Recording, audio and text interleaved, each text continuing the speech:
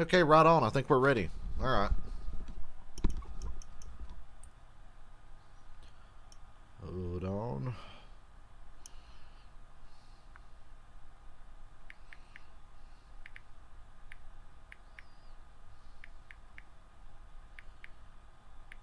Let me get YouTube going on my phone. Well, it certainly appears to be going well. Hold up. Are you ready for some racing? Oh, yeah, there's some throwback schemes I'm seeing that I didn't realize were in the race. Everybody was really coy about their throwbacks. Hey, Lori. You know, when I first saw the Jimmy Johnson one, you know, it's like half Petty, half Earnhardt. I thought it was ugly as fuck, and it's technically still ugly, but I like it now that I'm seeing it out on pit road. My favorite thing is Jimmy Johnson's fire suit today. I don't know if you guys have seen that or not, but it's pretty cool. I don't know. Maybe I just didn't like the Earnhardt Petty throwbacks. I'm like, oh, here we go. Another Dale Earnhardt Richard Petty throwback. Kind of fucking obvious, ain't it? Hold on a second. I am so hungry. For real. Boy, I did not look forward to working out after the race. This race can last as long as it needs to. Give me time to, like, be lazy. You know, I thought this working out shit would get easier after, like, a week or two. But no, it's harder. I'm fucking tired. 24/7. Oh, there's that glorious football commercial.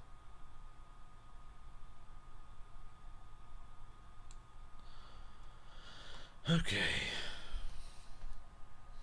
I guess it's good to be back. I'm really hungry, though. There's food coming here in a bit. Very excited. Boy, I wish I was on the same diet plan as my friend Ben, who's trying to get bigger. He's trying to muscle up, so he's got to eat a lot of shit. He can pretty much eat whatever he wants, just as long as he keeps lifting. Oh, so I'm jealous of him. Oh, I see competition costing at lap 25. Okay. It's a long fucking race, too. Jesus. We're going to be here for at least 3.5 hours. Probably about 4. Maybe a little more than 4 hours. So, hope you brought a fucking lunch or something if you're actually going to sit down and watch this. And it's really going to stink if it's a bad race. Oh my god, there's Rusty Wallace. Benny Parsons, Cale Yarborough. Cale Yarborough, not Yarborough, like these fucking retards say. Ned Jarrett. Darrell Waltrip. Dale Earnhardt. Where my name came from. Bill Elliott. David Pearson. And Richard Petty. Richard Petty, biggest cheater of all time. And all those memories taking place right here at Darlington Raceway throughout the years, starting 80. Just don't sing Memory from Cats and call that part of the throwback weekend, please. For more on the memories and the throwback schemes. Stop saying memories. I liked it better when you said implications all the time. Austin Dillon, who's making his 4th playoff appearance, is throwing it back. And once described as the last American hero, none other than the late great. That's a nice throwback. Johnson, who drove this scheme in 1960. It's nice to have to not mooch off of Earnhardt's legacy for once. He never won the Southern 500. What's up, Janet? Hey, Jeff. 4 times. Welcome back, Cotter. I think Austin's trying to change that in this scheme. I'm 26, but I get that joke. Well, Parker, the Hendrick drivers are throwing back to their driver, their teammate Jimmy Johnson, for Chase Elliott. It's the 2009 paint. Not old enough to get that joke, but I get it. 4th championship. I asked Chase a moment ago. I said, "So 2009, you would have been what? 13 years old?" He said, "Yep. It was my first year of late models, and I remember Jimmy winning the championship that day." He's hoping Jimmy Johnson's luck can pull him through for his first ever. Everybody's got a win, Dave. case of the stutters today in Darlington. Yeah, poor Blaney's like taking a hit already, right? Lost his crew chief, lost 10 points at the start, dead last. Tough deal. Bobby Allison had done most of his winning, 84 total, only had 3. Joe Logano's got a nice throwback car. It's the right number. I wish they'd changed the font though, but I'm sure Roger Penske's a twat about that. Can't believe Roger lets his guys run throwback schemes. I thought he hated changing paint schemes and shit. But Joey's is nice. Just a shame he's the one driving it. Boyer's is nice. I like Harvick's. You see so many different paint schemes. I was very impressive. Keselowski, man, woo, throwing it all the way back to 2010. So a lot of people showing respect. Hey, Michael. For those that have run here at Darlington. And Brad Keselowski's paint scheme is not only a throwback from just in 2010 in the Nationwide Series, but it looks very similar to the one he drives anyway. The most famous words in motorsport. Please welcome the son of Yeah, dude, I wouldn't be upset. It's just a fucking Xfinity race. Nobody cares if a Cup guy wins the Xfinity race. Max 3. Even when Cup guys win Xfinity races, even they're not excited. Unless you're Kyle Busch, because that's like all he can win now. But I'm sure Kyle Busch is about to whoop some ass through these playoffs and disappoint all of us again. Denny Hamlin, well, he's going to throw it back to one of the most famous 11 drivers, Dale Yarborough. Denny's paint scheme is nice. But then again, it's not the right color, though, so it loses points. It's not the right color. These things matter. Oh, Jesus, I do not look forward to working out later. Why am I dreading it? Now, I dread starting it and thinking, shit, I got another 90 minutes of this. And then by the end, I'm like, yay, I did it.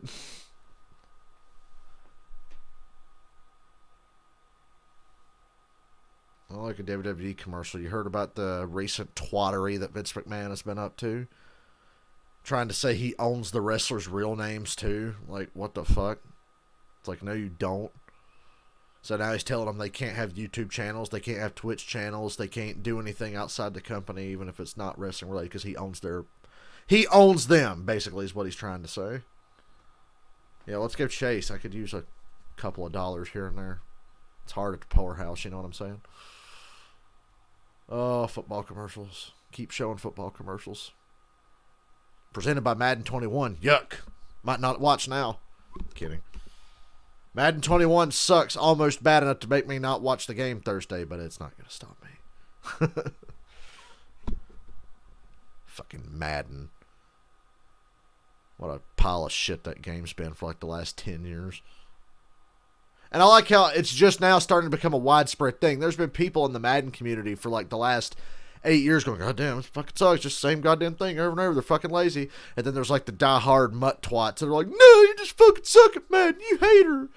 Quit playing it. It's like, okay. I ain't bought a Madden in like 5 years. So can't say shit to me. Now everybody's catching on. Yeah, Madden fucking blows. 2K's making something apparently, but it's not going to be like a simulated football game. It's going to be more arcadey. But at this point, that'd be better than whatever the fuck Madden is. But I digress. Oh. Wendy's is adding even Wendy's? more of the spicy chicken Don't make me shredded hungry. to the 4 for $4 squad. Talk about that spicy chicken. Them spicy nuggets are the shit, dude. I love them. Grab it with spicy I don't know what I'm getting for supper. It's whatever my dad cooked at his house. It's getting brought over here. So it's a surprise. If it's meat, that's good. Meat's good for my diet. I'm on a fucking diet. It's killing me. It's not killing me, but, you know. I'm very happy to do it. Chase Elliott, my pick, on the pole. William Byron, Hendrick Motorsports. William Byron throwing it all the way back to 2012. What to do? Alex Bowman with that sweet 2006 Jimmy Johnson car. Cup Series champion. There's Brad. There's Truex. Bass Pro Shops usually has decent throwbacks. Blaney's is pretty nice. Love Harvick's. Boyer's is pretty sexy. Clint Boyer, Stuart Haas Racing. Eric Almirola, Stuart Haas Racing. Armored Armadillo. What kind of throwback is that? Benedetto, Wood Brothers Racing. Wood Brothers have throwbacks for days. Dillon, Richard Childress Racing. Austin Dillon's got a nice one. Joey's got a nice one. I like how they're going down the line and showing all of them. Custer's is pretty cool. Stuart Haas Racing. Kyle Busch throwing it back to a really average to mediocre driver with his car. Kurt Busch, no throwback. But that's not Kurt's fault. It's Monster's fault. A little bonus coverage there at the starting grid as we look a little further back. There's Bubba Wallace. He'll start in row 9 alongside John Hunter Nemechek. Yeah, I'm surprised Daytona, you know how they're doing the starting lineup now? I'm surprised Daytona didn't throw this off more. Was in the hunt for it, a 7-time champion. His throwback paint scheme really interesting. interesting tonight as well. He throws back to the other 7-time champions, Richard Petty and Dale Earnhardt, a combination of both with his throwback as well to the 7-time champion. Let's hear from the guy starting up front. This is going to be a long-ass night. Let's dial him up. Jeff? When Chase wins, you get 55. Woo! That'd be a nice payday for a race. Well, I mean, I think it's going to be stay aggressive. I don't want to do anything different than what we've been doing. There's not level. And because I'm on the NBC app, the leaderboard's going to be a little bit ahead at times. Pretty much the whole race, actually. It'll be ahead by about 15 to 20 seconds or so, something like that. But for some reason, one of the biggest races of the year is on NBCSN, not regular NBC, so I've got to use the app on PlayStation. So that's why the leaderboard's going to be a little off at times.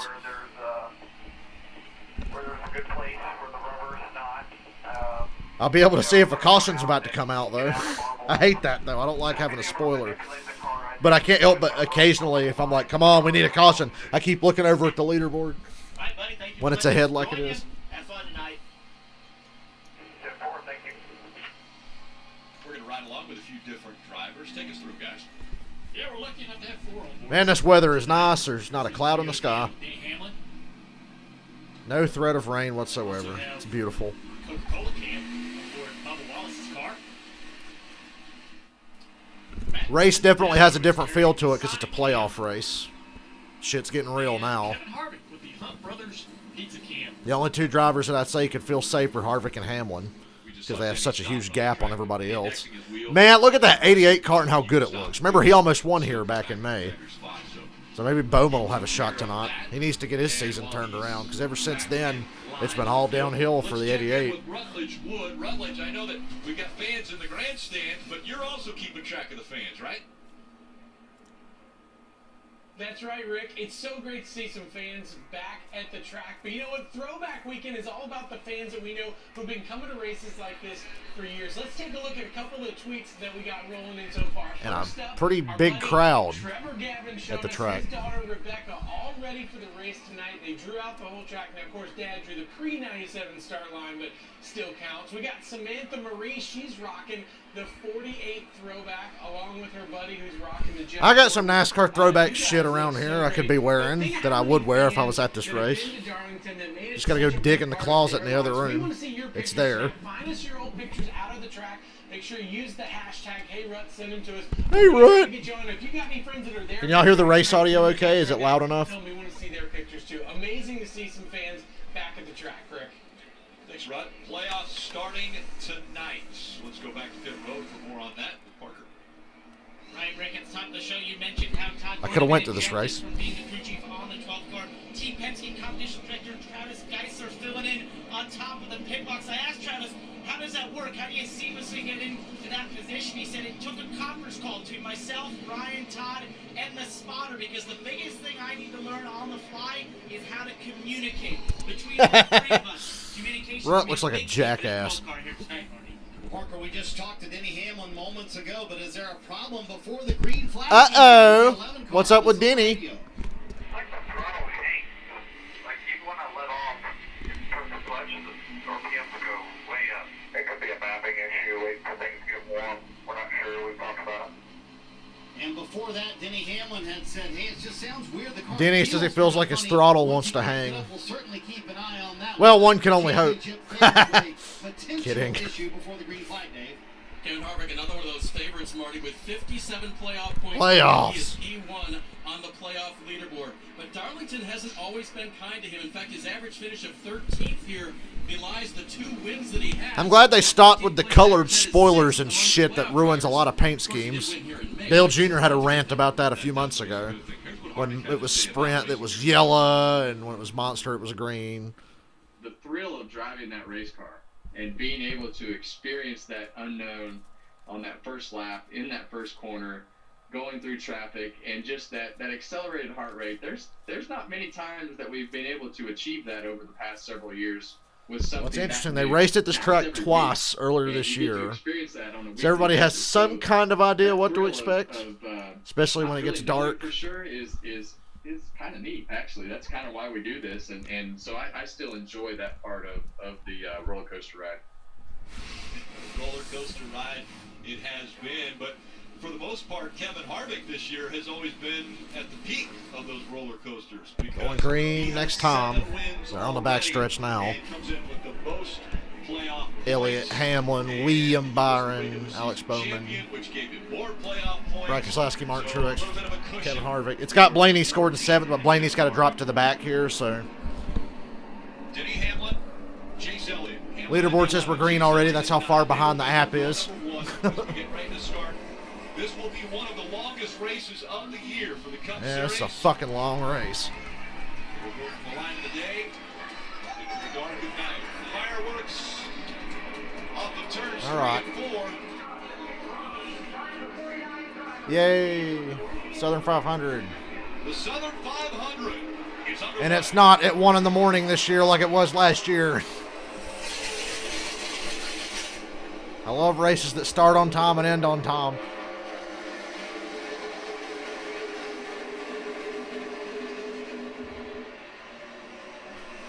It's Denny Hamlin versus 3 Jimmy Johnsons. There's 3 Jimmy Johnsons right there. It's like Ghost of Denny's failures.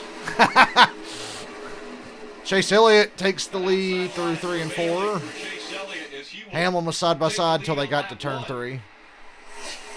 88 Bowman up to 2nd. Nice. Denny Hamlin, that outside lane was just rolling right around him, so it'll fall all the way back to 4th. You know, these cars still look pretty fast at Darlington, even with the lower horsepower and all that bullshit. That big of an advantage.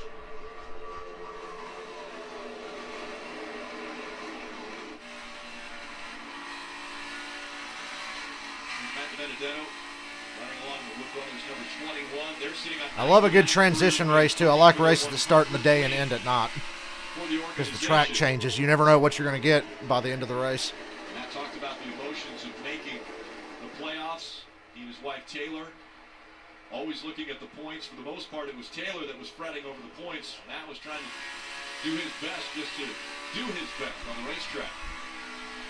Look at that sun, guys. That sun is going to be a problem. Yeah, good for just God. a little Going bit. down the back into Racetrack. turn 3 looks like it really sucks right now. Windshields up. Makes it even more difficult to see as that sun is shining in your window. Yeah, it's fine going into turn 3. A lot of guys like to run 25 against the laps in, there'll be a caution. This stage is 115 laps. God, even the stages are long as hell. It's like 3 races in 1.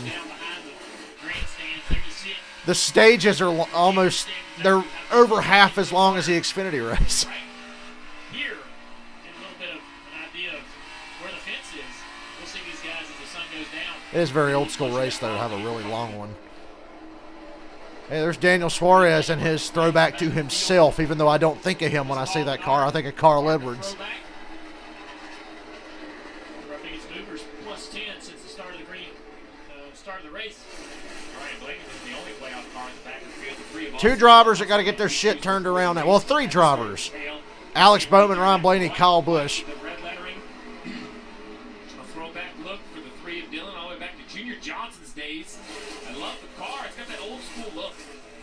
Yeah, that 1963 Holly Farms Poultry Chevrolet that Junior Johnson drove before he was an owner. You see there. You want a real throwback race? Let's go to fucking North Wilkesboro. Oh, wait. 3 and 4, but We can't. down the straightaway, not able to make the pass. It's hard to make that bottom work in turn 3 and 4. Corey LaJoy throwing it back to 2016 when Trump actually won something. Down the top. Darlington's always been known to be hard. That was like the NASCAR playoffs version of an election. That twat Hillary was the rightful champion, but because of playoffs, Trump won. Tremendous amount of speed loss. We see the lap times fall off. These drivers know this first run will be a lap 25 for a competition yellow, unless we get a yellow before for an accident. So How's Jimmy doing? Not that it matters. Jimmy's not in the playoffs. I feel bad even paying attention to Jimmy Johnson now. It's like I can't get excited because his season's fucked. Yeah, you do, Steve. I was there yesterday, and it's really interesting. He's just trophy hunting at this point. A lot of drivers yesterday, and I think we have the same thing today, is that in the past you would take off and not abuse your tires, right? Not ride, but Matt DiBenedetto, first time in the playoffs. That's exciting. Even though he kind of doesn't deserve it because he's only in because Jimmy Johnson had coronavirus. But good for Matt anyway. Early in the run. It'll be interesting to see if the Cup cars and the drivers have the same comments that we heard from the Xfinity drivers yesterday. Denny Hamlin drove in that Xfinity race yesterday, was battling with Ross Chastain late in the race. The two made contact and allowed Brandon Jones to go past them on the very last lap and get the win. How's Denny doing? Up front. Still running the top 5.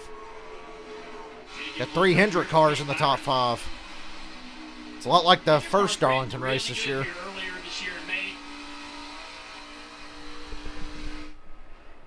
I like Byron to make it to the next round. God, if Ross hadn't have got loose and touched the wall there, he would have flew by Hamlin, took the lead, and won the race.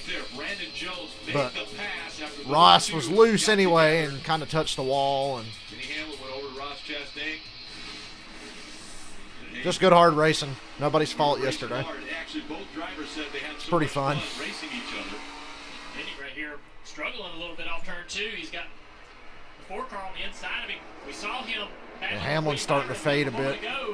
Williams has gotten by Denny, and Denny now trying to hold off Harvick. I thought Denny might have gotten in the fence off of turn 2. Looks like he's got some damage to the right rear quarter panel. Well, it's about that time of year where Denny Hamlin starts blowing it. The playoffs are not where Denny Hamlin has been at his best. Well, that thing does look a little loose, especially in the center of 3 and 4. It looks pretty loose. But he's carrying a good run off of 4.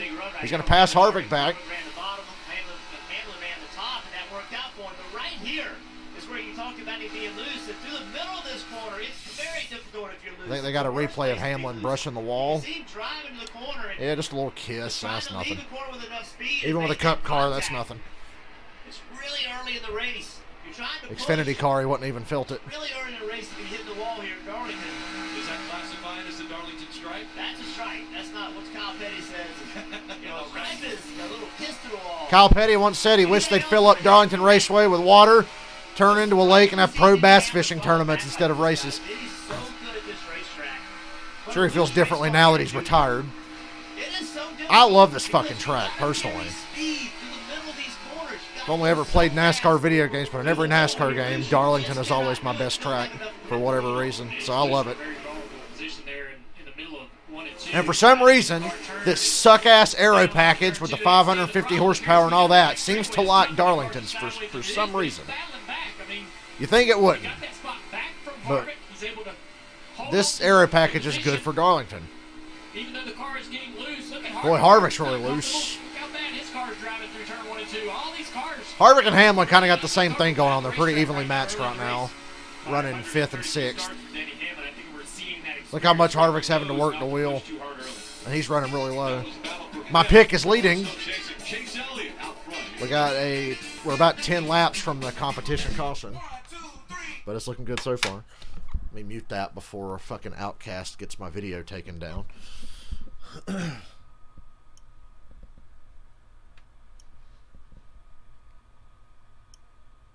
I'm still totally confused by that truck race earlier. I don't understand. Well, we've got the lead in the dominant truck. Let's pit. Like, what? Why? There's only going to be 2 laps to go, and you know some desperate fuckers are going to stay out, so...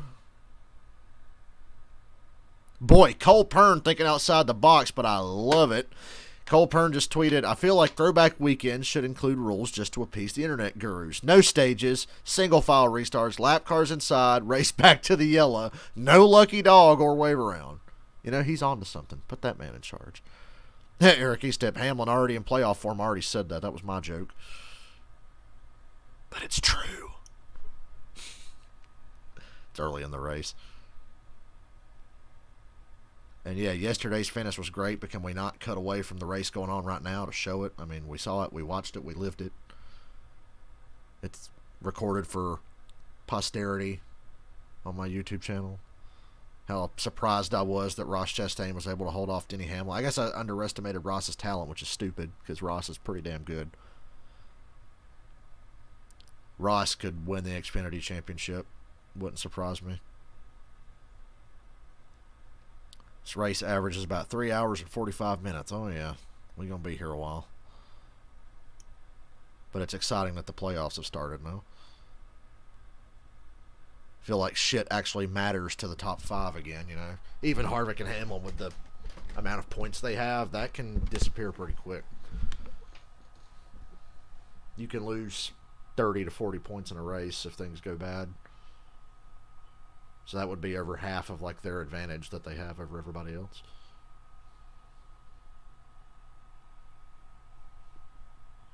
As retarded as a playoff format can be, this is probably the best version of the Final Four era, because at least the playoff points and shit from the regular season carry through.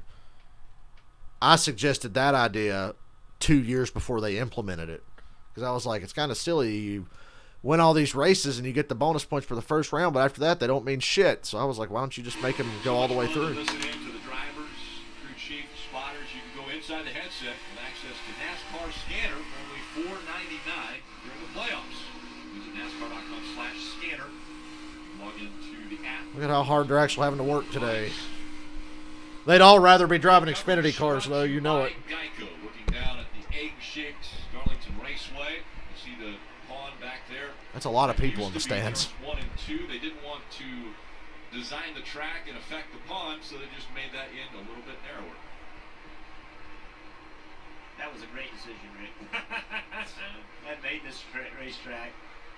So Truex has passed the 88 for second. on the screen, 19 car, Mark Trix Would have seen that if I was looking at the leaderboard, but I was looking at my phone. turning the fastest laps on the racetrack. Truex, fastest car on the track. Wow. Chase Elliott, who I think's been in traffic, but 19 See, now that's a playoff driver. From the 31.24 that last lap to the 31. He's like the anti-Denny Hamlin. Chase. Parker, what you got? Well, and Alex Bowman was no match for that 19 car, but what he just said on the radio a little bit ago might be the reason why. Take a listen. What Bowman say?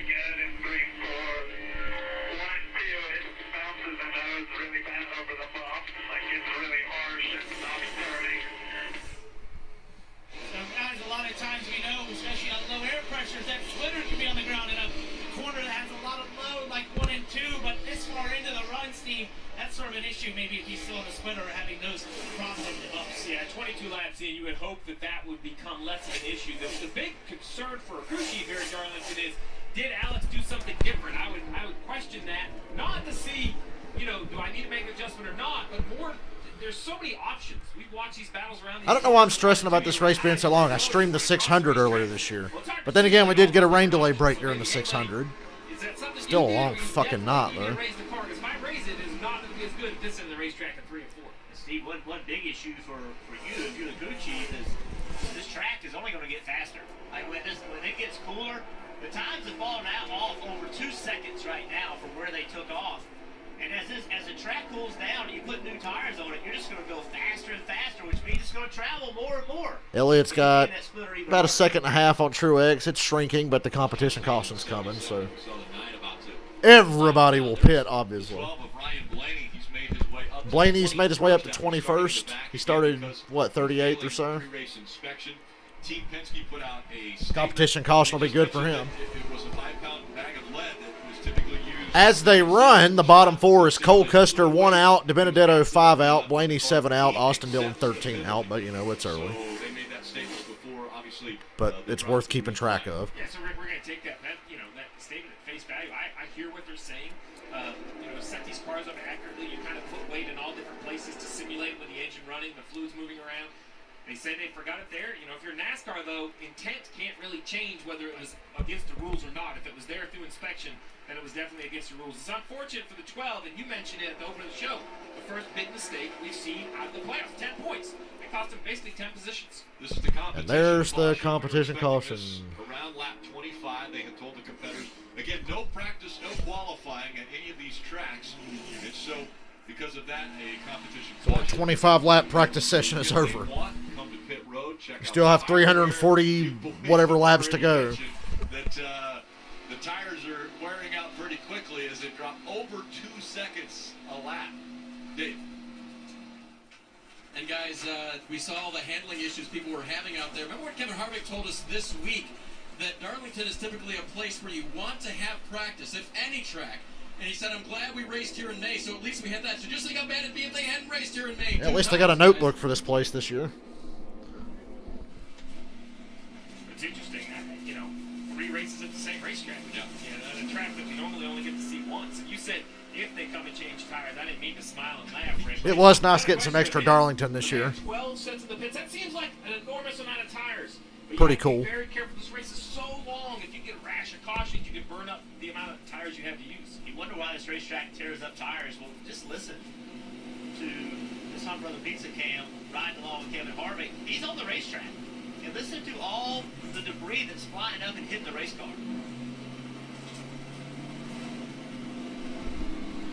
Nowhere else do we go that you hear That was a clean 25 laps. Pebbles from the asphalt coming off of the racetrack and just going up and hitting the race car, and it just chews those tires apart. Pit road's open. So with pit road open, now you're seeing all of the lead lap cars making that decision to come onto pit road. A lot of cars this early in the race. Going to be very, very careful not to have an accident, Dave. Tiptoeing down pit road is Martin Truex Jr. He'll pull the 19 in. The back end of the car was kind of loose through the center of the corner. They'll make an air pressure adjustment for that, Sunoco fuel, and a chassis adjustment. And Ford and Goodyear tires, Parker. All right, Alex Bowman pinned down a third. We heard the issue he had going over the bumps. Great guys, so he's doing an air pressure adjustment. Ford Goodyear tires full, Sunoco fuel. And you see that wrench on the right rear? That's the helmet as well. So you probably split the rest of the stage in half. You're going to want to pit again. Good stop for Truex's guys. Come on, Elliott, guys. Okay, Elliott keeps the lead, but barely. Truex second, Bowman third, Hamlin fourth, Harvick fifth. Byron dropped 2 spots, down to 6th. You see a couple advancements there out of Hamlin and Harvick. And William Byron and their crew lose 2 spots on pit road. Ooh, this race has almost made me forget how hungry I am.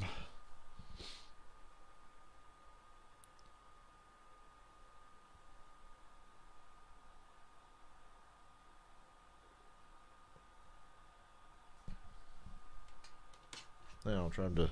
Oh, Ross Chastain got the free pass. Good for him. Time to scroll Twitter for pit penalties.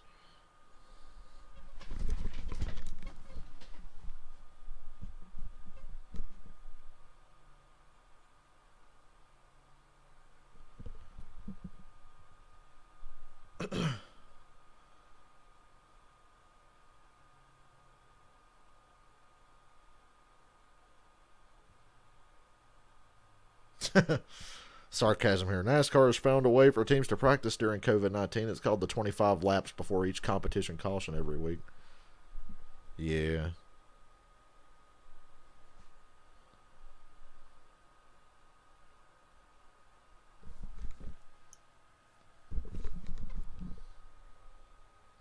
Chris Buescher is missing his scoring transponder.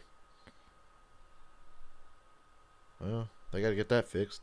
He's not in the playoffs, though. They'll probably let it slide.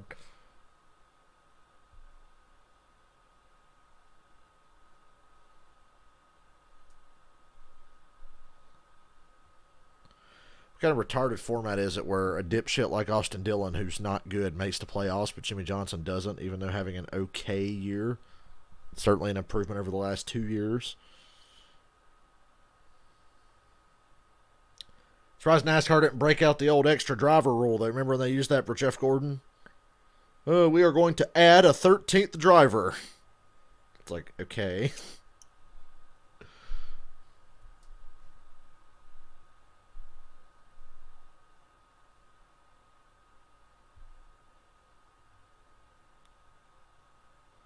Not seeing any penalties.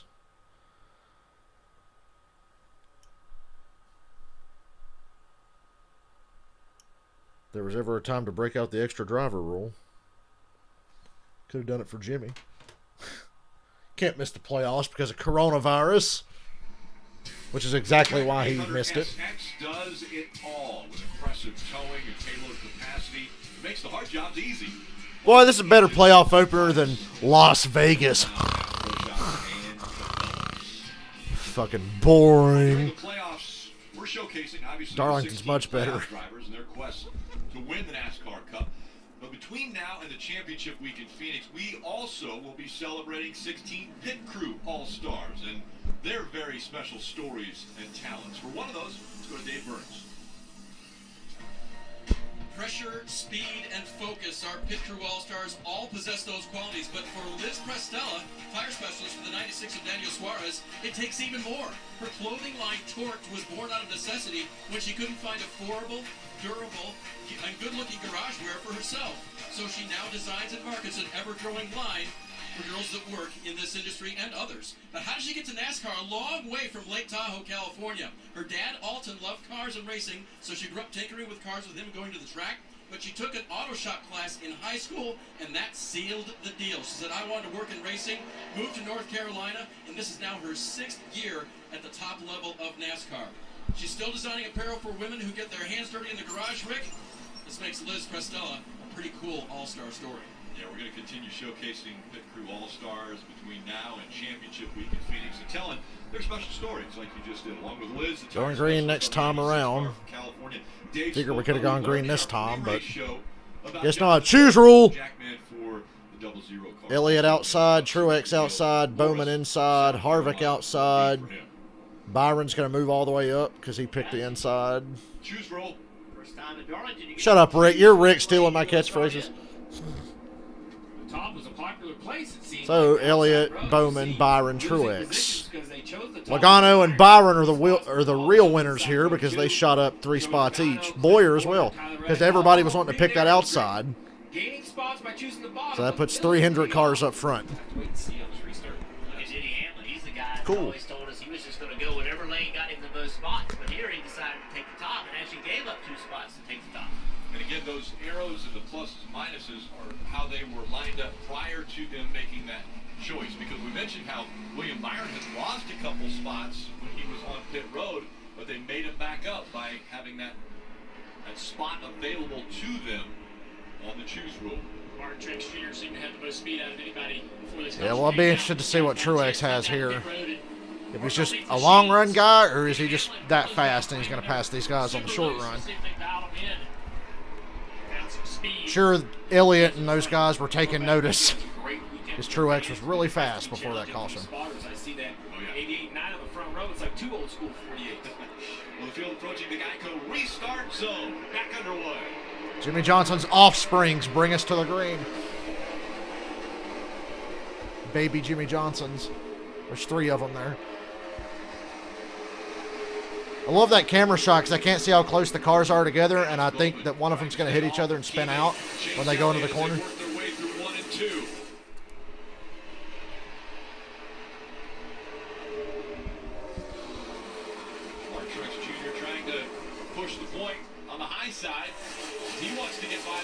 Truex is on a roll coming into the playoffs. They just haven't won since Martinsville. Pretty sure the Final Four is going to be like Harvick, Hamlin, Truex, and probably Elliott. Elliott or Keselowski. They'd be the 2 favorites for the 4th spot. I think the other 3 spots are pretty easy to pick. Same shit, different year. Oh my God, Tyler Reddick's car looks incredible. I just saw it for the first time tonight. What was the biggest change that a team could make on that pit stop to maybe tighten the car up a little bit? A big wiggle there by Jimmy Johnson. You mentioned it, Rick. Under the pit stops, you know, a normal change, air pressure. You could raise or lower the track bar, put wedge in or out of the car, depending with the round. Truex putting pressure on Elliott for the lead now. Raise or lower the front of the car. The problem is those bigger changes are going to cost you time on pit road. Harvick passing Bowman did you go the right for direction? 4th. Did you pick the correct change? Great battle for the lead here. That car chased Elliott sideways to the middle, 3 and 4 there. I think the 19's the best car on the racetrack right now. We watch these guys battle for the lead. Another great battle for back there for 4th, 5th, and 6th. Both run very similar lines, get into turn 1. Left side tire hits that white line.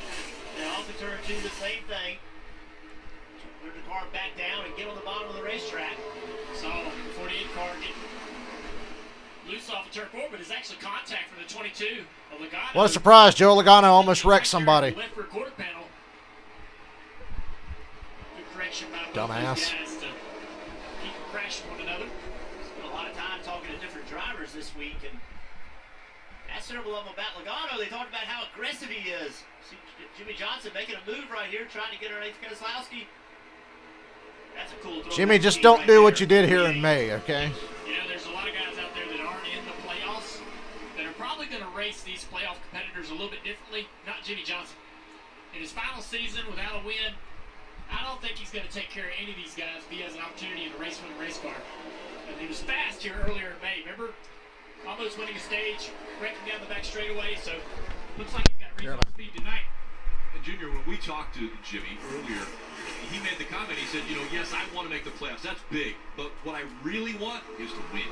I want to win more than anything in this last season, this last full-time year, knowing that he was going to not go full-time in stock car racing. He's got a lot of other interests that he wants to pursue in racing. But he said, I really want to win more than anything. Dave.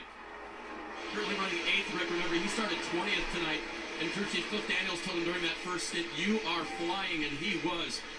Cliff confirmed that to me today. It's 10 races. They want to win. They want to go out with a W, and they certainly have the speed to do it here tonight. Jimmy said about his race car, just a little loose high up off turn 4. Needs a little more front turn. That's what they adjusted for, Marty. Dave, on the first run, Brad Keselowski said his biggest issue was bottoming out in turn 2 as he's right there in front of Jimmy Johnson. And here's what he had to say about Darlington earlier this week, and I think sums it up very well. He said, I love the challenge of this place, running up against the wall. You have to push yourself to the edge constantly. See, Elliott's still hanging on. Half a second over Truex. Could just be dirty air. I don't know. It's hard to tell these days. Is it dirty air or is he just that fast? Jeff Burton, you had success here. I think that's a good way to sum up Darlington, isn't it? It's a driver's racetrack. Well, I love this racetrack. I love the fact that you have Food to is here. Yeah, I'm waiting till the commercial though to get it. every single lap. As the tires change speeds and they lose grip, you have to make those adjustments. And that's why I like it so much. And if you do it wrong, that wall's out there to say hello, and you get that darn stripe and you get damaged. So it's just a huge challenge. But watching Jimmy Johnson right here, this paint scheme is paying tribute to the other 7-time champions. There's only 3 of them. Jimmy Johnson's one of them. Dale Earnhardt and Richard Petty, of course. Interesting stat here tonight. This is Jimmy Johnson's 677th start, surpassing Dale Earnhardt, who had 676. So a very special night for Jimmy Johnson. He posted also on social media a picture of him wearing the King's hat and the Intimidator's gargoyle. It was awesome. And so he's really going all in as far as the throwback here at Darlington. He's put a little pressure on this 2-car. Brad Keselowski. Yeah, Jimmy Johnson's looking pretty strong now. I got Brad a little loose off of 4. Jimmy Johnson up to 7th now. Yeah, Jimmy's car's coming to life. Boy, it'd be exciting if he won this race. Playoffs or not, it would be pretty cool. Be the perfect race for him to win. Just wish he made the playoffs. Knowing that Jimmy's better, just letting him go right there rather than going into turn 1. Then it gets very tight side by side. Marty. Hey Jeff, a lot of people talking about the line. Elliott's starting to stretch it out on Truex a little bit. A 10th here and there. Give it time. I think Truex is better over the long run. Hamlin's got his shit straightened out, I see, because Byron and Bowman have dropped to 5th and 6th. Every time you look at the leaderboard, it's like, oh, where's Elliott running? I don't know, like 5 spots better than the next best teammate he has. This race is no exception. The more times you hit it, the more opportunity to damage that race car. Looking back here, Kyle Busch. Kyle Busch is running about 11th the whole race. Oh, he put the bumper to Boyer there. Come on, Kyle, it's early. Being aggressive here, trying to move through the field. It's not working very well for Kyle. You got to be aggressive to try to make passes here. You're not going to get around guys. Man, Tyler Reddick's car is awesome. Running entirely clean. I mean, it's just too hard to pass here. You got to really push the issue on that quarter panel, get them loose, get them out of the track. Well, we're 45 laps in. Chase Elliott's led every lap. I like how it's going so far. I'll be back in a minute or 2. I want to get my food.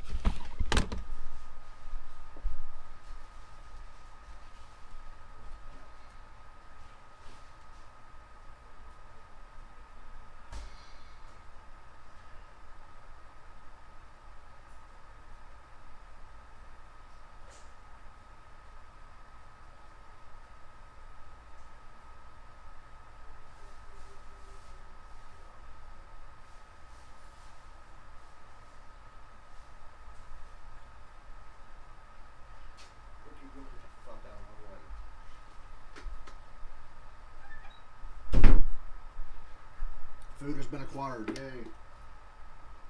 Matter of fact, the only unhealthy thing on this plate is the bread.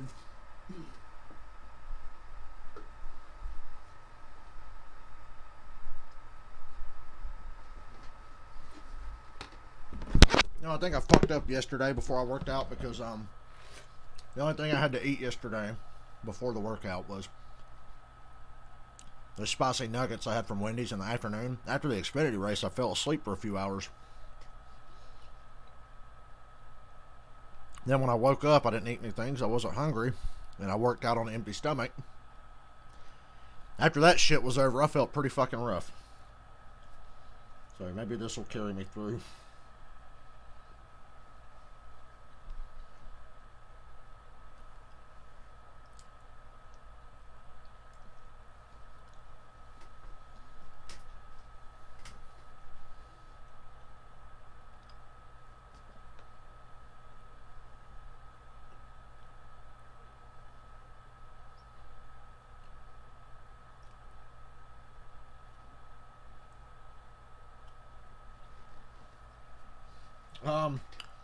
Well, hold on.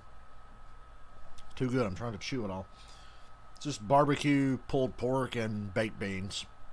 And a couple of rolls.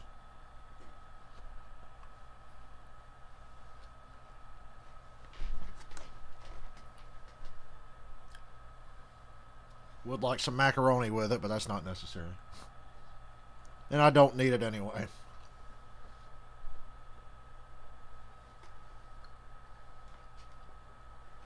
Fucking rolls are legit, though. 4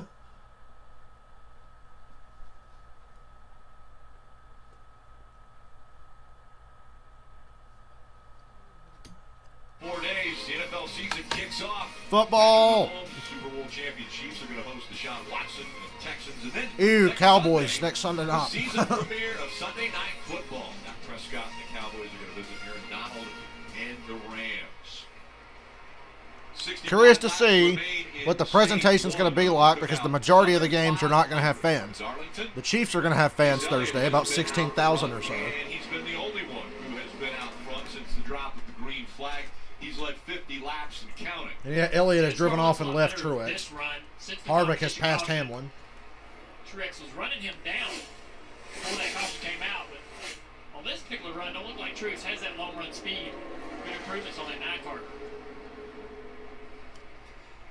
This pork meat is so good. The line underneath the drivers, at least most of them here on the screen, they are the ones that are in the playoffs right now. So you see that blue line underneath the driver. That means that they are currently in the playoffs. 16 drivers in the playoffs, all fighting for points and the potential to win and advance into the next round. Another thing, staying with the theme of blue, how about Goodyear and the blue stripe that they brought with the throwback theme?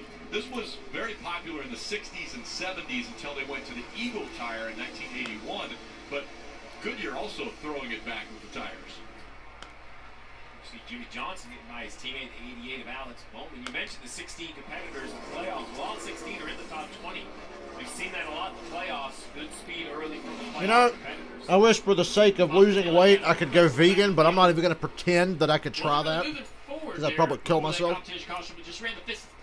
Just go vegan for a couple of months. Couldn't do it. Good improvements on the 3 car. That would make shit easy if I could. And they're going to have to continue. I mean, not only does this track change with laps, it's definitely going to change as the sun sets. It'll be interesting to see the different theories. Jimmy Johnson just passed Alex Bowman. The track tightens up or frees up. What kind of notes you have from races in the past? 2 teammates going at it. Joey Logano trying to find his way around Brad Keselowski. Joey running the very top of the racetrack, entering high into turn 3, trying to use some momentum down this front straightaway. Brad running the bottom. Marty, what do you have on Denny? Well, same song, second verse for Denny Hamlin. He was way too loose on his first run and way too free on this one. That's what he had to say a moment ago on the radio. We got about half of what we were shooting for. Just think about how much more you need. Yeah, this is still not enough. Tighten me up, man. Tighten me up. So, Steve, I'm curious, if you're sitting on top of the pit box and your Chris Gabehart, how key is it that your How driver, cute Denny is it? Hamlin, a former winner at Darlington, knows exactly what he wants in the race car. Even this early in the race with 312 to go, he knows where that car needs to be. Truex has cut a couple of tenths off that lead through some lap traffic. Look at this glare right here. You can't see shit going down the backstretch. It looks like when you're inside the car. See, we can clean the camera off on the roof, but that windshield that the driver's got. Thank God, the double zero. The windshield of the race car is dirty. Shocker, And the double zero getting in the way. It's impossible to see the corner, see the wall, nowhere to lift. So as I was saying about Denny, that last statement he made right there, that sounded like a driver. Look, we're not going to be cute with how much more and a scale. I heard him be very clear to a crew chief who obviously knows him. Tighten me up, man. That is, listen, I'm holding on out here. I am not going to hold on for 312 more laps. Let's get on the tight side of this balance and we can come back. That's what I heard. When we talked with Chris Gabehart, he was telling us, crew chief for Denny Hamlin, he said, I'm here to make sure things stay consistent. There's a rhythm. I don't want to get him too high. I don't want to get him too low. That's my job. Well, he does a great job of leading the race team. I asked him, was that by design or, is that just your nature? It's a little bit of both. I think I underestimated his Jeff, racing you are right experience. about that. 25 years. It's actually really good for you. Gabehart talks about it. He's been racing professionally. You can cut out working on them or driving snacks and all that 25 shit, but years. you ain't gonna change the kind of meat you eat. Just keep eating it. He's a racer. Protein's good. Former driver, loves racing, period. He's dedicated his life to it. This shit is really good. Shot right here. Denny Hamlin, look at his face. Look at that shield. When the sun isn't on it, it looks like it's pretty dark. But as he enters that back straightaway, now he's exiting turn 2. Watch how the sun's shining right in his eyes. Look at that.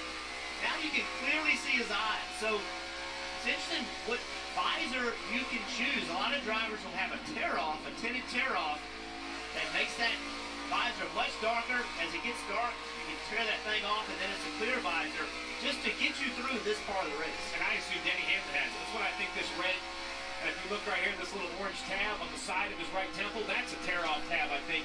He can reach up there. Perhaps he has a clear visor under there. Jim, we check back in here in about an hour, and we'll have a good look. Sunset, there's mentioning it'll be 8 o'clock here at Darlington. With more on Clint Boyer and the 14, let's go to Dave. Rick, Clint Boyer is finding How is stage Boyer 1 of the doing? Southern 500 11th. challenging. Let it go! You got to find something here. You can only sleep on spots. Hey, I'm about to wreck, Brett! I didn't know that.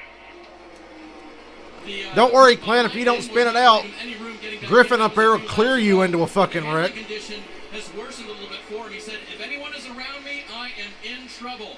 This is what he wants to see right now, a clean racetrack, but he'd like to be further forward than 11th right now. So it's lap 61 of a 367 lap race, right? If I'm crew chief, if I'm spotter, I'm getting to Clint Boyer and I'm saying, look, bud, this is a long race. Like, it is a long race. We cannot have that much emotion at this point in this race. It is what it is. You're not running horrible. You're running 11th. That's not bad. Let's keep working on this race car. Let's keep making it better. Let's be smart. Oh, darn, we only have 305 laps to go. Lap time. You're completely clear. You're all by yourself. Just keep working on your driving. Keep doing everything you need to do. Focus on lap time. Race your race. Forget about the competition. Well, Boyer is he's going to let us know what he's feeling inside that car, or maybe when he's even on television. He will let you know just what he's thinking. Why isn't this place just an oval? Well, because Fred had a fishing pond over there, and we wanted to leave him some room and not disrupt his fishing over there. Sounds pretty simple, but it's just the way it is. So Darlington is Darlington. There is no comparison. It's an egg racetrack. It's not egg-shaped.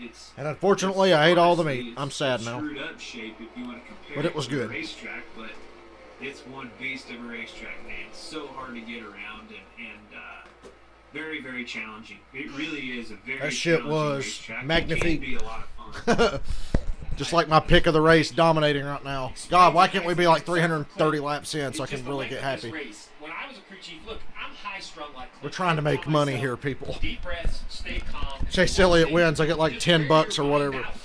Over the course of this race, that's what I'm afraid of with a guy like Clint. I know he's high-strung. I love it, right? My personality, he doesn't align very much, but all of those emotional outburst. Why, that's his personality.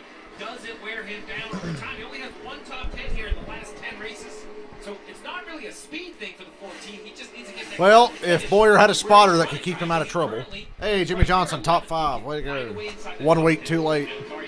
Nah, he did this last week. He just got fucking wrecked because Joey Logano's a dumbass. I think I'd tell him that. I'd say, hey, look, you're running these guys. Blame Joey Logano for everything. 2, 3, and 4. Can't even get the gas. The 3-car on pit road part. Austin Dillon on pit road. Implications. Thought he had a tire going down. Well, guys got to pit before the end of the stage anyway. This will carry him through to the end of stage 1. He'll be fast right now, though. Potential flat tire on the 3. I expected everybody to be on pit road in about 10 more laps. You kind of want to split these stages up. Tires are worth so much. We'll see if anybody follows the 3 down pit road. 3 was on pit road already. Yep, getting to be that time. Chase Elliott, the only one who's been out front. Go Chase. Go Jimmy. Remember when your lawn looked like this? Be right back.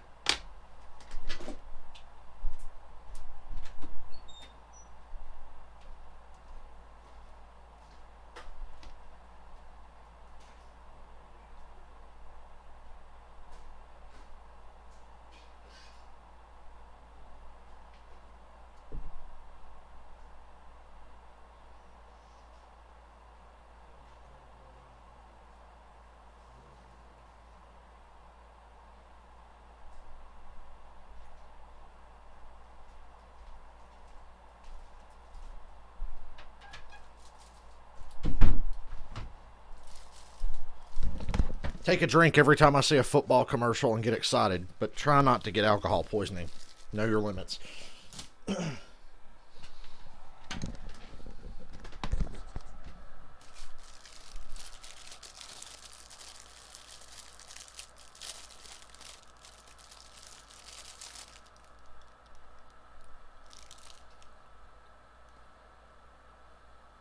That's good. Anytime I eat, the food motivates me to work out even harder later. So I needed to eat.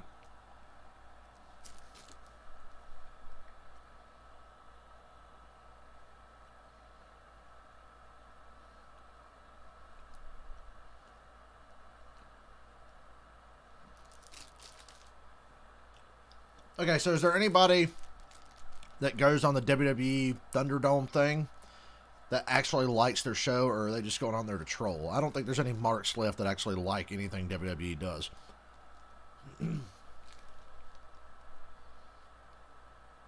Only Aztecs, they showed a commercial.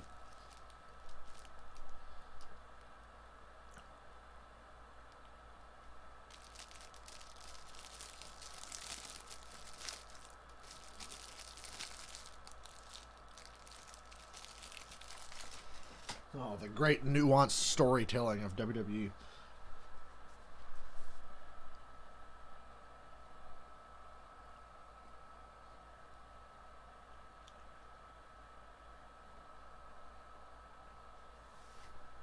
No, there's no commercial on. Boy, this is awkward.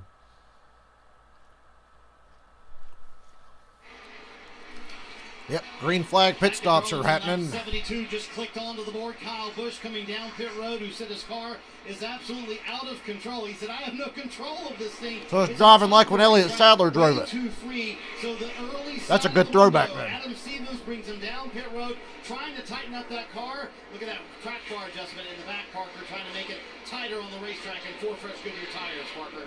Must be a trend, Marty. Alex Bowman reporting the same thing, this 88, but now just very... Now, if Bowman's car is an accurate throwback, he'll go 2 laps down and still win the race like Jimmy Johnson would have in 06.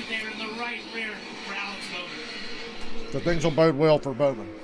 So a little bit early, Steve, for these guys to be coming to pit road? Or Elliott to pit road, the leader is in. I think this is the plan. Kind of in the middle, just a couple laps before they were planning, Dave. This car took off really Did Austin Dillon force anyone? Said, where was Austin Dillon running before this? No, he didn't force anyone's hands. These are scheduled stops. Chase Elliott hits his stall, Dave, with the number 1 stall here on pit road. You saw that track bar adjustment to tighten up the race car. Everyone kind of complaining about the same thing on run number 2 they had in run number 1. Elliott's car looks smooth, though. He ain't been too loose. He ain't looked tight. He just looks smooth. Truex had some really good speed earlier. I don't know if it went away from him or what, or if they just didn't adjust enough to keep up with Chase. I don't know. At the end of the run, he got a little bit better. He Boy, Hamlin. God, the sun made me think that Hamlin was about to miss his stall. Would have been pretty funny. Would have been on playoff form for Denny Hamlin. Got a crinkled right rear fender there, but he's fine. As the cameraman zooms in on it. We talked about earlier, made the contact, the right rear damage. They did not pull it out on this soft though. Hey, I finished Tony Hawk's Pro Skater 1 today. Only pat myself on the back. As crew chief, would you be a little nervous about that? With minimal rage. Well, you can cut a tire. I think probably the best thing to have a good pit stop is if it hasn't rubbed yet. You don't want to pull on it. Maybe you can pull it in, pull it out. Kurt Busch still on the track, not pitted yet. He's the only one. Elliott looks like he's still going to be the leader when this cycle's through. And it should now, because here comes Kurt Busch. And Corey LaJoy. Jeff. You're killing me, Jeff. Who are you to say what kind of meat Lori likes? The gap before the green flag pit stop started was 1.5 seconds. So Chase Elliott had the lead over Martin Truex Jr. before everyone started coming to pit road. Truex closed the gap through the pit stops. Elliott's still the leader. 40 to go in stage 1, but Truex did close the gap. Ty Dillon just went a lap down. No implications there, other than that team going out of business at the end of the year. Chase caught that lap car in a very difficult position on That's turn rough. 2. Let's go get a couple more car lanes from Truex. He goes down to the turn Shaking up 3. the running order, it's Elliott, Truex, Hamlin, Byron, Johnson. Bowman 6th, Harvick 7th. Using that left rod on the flat part of the apron to turn the car, get a little front grip.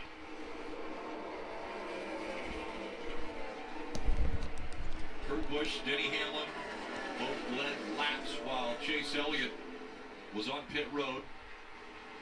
And then coming back up after everyone had cycled through on their green flag pit stops.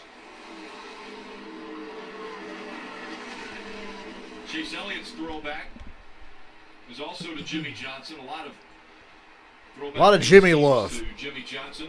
Boy, His final year. if Bowman could break the top 5, you could have 4 Hendrick cars in the top 5 right now, because Elliott's first, Byron 4th, Johnson 5th. God, Jimmy's having a great run. If Truex is going to be able to get an opportunity to make a pass here, he's going to have to run a different line than a 9 car, especially in turn 3 and 4. You can't follow that car through the same line with this spoiler on the back. No shit, Junior. Thanks for reminding me of Dirty Air, which I mentioned it earlier. Look how much he gains through 3 and 4. Way more speed. See how retarded this aero package is? Did not work out. I bet he goes back to the bottom in 3 and 4 next time back. Chase ran that upper lane, and it helped Truex's car, and it hurt Chase's car. This right here is There a you tough go spot around to get Ross somebody as Chastain. well. 77 car. Oh, Truex really got hurt there. Dirty air, motherfucker. Keep him in that dirty air. Boy, it's great when your guy's leading. You can be like, yeah, dirty air, just run his line, yeah. But when you're chasing him, you're just like, ugh. You're so mad. Because you know you're faster. I was going to say, Jeff, this is what makes Darlington so much fun. The different ends of the racetrack. We've talked about it. Down here in 1 and 2, that's where Chase Elliott and his team feel like they have a bit of an advantage over the 19. But in 3 and 4, we saw it a moment ago. The 19 just eats up Chase Elliott. So that's what makes this racetrack so much fun to watch. Drivers having an advantage on one end of the track versus the other. Chase back to the bottom in 3 and 4. Both cars running that same line. I think Truex will have to find speed on the high side to be able to make a pass. It's hard to do that on new tires, though. On new tires, and they have a lot of grip, just kind of go the shortest way around the racetrack in 1 and 2. As the tires get older, then you can start opening up your entry, opening up your middle, just run higher. Just hard to do on new tires. That's the things, right? The balance is, how does your car drive on new tires versus old tires? All the cars we're listening to keep saying, Gosh, race is long. cars are way better. Junior cars are way better. I think it's just the new tires mask some of the handling issues. Well, there you see Truex trying. Caution's out. What's up? What happened? Big break for Austin Dillon. Remember, he came to pit road early, and the benefit of those new tires, he's all the way up in the 11th position. Anybody got a camera on the caution dealie? Big break for the 3 car. Another break for Matt DiBenedetto, one of our playoff contenders who back in 27th place was. God, DiBenedetto's running 27th. What's caution for? For the 2, right? I believe Brad Keselowski got into the fence. Oh, Brad hit the wall. Was that really worth a caution, though? So, Jeff, you mentioned that earlier. Hearing these tires, these hot tires, pick up that debris on the track. All right, then. Oh, yeah, that's worth the caution. Keselowski has pancaked the right side of that car. Wow. You know, at this point, Implications. you hope if you're the crew chief. You know, if I was a betting man to try to steal some extra money, I would have bet on Brad to win the championship because he was kind of middle of the pack as far as the odds. But that would piss me off right there. We saw in yesterday's Xfinity Series race, Justin Allgaier had a suspension issue. He kept tearing tires up. So Jeremy Bullins, So yeah, that's definitely worth a caution. Time here and manage this situation. 33 laps to the end of the stage, so you know you got this opportunity. You have the stage end to work on it. But the first thing you have to understand is what you're working on. How much damage? All right, steering is okay. Brad said the steering's fine. Better get to pit road fast, though. Let's see what happens. Ooh, he made contact with Almirola and cut it right front. 10 off of turn 2. Does that cut the right front tire, maybe? And here he is. No shit, Steve. What do you think That's what happened? I'm sure that's what happened. Just cut that right front. Yeah, I don't really see the impact there. To your point, Jeff, it didn't hit the wall hard. It might just be a flat right front tire with a Darlington spec. They hit the wall so many times, Marty, I can't tell exactly which time it was for the 2 car. Yeah, exactly right. And Jeremy Bullins very concerned about that right front fender right now. He said, listen, I'd rather lose a lap than tear up the right front of this race car. We can get the lap back later. And that is what they think happened, Dave. They think that eventually that right front went down for Brad Keselowski, sent him into the wall. Well, that's not good. Running second, Martin Truex Jr. pulls the 19 into the pits. He'll get 4 tires and fuel. Really was not disappointed with the handling there before the caution. Marty, back at you. Denny Hamlin in the middle of your screen, so the car actually better on that run. And you have to make a decision here as a crew chief. Everybody pitting here. To play with when it comes to arbitrary cautions throughout the race. Everyone coming down pit road, though, at the front of pit road. He used my favorite word, arbitrary. I use that word a lot. Well, Truex's crew is on point. Elliott's in his box crooked. He's going to lose the lead here. New leader, Martin Truex. Chase Elliott second, Hamlin third, William Byron fourth, Jimmy Johnson fifth. But Chase Elliott loses the top spot on the race off the pit road. Martin Truex Jr. wins that race. Oh, the implications for Brad Keselowski. Not even going to get any stage points today. You know, it's one thing to have stage points throughout the race and then have a problem. But when you have a problem before the end of stage 1, you're kind of fucked for points.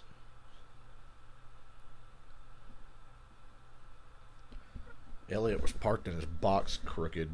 That kind of hurt them getting out there, and it cost them the lead.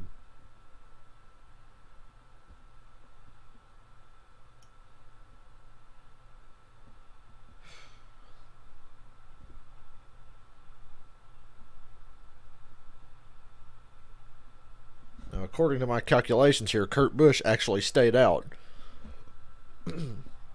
Which makes sense. He was the last car to pit road.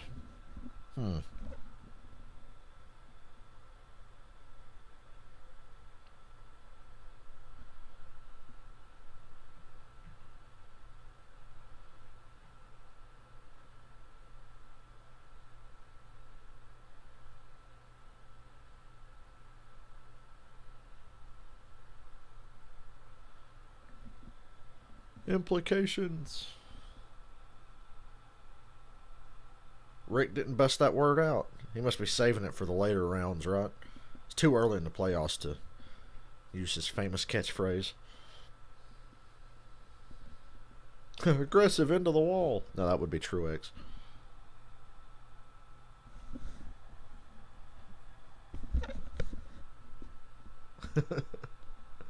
Still makes me laugh to this day. I laughed when it happened when fucking Keselowski spins Truex at Watkins Glen and Rick Allen goes, aggressive goes around.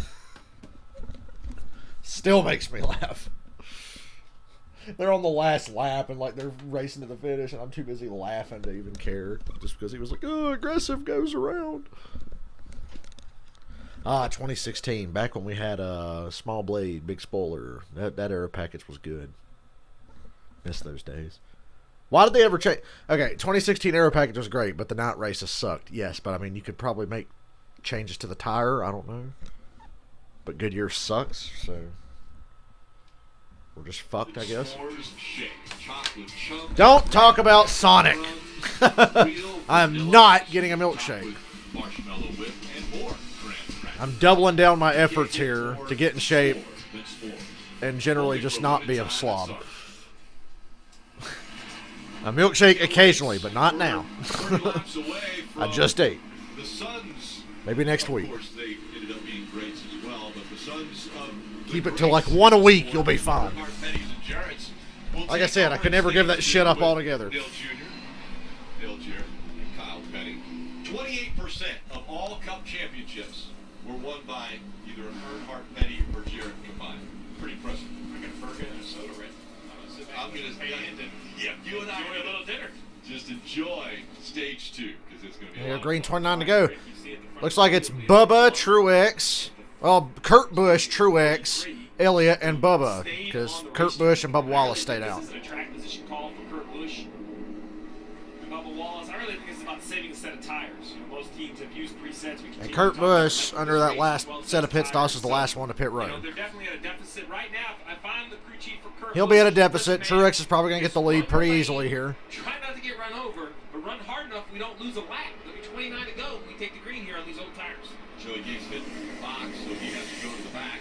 That's a choose rule violation as they get ready back into the restart zone. It's Kurt Busch, Bubba Wallace to the back. And so Kurt Busch, Martin Truex Jr. fighting it out up front. Bubba Wallace right there on the outside of lane 2. Feel like we're about to settle in and watch the Martin Truex Jr. show. I don't know. Better than I expected, Jeff. Not quite, though. Kurt Busch still door to door. Here's where the difference is, though. Look at that drive into 3 by Truex. And Truex clears him for the lead. 28 to go in stage 1. So Kurt Busch only has 7 laps. I actually thought he had more in his tires. So great work by the one car. Get a little track position and save a set.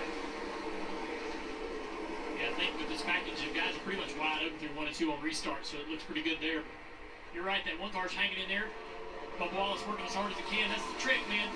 This will work out for those guys. They'll save 7 tires as long as they don't get lapped. So they're running hard right now. Going to let this field go by. But don't lift. Look at Bubba blocking the 88. Don't lift off the gas on the straightaway. Let 2 or 3 of them go by and give them the, give them the corner. Because you will get lapped in 29 laps through the neck. Kurt Busch hanging on to second.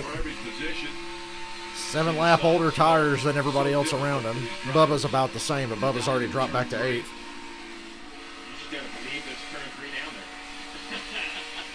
You pick up points, what you do. You try to find something you can see, whether it's on the left, trying to find the white line at the bottom of the racetrack, or you find something on the wall. That's all you can do. Is there's always something that you can use as a visual reference.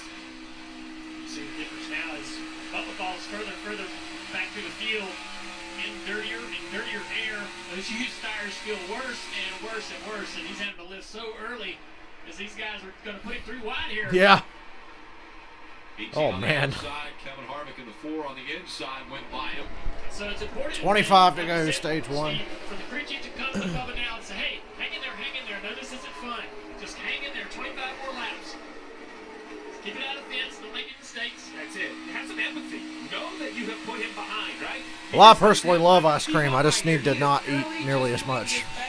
And his best is, as you mentioned, Dale Jr., lead lap. That would be your best. Some of this is just a car, right? I mean, You know, Bubba's car is allegedly a throwback, but I can't remember what it's supposed to be. Second, and he ran the 3rd fastest lap a few laps ago, so the tires aren't terrible. Dave. Making it work, and Kurt sounds very positive on the radio. Don't you just love Kurt Busch still second. When we reminded him he's in his 14th playoff appearance with a championship behind him, he said, I've always prided myself on putting on a good show. I want to be that guy that fans can root for every year at every track. And you keep outrunning these guys on those old tires, Kurt, they're going to keep rooting for you. But he's running 14th before the decision to stay out, currently running 2nd. So even with 23 Most people root for Kurt just simply because he's not Kyle. for this still to be a great strategy call. And these are things that we see in the playoffs all the time, right? If this gains him, so if it gains him some stage points, 23 to go, can he finish in the top 10? Can he get some stage points? He was outside of the top 10. Getting loose there as Elliott started putting air on the left rear. So try something So here comes Elliott for second, finally. Took a few laps longer than I thought it would. But, you know, sometimes I watch guys race in the playoffs. You know, Now it's Truex, Elliott, then Kurt Busch. First, racing, trying to advance. You know, you would think they'd be the same, but defense versus offense. This is a gutsy call by Matt McCall, and his driver's backing him up. I like the aggression. That was a big moment in the middle of 1 and 2 he had with that car as Jimmy Johnson closes in to try to take away a spot.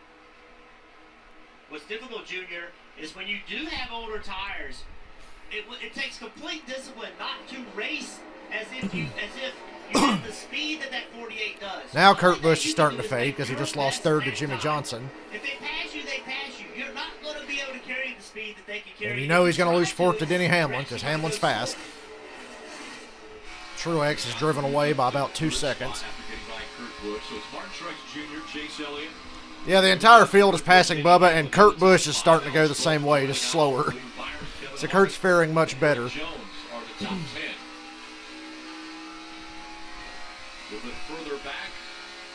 20 to go in stage 1.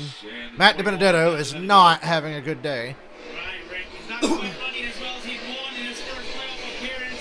But the Woodburners are running a cool scheme there for a throwback. It is to the 1963 Ford Galaxy that they won their one and only NASCAR Cup Series Owners Championship. So if Matt DiBenedetto can maybe get their 21-car run a little faster and be able to get to the next round of these playoffs to fight for this championship, Dave. Kyle Petty likes to remind people, when you throw back to my paint schemes, you got to go back to the previous century. Well, when he ran this scheme on the 42 car back in 1990 at Rockingham, he dominated, leading 430. Kyle Petty likes to joke that he sucked. Well, he won from the pole, so Kyle Petty dominated at Rockingham and Dover. $240,000 bonus and a Rolls Royce. Hello, Marty. That's a good gift, isn't it, Dave? That is a nice paint scheme. Elliott Sadler. You just have to go back to 2004. And by the way, Have no idea why we're running an Elliott Sadler throwback here, but in 2004, he won twice that whatever. year, the inaugural Cup Series playoffs. And Elliott Sadler It's not even the right version of that paint scheme, is it? The roof number should be orange. Why is the roof number not on? There you go. That throwback just lost points. The roof number's not orange. At least I got the number font correct. It's still very early in this race. I mean, they haven't even got to the end of the first stage. Doesn't matter how many times you tell yourself, you tell the driver the length of this race, it still shocks you every time when you get into it. Doesn't shock me. I'm sitting here thinking about how long this shit is. Rick Jones just in front. Been saying that all day. I was saying that during the truck race. Holy shit, that race tonight's going to be long. Seems to run so well at. We see Kurt Busch continuing to battle on those. Kurt Busch back to fifth, about to be sixth. Bowman's putting pressure on him. Very impressed with the veteran in the one car. Really would like Elliott to win that stage, but it's not going to happen. That's what he's trying to do here. Truex is definitely the fastest car. Now that he's out front, he's driving off. Does he feel like they've fixed things enough to get to the end of the stage? Yeah, sitting in 31st place. So the good news for Brad Keselowski is the steering wheel is tracking straight. Said on the radio a moment ago, it feels like I've just lost a little bit of turn. So that could be a very big fortunate break for the 2-car. And a further break, maybe, is that he is sitting in the free pass spot right now. Oh, wow, Brad's in the free pass position. He can get back all the way back. So, Steve, I would say all things considered and how bad that look coming down pit road, you're Jeremy Bowen. Sure, pit every chance he gets for the rest of the day. How bad it could have been. Yeah, absolutely. Better than it could have been, and I liked what Jeremy Bullen said. You reported, hey, let's lose a lap if we have to. Let's go ahead and repair it. You mentioned he's in the free pass position. The only concern is that the leaders track someone else down and lap them before the end of the stage. Rick, that doesn't happen. I like Brad's chances to get back on the lead lap. 3-second lead for Truex. Now, Martin Truex Jr., who won the race off of pit road, has been able to hang on to that top spot. He leads the field here at Darlington. Go NASCAR nonstop. Waits till the leader gets a 3-second lead to go nonstop. Nice.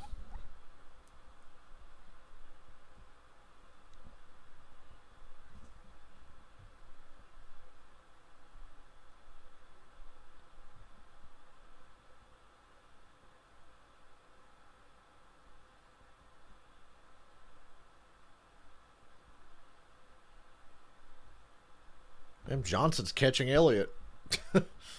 Boy, go fucking figure. Jimmy Johnson's this fast. Week after he gets eliminated. That was like the Dale Jr. special in the playoffs. Dale Jr. gets fucked in the playoffs in 2014 because of a broken shifter and getting wrecked at Talladega. Then he goes and wins Martinsville. Who the fuck is calling me? Decline. Don't know your fucking number. Next year, Dale Jr. gets fucked, eliminated from the playoffs because NASCAR gives a win to Logano at Talladega. Oh, and then what does Jr. do? Oh, he wins Phoenix. Gotta love it. Yeah, Jimmy Johnson's pretty damn fast. We're over 100 laps in. That's exciting. Triple-digit lap number already. It's going by pretty fast. Yep, Jimmy Johnson to second. Good Lord. Elliott could use that point, you know.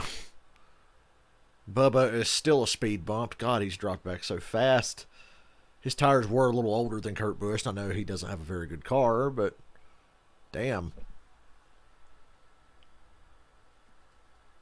Somebody take the parachute off the back of the 43 car so he can actually go forward, or at least stay where he is.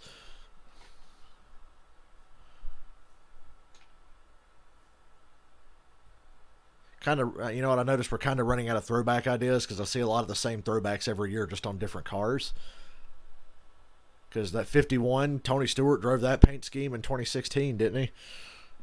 I remember because he wrecked Brian Scott, and it was really funny. Well, Brian Scott was shit, wasn't he? He was like the one driver in Cup that was like, yeah, he's worse than Danica. Like, Danica's better than Brian Scott. And there was a time Brian Scott almost won Talladega. That was fun. That was a good time. Somebody stop Truex. Each Wednesday, NBC Sports on Sirius XM. We call in. We join Mike Bagley and Pete Stone. I get to call in this week, 9 a.m. each and every Wednesday. One of us gets a chance. We'll call in, have a chat about the sport. So much fun. I'm sure it'll be more than enough content, Rick, after 5. Kyle Busch is past Kevin Harvick. Maybe we can talk about, or you could talk about, could it be Kyle Busch's first win of the season? 2020, and the reigning Cup Series champion has not won a race all the way up to the start of the playoffs. That would be a firework that if it was lit, I would be concerned if I was the other competitors. I know he's way behind on points, and it will be a long grind, but I still believe, you know, the two-time champ is dangerous. I know he hasn't got the wins, but he's still a very dangerous driver, very dangerous team. I would hate to see him get a little momentum at this point in the season. Truex's throwback is like really old. I can't remember exactly where it's from, but I know it's like pre-2000, I want to say. And get back to victory lane. I think this team can show its potential. And I'll remind you guys of what happened in 2011 with Tony Stewart when he made the playoffs. It's not his Busch car.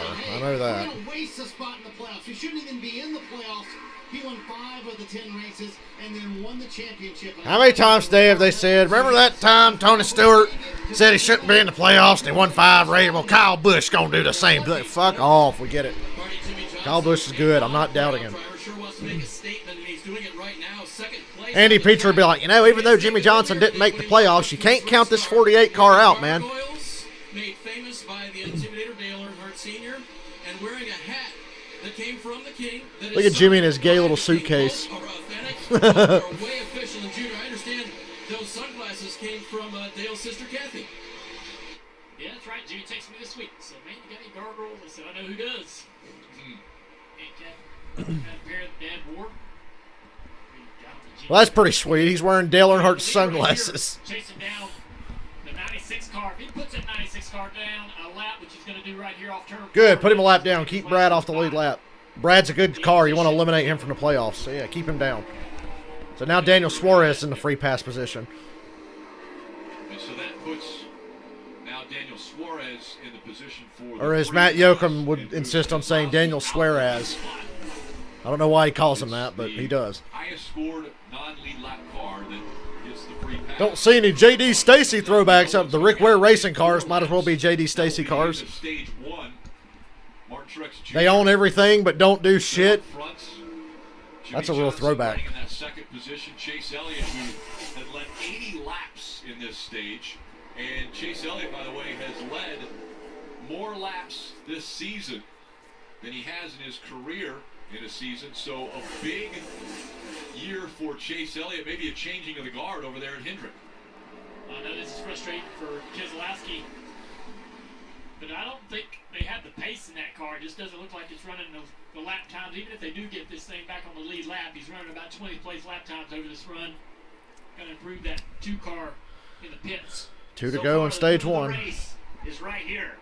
Crew chief making the decision to stay out. Only one driver in the top 10 is not a playoff guy, and it's Jimmy Johnson in second. Going to stage. He is sitting there running 5th, Steve. That is stage points. They were going to get none, and now they're going to get 5th place stage points. That is a huge move early in this race. Well, Ryan Blaney's not going to get any points. He's running 14th right now. We never expected Austin Dillon, Cole Custer to be a factor. Eric Almirola's not going to get any points. Going to try to take a spot away from him as we're on the final lap. 1 to go in stage 1. We have enough time. One more time around, they'll be fighting for those positions. For some reason I thought that Bass Pro car was from like pre-2000 or something. For the final time for Truex Jr. looking for his 3rd A real cool Bass Pro Shops throwback would be Dale Earnhardt's 1998 Coca-Cola 600 car. That thing is fucking awesome. Truex kind of sort of ran that a couple years ago, even though it was not accurate. Still the same colors and everything. And Truex wins stage 1. Gets the green and white checkered. Kurt Busch going to hold on to 5th here. Yes, he will. Truex, Johnson, Elliott, Hamlin, Kurt Busch. Kevin Harvick only 10th. I mean, that right there could really play out well for that team late in this race if the cautions fall the right way. Yeah, Bubba Wallace also successful of staying on the lead lap. Back at 25th, but has that same set of tires you mentioned, Junior. So we saw DJ and Kyle Petty. They were short-term loss for Bubba. Could be a long-term gain, but who knows. Look at Kyle Petty. They drove all the way to where we are here at Charlotte Motor Speedway, and they are going to be with us for stage 2. I've been on that same drive Kyle Petty was just on that little time-lapse thing they were doing. Been there many times. Hank Parker Jr. Fucking Christ. Feel like Obi-Wan Kenobi. Now that's a name I've not heard in a long time. Now just for fun, let's look at his racing reference.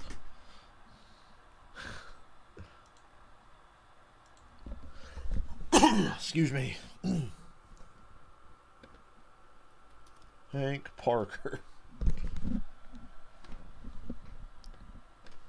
1 whole cup race his whole career. Wow. Where was it? Rockingham, 2002. 4 laps down. A lot of Xfinity. Hey, he won a couple of Xfinity races. I thought so. NASCAR Southeast Series, yeah. Where did he win his Xfinity races at? I think I was bored enough to look at this during the commercial. Anytime an obscure driver's name comes up, I should look at their racing reference. California and Pikes Peak. Well, there you go.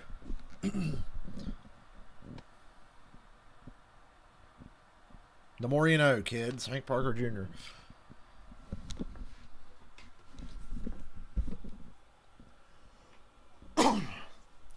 God damn it, can Thursday night get here fast enough or what? I mean, seriously.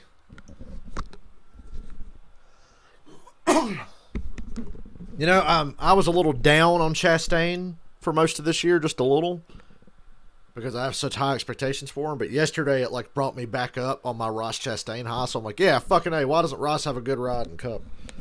Maybe if he gets a good ride, he'll stop driving like a jackass. I don't know. Kind of just feel like he overdrives because of the shit he's been forced to suffer with most of his career.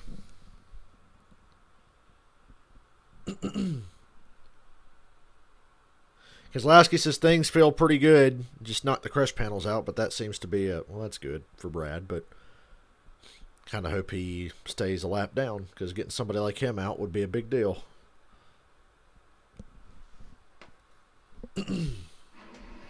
Stage 1 is complete of the Cookout Southern 500.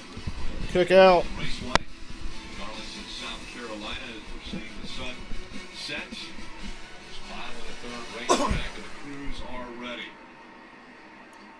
Truex Jr. got the stage 1 win, and he's going to lead the lead lap. Everybody comes to pit road. And when Clayton Hughes, his spotter, said stage 1 win, MTJ, Truex came back and said, well, I haven't heard that in a while. Very happy to be leading at the end of stage 1. He'll get 4 tires and fuel. Jimmy Johnson running second all the way from 20th. His car is a bit on the free side, though. Make an adjustment here, Marty, to keep up with it. Chase Elliott said the general trend of the car is the same as it's been all night long, so I feel like the changes that we've made tonight really haven't helped. So Alan Gustafson said, well, we're going to go big here. 2 rounds down on the track bar coming up, 2 rounds of wedge as well, and 4 fresh Goodyear tires. We've talked about this number 1 pit stall. We'll see if Chase Elliott and his pit crew can deliver here and maybe come in 3rd and possibly lead with the lead. Truex. Great stop for Truex. Shit stop for Jimmy Johnson. Truex, Elliott, Hamlin, Busch, Logano, Kyle Busch, Bowman, Johnson all the way down to 8th. That was a bad stop. So Elliott back up to 2nd. Johnson loses positions. Elliott's going to need that first stall tonight. Thank God he's got it.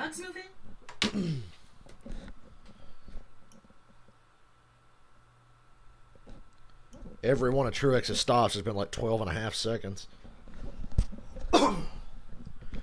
If I was Chastain, I would not accept that ride because Jesus Christ, why would you want to drive for a team that doesn't care about getting better? Spire Motorsports is pretty much just there to cash a check. Like, yeah, throw a car on the racetrack every week and just take the money that we get for just being in the race. Like, they don't care to get better. I wouldn't want to drive for that team. Of course, they could always partner with Gibbs and be out of business in a couple of years. You know, that's one thing they could do. Joe Gibbs, the Grim Reaper of satellite teams.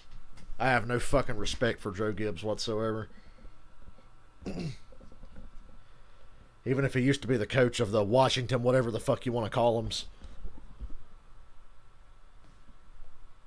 Hail to the whatever the fuck you want to call it. That doesn't have the same ring to it as hail to the Redskins, you know. Hail to the whatever the fuck you want to call them. You can't even sing the song anymore. Hail to the whatever the fuck you want to call them. Hail victory. Even hail to the football team. Sounds even worse. Thank God the game Thursday night has 2 exceptional talents at quarterback. Because Deshaun Watson is awesome and Mahomes is even better. I just feel like the Texans are probably going to get their shit kicked in, but that's okay. I've literally never cared about the first game of the year being a blowout. You're just so happy to have it back.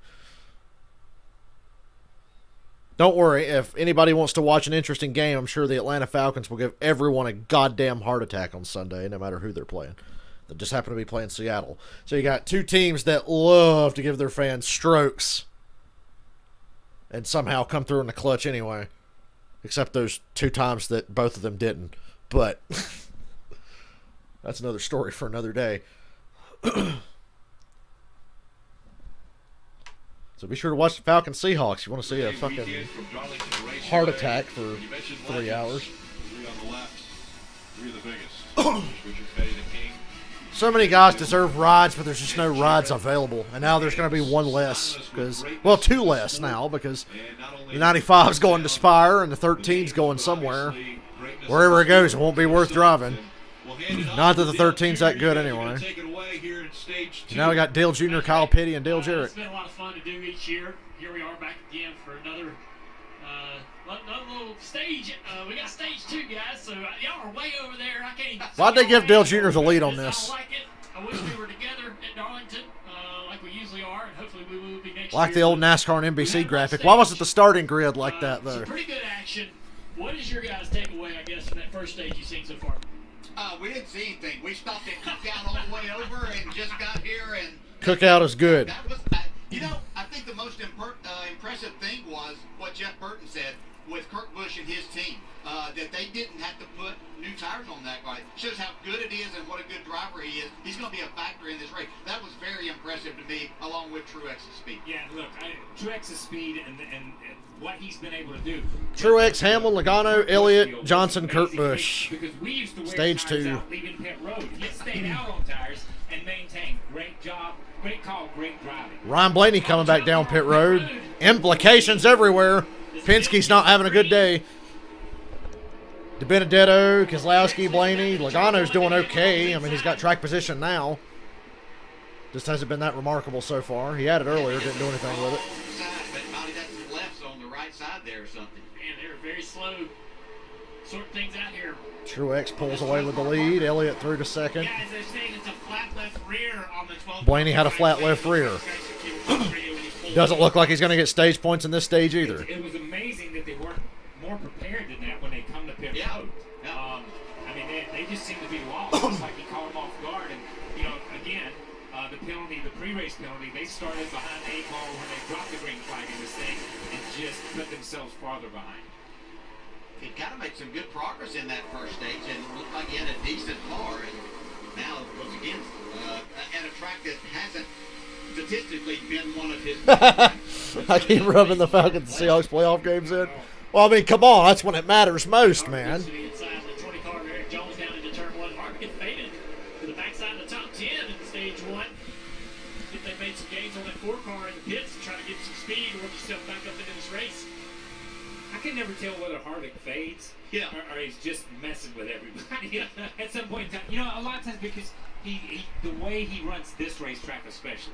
Curious to see what Elliott has for He's Truex aggressive, here. But he's cautiously aggressive. He knows when to go and when not to go. He knew we were going from daytime into the nighttime. The track was going to pick up some grip. Matt Ryan killed the Legion of Boom. Yeah, maybe it just reminds me so much. They're done. Maybe the greatest driver at this track in particular, but David Pearson. Just how he goes about his business. You just don't ever know what he has and what he has left. I do have to say this to you guys. Leonard Wood said one time that Pearson would go out and run. And, Those were some battles, though. When are you going to run? And he said, when it's time to run. When it's time to run. And that's kind of the way that you look at Kevin Harvick. He runs when it's time to run. Great drivers at this place. You did it, Dale Jarrett. You ran when it was time to run. You knew when to pick your game up and where the track was and what you needed to do.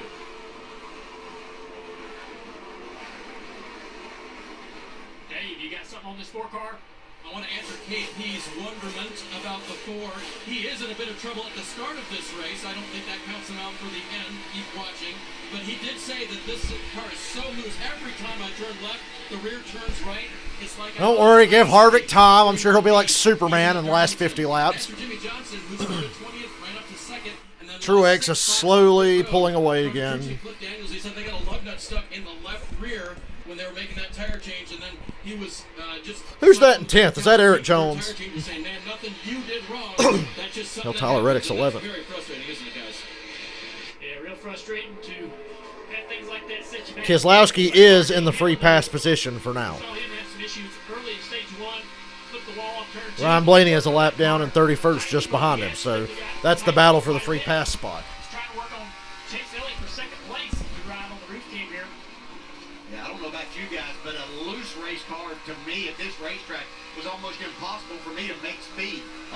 You talk about racing the track, but you still have to make some speed around here when you're racing the track and trying to drive a loose car. I mean, you have to have one. You can't have one that's overly tight and won't turn in the center because you have to turn so many times. But having something with the back end is completely hung out. Oh yeah, that's the other Mattias, Jeff. now you remember Matt Bryant made the field goal in the first playoff game against Seattle. In the second playoff game, we just stomped your ass. No field goals necessary. You have to tell the crew to give me this kind of balance, and then it gets back under you. Matt Bryant was the other Mattias. I miss him. And I feel for these guys when they start. You know, Matt Bryant was so good, I refuse to trust any other kicker but him.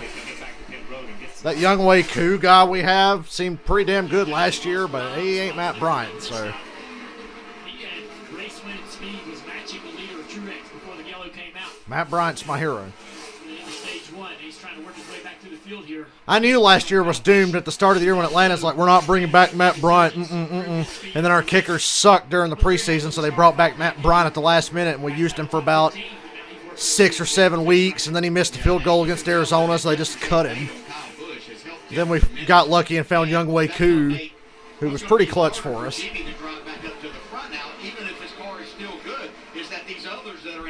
Have made adjustments to their car, so he was taking advantage of people's cars being off a little bit. It's nice to see both of these drivers having a good race here and being a part of it. And something we see more this year without practice and qualifying than we ever seen in the sport is cars progressing throughout the race, changing, getting better as they're able to tune on the cars. It's kind of a bit of a shock of how your car drives when you go off in the corner for the first time with no laps. Then you get to work on it. And plus, guys, this race start during the day. As you see right now, the sun's going down. This track is changing quickly as we get further into this race. Yeah, I thought it was interesting early on. And I Yeah, think Kenseth's doing really well. Remember, Kenseth, Kenseth's first race earlier this year was Darlington, and he finished 10th. Second race there didn't go so well, but remember, Kenseth got a top 10 right out of the gate, and we're like, hey, Matt Kenseth's still pretty good, which I believe he is. That team is in flux right now, though. That whole organization really is. If we go back to the shot that we had before, if you had a picture of it, he had that little orange piece, the orange piece right on the right side, and he just pulled that off so you can see straight up in there. Pretty interesting. You know the hardest part about working out, and I'm going to complain about it all night? I got to carry that fucking bike in here. That's the shitty part. Actually, carrying it out after I'm done is the really shitty part. Jimmy Johnson making that pass on Kyle Busch here, but that means that you're going to pick up a little. There's not a Hey, Jimmy Johnson passed Kyle Busch in the year 2020. What a time to be alive. But it will make the track faster, so that's the Jimmy didn't get a good restart at all, but he's coming back to life now. Do your best driving. Junior, I got to say this, and we've seen this throwback thing at Darlington has been fantastic ever since they introduced it. But I am kind of partial to that 48 car as one of the greatest paint schemes I've ever seen at Darlington. That one moved way to the top of the list for me. Yeah, it's hard to be able to kind of merge two ideas into one, and they did a good job with this, as you see. It's obvious the black Goodrich sides and nose and tail, but the top, going back to kind of the mid-70s, that Dodge Charger paint scheme that your dad ran when he was really hard to beat back then. I hate the Martin Truex Jr. show. Thought I was over this. Those two ideas, and Jimmy texted me this week. He said, "Hey, I don't know what to do with the shave. How should I shave?" I was like, "I don't think there's anything you can do to sort of to tap into both. Maybe just leave it alone and represent yourself. You're a 7-time champion too. Here's another battle here." So he's got Jimmy's beard, Dale's glasses, and Richard's hat. That was good. Showing great speed right here. 777. We've talked about how he stayed out at the end of stage 1 and was able to keep up and finish 5th in the stage. Now he's on equal tires. And look at the speed in this one car. Run 3rd here in May early this year. Yeah, you can tell when a car and a driver performs as well as he did there. Keselowski's still 10 points to the good over the cut line, despite being 31st with no stage points. Than the rest of the field was. That was just Shows you what a good regular season Brad had. a car that was going to be very lucky at He got times. 4 tires on it up there in better air and not having to deal with all the traffic that he was at the beginning.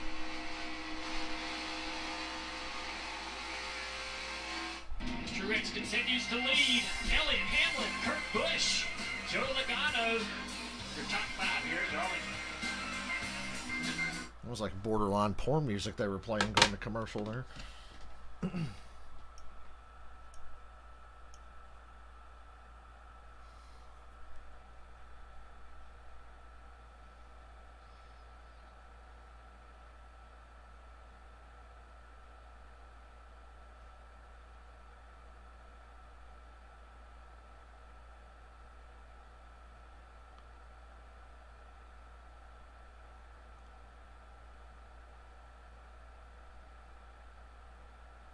You ever just see some of the shit well, not your friends, but people you know share on Facebook, and you're like, you corny motherfucker.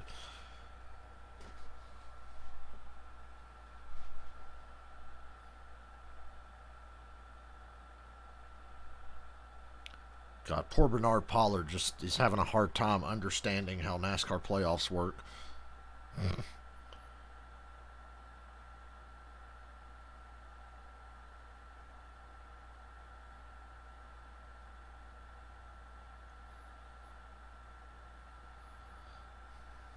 Could you imagine if they did do playoffs where it's like, all right, if you don't make the playoffs, you don't get to race, and we just have like shorter races with like 16 drivers, and then down to 12, down to 8, down to 4. That'd be kind of funny.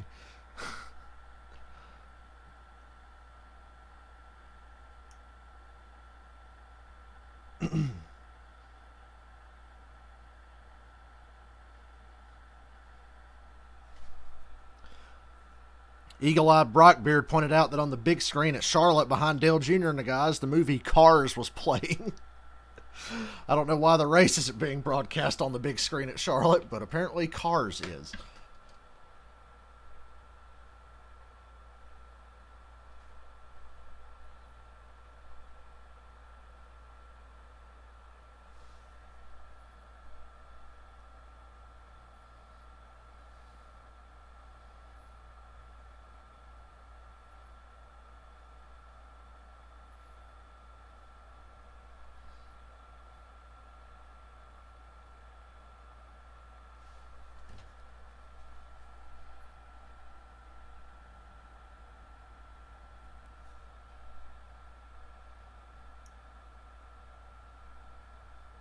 Coverage will resume shortly. Well, can we get on with it?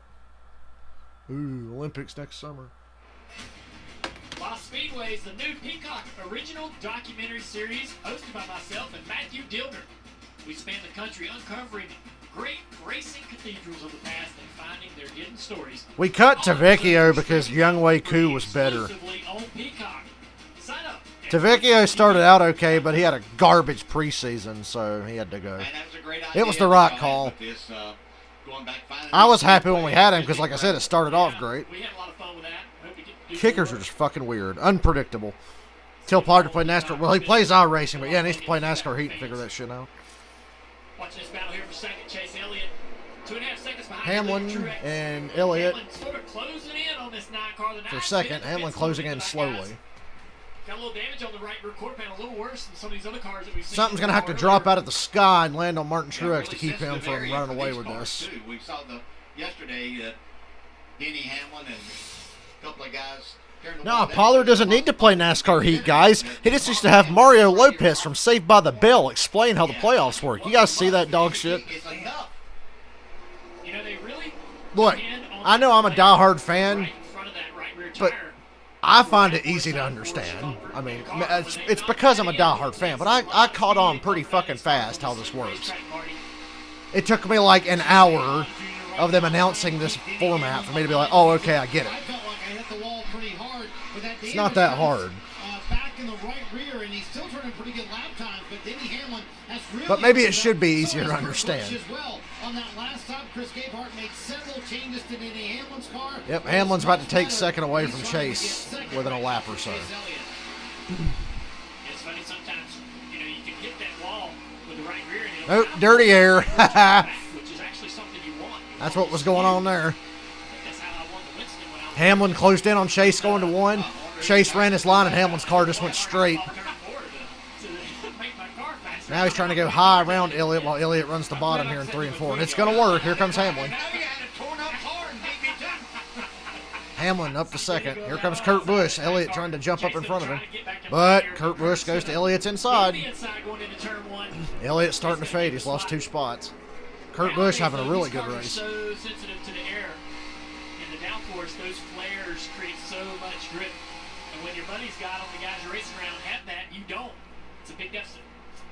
Hey, you think some of it becomes mentally, a mental side of it too, that you know you've hit the wall and your car's probably not as good, so you start feeling like that you don't have as good a car, so you change your style or don't expect quite as much of it. Yeah, how many times did any of us hit the wall and think, oh, it's over with, and then you pick up a little bit? Wow, Michael, that's pretty cool. I mean, it's just that kind of thing. But in your mind, what was your friend's name? Ruin the day for I'm not that in tune with former Falcons practice squad players, but what's his name? You know what? We keep talking about stories that we've got. Let's go to Hay Rutt and see if he's got any stories, because he's got to have something with that hair that he had in pre-race. He's got to have something. And I mean, not just the hair, the shirt too, man. The pictures that we are getting from people right now at home are unbelievable. But I realize, I mean, talk about throwbacks. You three have some pretty amazing things. I want to know, favorite thing y'all see when you look back? Was it the bleach tips? Was it the Yanni or the championship mustache? I don't remember the cars. Everybody, when we had higher horsepower, seemed to run very hot, Darlington. Ever since we went to the low horsepower, more guys dipped below the line. I don't remember ever seeing as many cars run low like they do now. Since we went to this aero package. RJ Harris, I'd have to look him up to see if it would even ring a bell. Yes, yeah. I'm telling you, in the 90s, if you didn't have a mustache, you didn't win the championship, I don't think. That's why Jeff Gordon was trying so hard to grow a mustache there at one time. It took him about 3 years. Kurt Busch is about to take second place from Denny Hamlin. Yeah, that was my favorite. So Dale had the Kurt Busch out of nowhere. Suddenly a serious threat. But not to Truex. That's something totally different. That confirms. Yes. Kurt Busch here trying to close in and take second spot from Denny Hamlin. What a night for this one car. I really, I thought that Kurt would be the guy that would quietly work his way into the next round. Nobody was going to pay much attention to him. He's got 5 top 10 finishes in the last 7 races here at Darlington. And again, like I said, he ran third here in May. I just knew that he was going to have a quiet night but get the job done. I didn't think he'd get the stage points that he got in stage 1, so that's a big bonus to that team. Yeah, and you think, we've talked about his brother Kyle, that this first round of races, he has 15 wins out. Starting to think Dale Jarrett and Kyle Petty should be in the booth instead of Jeff Burton and Steve Letarte. What do you think? Here but you look at Richmond and Bristol coming up. Like, make this permanent. Busch is, he can be dominant there too and get wins, so it's not out of the realm of possibility for that to happen and easily move on into round 2. Yeah, and I think when you watch this, this Kurt Busch tonight shows how much of a team sport it is. They're not in the race. They make a call to stay out. He drives themselves back into the race, drives the car back into the race, and puts themselves in a position where they've got an extra set of tires right now. They've still got that on the table for him, and he is challenging for second place here. So I think when you look at it, this is a team sport. The driver does the best they can and gets the most out of it, but you've got to have that communication. You've got to be able to work as a group. Chase Elliott continues to Elliott is still fading because now Joe Logano's catching him. That douchebag. He played for the Saints practice squad? Fuck him, Michael. I'm kidding. Anybody who plays for the Saints is dead to me. That's going to give Jimmy the opportunity to try to close in. Yeah, there's the possibility that they might put more laps on the set of tires in this stage than what they have to this point, and probably even back to the races in May. It don't look like we're getting a caution anytime soon, so... Having a good driving car is of utmost importance where you can take care of those tires. Marty? Well, Chase Elliott just came on the radio a moment ago. Remember all those changes Alan Gustafson made on the last stop? Well, Chase just said, I think I've fallen off a cliff worse on this run than I have all night long. So I'm wondering if it's a left rear tire giving up or that damage. Something has gone wrong with the 9 car as he continues his free fall. He was second a moment ago, now 4th, about to lose that spot to Joey Logano and not happy with the car. Kevin Harvick to pit road. This is early, ain't it? Spill's pretty early. Turn 4 on the pit road, Dave. So 74 to go in this stage. Not sure what this is all about. Didn't hear them scrambling on the radio, but they'll change 4 tires here and fill it full of fuel for Harvick. He'll also get a chassis adjustment. That car has been wicked, just hanging on. That may be the reason why they're pitting.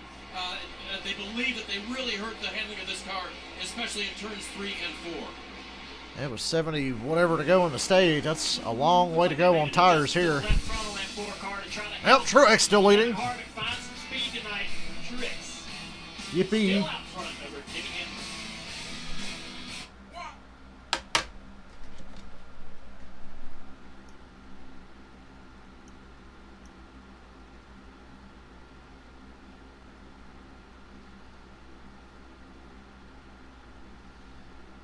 Yeah, why is Nita Strauss so hot? You metalheads out there, why is Nita Strauss so damn fine? Abnormally good looking.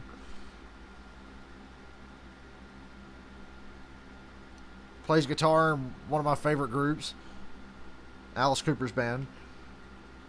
But why is she so pretty? God, you know, I want to work out right now just to get it over with, but I can't do that because I'm streaming. I'd be breathing all heavy and shit. I just want to do it now to get it over with. You know, if I wasn't streaming, I'd probably be riding the bike during the race. I think that's how I used to do it. Chase Elliott is sounding more concerned about the possibility of hurting the left rear tire or having his handling affected by damage due to some wall contact. Chase says, I think I've fallen off a cliff worse this run than I have all night. Well, yeah, it's definitely showing. He's still fourth, though. He's still in front of Logano for the moment. They'll be able to pit soon. Harvick pitted a little too early, but everybody else should be pitting relatively soon. 10 laps or so.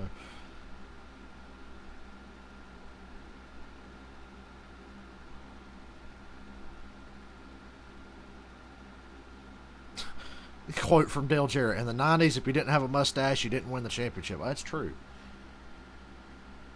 Well, unless you're Alan Kulwicki and Jeff Gordon. Although Jeff had a mustache before he won a championship.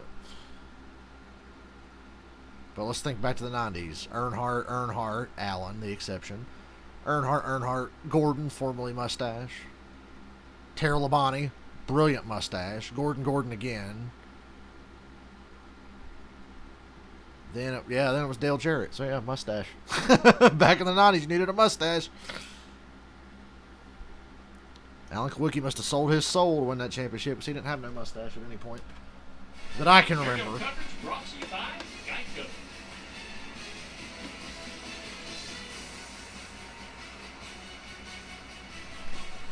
Remembering championships are easy, especially if you go back through Earnhardt's era. Before that, though, before 1979, it gets fuzzy for me. Well, Kelly Yarborough won 3 in a row. That makes it easy. So, yeah, 1976 to now, I can name your fucking champions. Before that, it's a little iffy.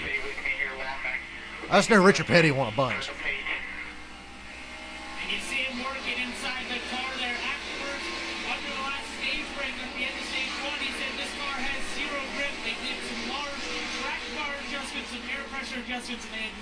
Chase Elliott is ahead of Kevin Harvick in the standings right now, obviously, as they run. Harvick did pit a little while ago, however. DiBenedetto's having a terrible day. Trying to get your driver to remain calm, be cool. Long race. Still a lot can happen here. Turn this thing around. Yeah, when you see a driver running the bottom side of both ends pretty much as he did, especially on that lap right there, you know this race car is not driving well because your speed is made up by the wall around this track. Listen how much is out of gas. Probably no throttle at all through 1 or 2, man. These cars are on ice. I don't think people appreciate just how slick this racetrack is. We ride on board here. Yeah, and listen, this almost doesn't do it justice. You know what I mean? I mean, honestly, when it is hard to describe to people how slick this is. It's like if you live in a northern state where there's ice and you've got to walk from your front door to your car. You're just very careful. You walk very careful. You place your foot in the right place, and you do what you need to do. I wish I could run that low at Darlington in Heat 5 without spinning out. I feel a lot more comfortable. Especially DiBenedetto right now. He is grilling this thing. I run Darlington, it's like walking a tightrope. Up on top of the wheel, trying to make it, and you know it's just skating everywhere. Look at that. Huge correction. Yeah, DiBenedetto's car is pretty bad. Who's really handling this? One guy who's handling the long run really well is Kurt Busch, who's moved into Kurt Busch is so good right now. Kurt running 33-35 last time by. Leader's a little bit quicker. No shit, Junior. Last time, but it'll be interesting to see what kind of laps he runs compared to Truex. Look at that line that Denny runs. Denny will not talk to me about this. All right, I'm trying to get him to help me understand why he runs this line. He's the first person I ever saw do this. Obviously, we know about this line in 1 and 3 and 4 up against the wall. But watch 1 and 2. We stay on board here. He enters really high. I didn't even know this lane existed until the last couple years of my career. Actually, it goes in across the apron right there. But he exits. So that's why we never won there. Totally changed his line. He would do that. Yeah. He knows you're talking about him, right? But he has this high entry. It's almost a. We are closing in on the halfway point. Thank God. Because Truex is stinking this thing up. It makes a lot of speed on old tires off turn 2. You just Elliott finally lost fourth to Logano. Yep, now he takes it back. So I don't know. They just had him shift back and forth there. Is that Hamlin says, I have 0 right, rear, left, and he's running right up against the wall. So you guys talk about the appreciation that people should have for the drivers here at Darlington. 53 laps into a run. When the tires are gone, I'm sure drivers... Lap 169, nice. There he ran that lane higher off of turn 2. And you're going around the bumps. There's a lot of patches and bumps on the bottom groove of turn 2 that the car doesn't like. And you kind of go around them and find some. It's scary because it doesn't feel like the car's going to make the corner. It feels like you're going to drive right into the fence. But the car, watch how high it is. Look how high. It's not even next to the apron right there. You know, it looks a lot darker in Darlington than it does here in North Carolina. I'm not terribly far from where they're at. A few hours. With just that throttle and stays off the brake, and that's why his tires last so long. I could be there around 12:30, maybe a little less if I left now. All right, we talked about this throwback weekend. Let's go to Austin Dillon, who's running in that 12th spot right now. This is a Junior Johnson throwback. Yeah, and that's nice. Holly Farms, yeah. Nice and simple. We remember this. Yeah, nice and simple, man. Alex Bowman to pit road. I'd say he's the first of the scheduled stops. Because Harvick was way too early. Matt Kenseth is in. Newman is in. Just came across the video as they came into pit lane saying it's really loose. We saw that on board with all that counters here. Marvin Panch. 4 tires, air pressure adjustment for Matt DiBenedetto. Also pitting 88 of Alex. I love when they struggle to say his name, Matt DiBenedetto.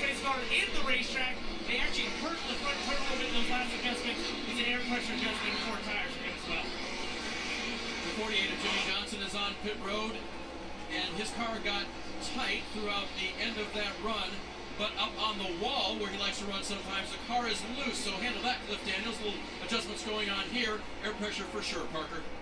Austin Dillon also, slides to a stall right there. Ended up perfectly. He's been very tight. You see those. Why the hell did Parker react? That was like the perfect pit entry. Counter that car into turn 3, it's be 4 tires for Austin Dillon in the 3 car and tighten it up with air pressure. Yep, everybody's pitting now, little by little. Hamlin's pitting. And here comes Denny Hamlin down pit road. Remember, he said that right rear was absolutely gone. He would have loved to have come a little bit earlier, but coming down pit road right now, the car migrates loose. He said, yes, you've made it tighter all evening long, but it still migrates to the loose side, so 4 fresh Goodyear tires, and that's going to completely change the complexion of things for Denny Hamlin. Meanwhile, his teammate Kyle Busch earlier said, my tires are like a slow stop for Hamlin. A few laps ago. Yeah, very slow stop. Good. 17 seconds. Gross. Chase Elliott pitting. Truex pitting. Looks like Kurt Busch going to run long again like he did the first run. He called his tires pretty rough. Might have meant the same thing that Marty was talking about there, but also on the loose side. So with a loose race car, heading off the pit road now, Marty. Tough to get to pit road under green flag conditions here at Darlington. Chase Elliott, the example of that. Alan Gustafson wanted to here on the last lap, but Chase said, I missed it. I couldn't get there. You see him pull that finger down. Did Elliott seriously miss pit road? Fucking man. He's in now, but hopefully he didn't slow down and was just like, I can't get there. Kurt Busch in. Kurt Busch's crew finishing up there on the 1 car. He said the car is good. It just smacks the mess out of the front end for the first few laps. They had gotten looser everywhere over the end of that run, so adjustments were made for that. Remember, stage 1, 6 stage points for Kurt Busch on a nice strategy call. His night is going well. There's your leader, Kevin Harvick. Came on the pit road at lap 156. All these guys are starting to pit now, some 15 laps later. He's got a big lead. Well, a little more than a second over Truex Jr. He's closing fast. Actually, 8 seconds over Truex Jr. He's closing really quick. Yeah, he'll have to make an extra pit stop versus... Yeah, Elliott lost a lot of ground because it's going to be Truex, Johnson, Bowman, Kurt Busch, Hamlin, Jones. Is Austin Dillon on sequence? Yeah, he is. Wow, yeah, Elliott's fucked. That's a caution. That's the one thing that just drives crew chiefs like Letard. Guys like that crazy is, I had a perfect strategy, and and then somebody spun or something happened. But it's amazing that and for a fan, you watched this race and you saw Harvick come to pit road. You saw how far behind he was. But being out there on new tires versus everybody, the entire field being on old tires, he was able to make up this much ground. Now, yeah, they're going to run him down, but he's more into the Kurt Busch situation, where only a few of them, or a number of them, are going to pass him before he has to pit again. And as you said, he will have to pit. Things are starting to get hot tonight, especially on the right front of that 3-car of Austin Dillon. He come down pit road, sliding into his pit stall hard on the brakes. I don't remember them ever playing this kind of music going to commercial back in the day. Yeah, Harvick needs a caution pretty fast, yeah. I'm surprised. I'd be surprised if he didn't get it, the way his year's going.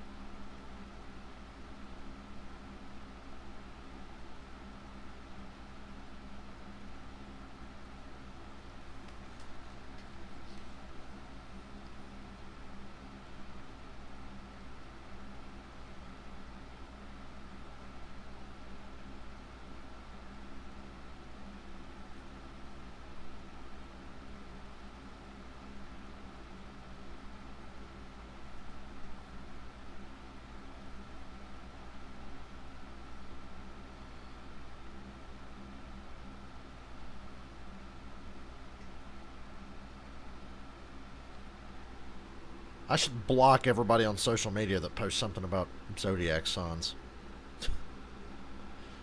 Well, you see, I do drugs and I'm a fuck up because I'm a Virgo. It's like, no.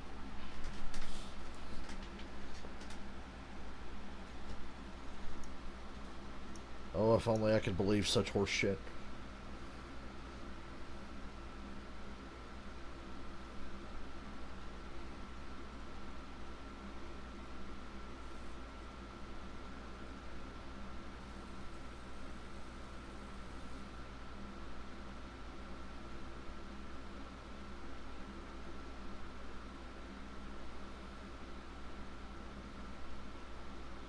Oh, great. My phone's doing that thing where it seizes up again. Can you not? Thank you.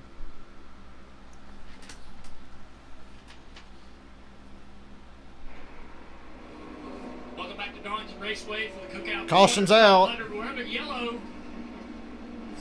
Bubba Wallace. Spun Middle out. of turn 3 and 4. Losing control of the car. Spins out. It didn't hit nothing. So the car Mercifully brings out a caution. Let's see what happened here. Go down the back straightaway. Let's listen in. Still there. Quarter still there. Wow. So it's like the car came out of gear. Like it was free rolling and then back into gear and locked up the rear tires. Wow, that was strange, man. So that was like the perfect fucking break for Kevin Harvick. Just about. Yeah. Could have been a lap or two later, but Weird. You know, that was weird. I don't think I've ever seen anything like that, really. Yeah. He mentioned on the radio that he thought he might have popped out of gear, came out of gear, or it felt that sensation, and we certainly heard it. Definitely slowed down way faster than the miles per hour. So and then it just looked like it was freewheeling for a second, almost like an axle or something like that.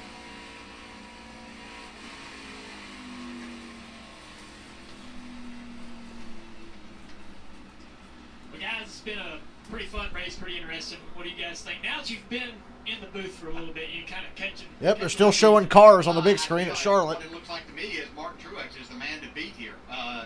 They came ready to race. He's on an amazing streak of 8 straight races of top 4 finishes anyway, so he's doing his job. They just knew that, when I talked to Martin the other day, he needed to get a win. He wanted to get that out of the way. He didn't want us to keep getting that question, and it looks like they had the answer here, as long as everything continues to go their way. Still a long night ahead.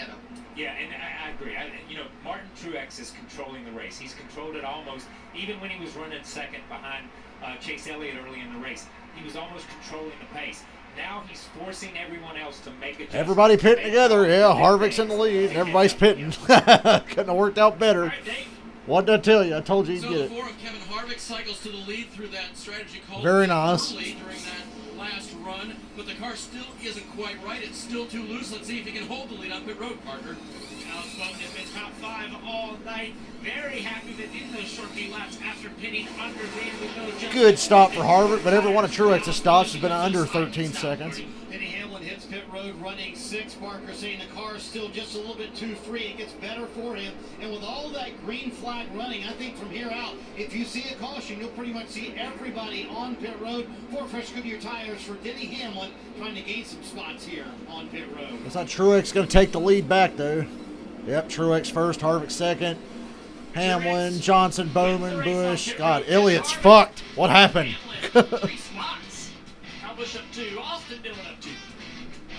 Still a net gain for Harvick. He was like between 8th and 10th consistently before he stole the lead. Now he's second. Say Chase Elliott's night's probably gone downhill, and knowing Alan Gustafson, they won't recover, but here's hoping they do.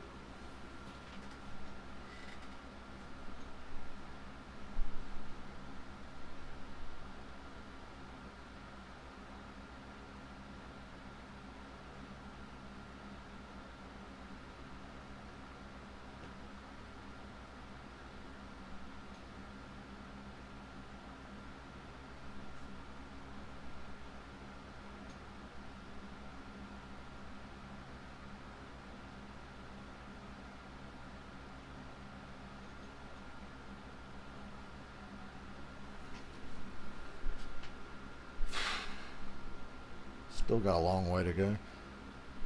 We're at the halfway mark. Yeah, we're going to be here about 4 hours total. Boy, I really wish we had 750 horsepower. Go a little faster.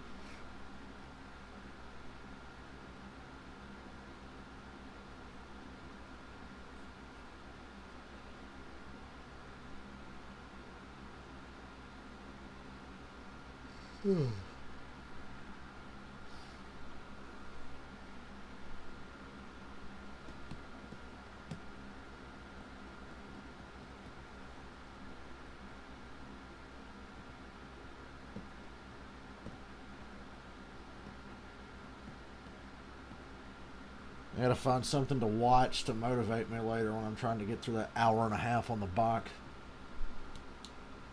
I need something inspirational.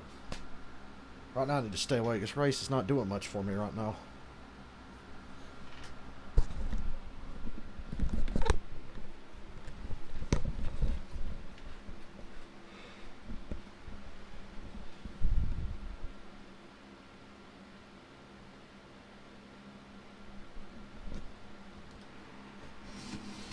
History will be made here. The FedEx Cup playoffs conclude with What? the final round of the Tour Championship from East Lake Golf Club in Atlanta tomorrow, 1:30 p.m. Eastern. I know y'all are going to take tomorrow off work or whatever. Well, tomorrow's a holiday. So yeah, you get to stay home and watch golf. Ready for a restart here. 46 laps to go. Hey, where's Regan Smith's face on that trophy? Awesome trophy they got here. I don't think you get that one. Is that the one they give you? This big giant trophy with all the faces on it? That's cool. Have to ask Jeff Burton. I don't know. I haven't got one either. Want you to choose the choose rule here. These guys, left to right, whatever they want to Truex, do. Hamlin, Johnson, Harvick, Austin Dillon, Alex Bowman. See the whole field. On the left, the pylon, you see who chose what and how much they gained or lost by the decision they made. To prefer You have, excuse me, 45 laps to go in stage 2. His teammate, Mark Truex Jr., is +1. Past the halfway Also mark. taking the inside line, Jimmy Johnson. Harvick gave up those 2 spots. Came in second place, goes to the outside line, and restarts 4th. Choose rule, I think, is something that's here to stay, and I kind of like it. Especially, I think it's going to be different in every racetrack. I love that variety that it's going to give us each week. Well, double file restarts used to be exciting, but that got old after a while. No, it just became, you know, routine. Speed penalty of the year for Cole Custer in a wrong time. Cole Custer too fast on pit road. Youch. As the field approaches the Geico restart zone. Anybody got anything for Truex? No, probably not.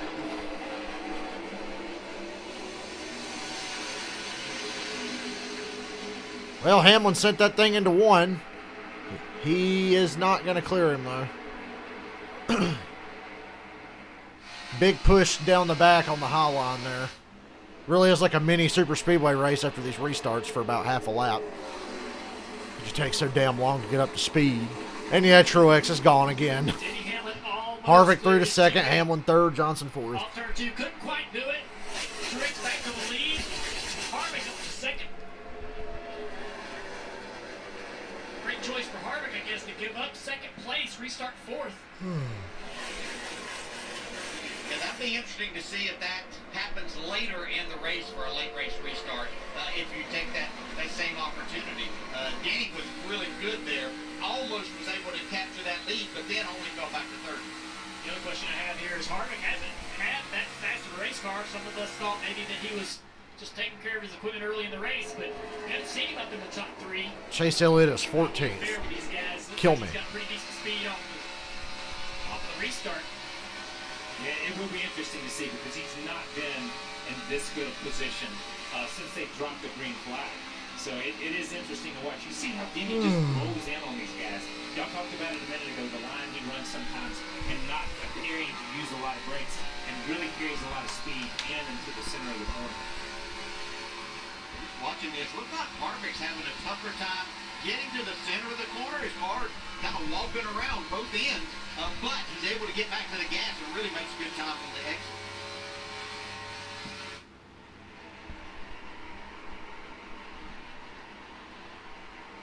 And this racetrack has a lot of history, and I know you guys have spent a lot of years here racing.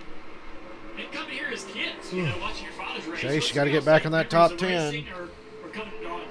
Yeah, I'll go back to when I was a kid, and it was 1965. We lived just about 30 minutes away in Camden, South Carolina. My dad driving for Bondi Long.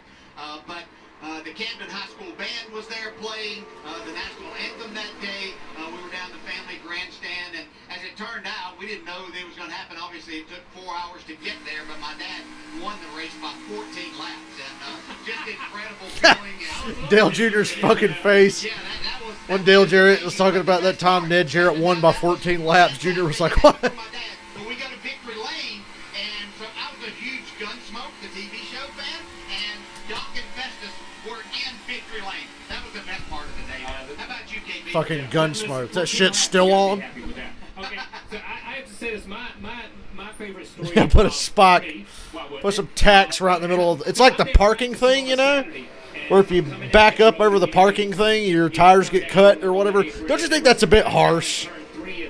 Like you fuck up and back into a parking garage or whatever, and you hit the spokes, and there go your tires. It's like, well, fucking A, dude. That's a pretty harsh penalty, but it'd be pretty funny to have on the choose cone. Might make things interesting. Next day, race day, they had Kyle Petty stuff on, man. They look good. So that's one of my favorite. And I want, for the record, just so everyone knows, this is the place that I said, fill it up with water and have stadium bass fishing. Hey, I told you. I've never had any luck at this place at all. Sorry. Yeah, I didn't like this racetrack much early in my career, but I found the way. Hey, Junior, remember that race 2003? You should have fucking won here, and then we, for whatever reason, we fell off the end of the race, and Ricky Craven and Kurt Busch get all the glory. I remember that race. It's on a Monday. The Budweiser car came in the pits after about a 10-lap run. Hey, Junior, remember that race in 2014 where we almost fucking won, but a caution came out as we were coming to the white flag, and then on the next restart, you led coming out of 4, coming to the white, but got passed by Harvick. Yeah, that sucked. Oh, memories. That's my Darlington memories. That is good. I'm lucky you didn't.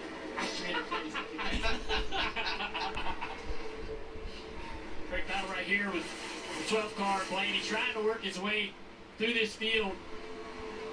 Back on the lead lap. How is Austin Dillon in the top 10? Around that last caution to get there and trying to climb into the battle and get some noise tonight. After that penalty earlier. Hendrick Motorsports kind of fell off a little bit. Had to start in the back. It's been a tough night for 12 team up to work his way into the top 20, 22nd. Yeah, and then they had to make a pit stop right before a green flag came out and put tires on because they thought he had a flat left rear tire, or maybe they did have a flat left rear, and got him a lap down. So they worked really hard to get themselves back in this position, and it's been an uphill battle. What's tough is the 12 car to me, it's been the Jay Hamlin, Kevin Harvick season. Those two guys have been dominant. But the other car that had Harvick's only half a second behind Truex.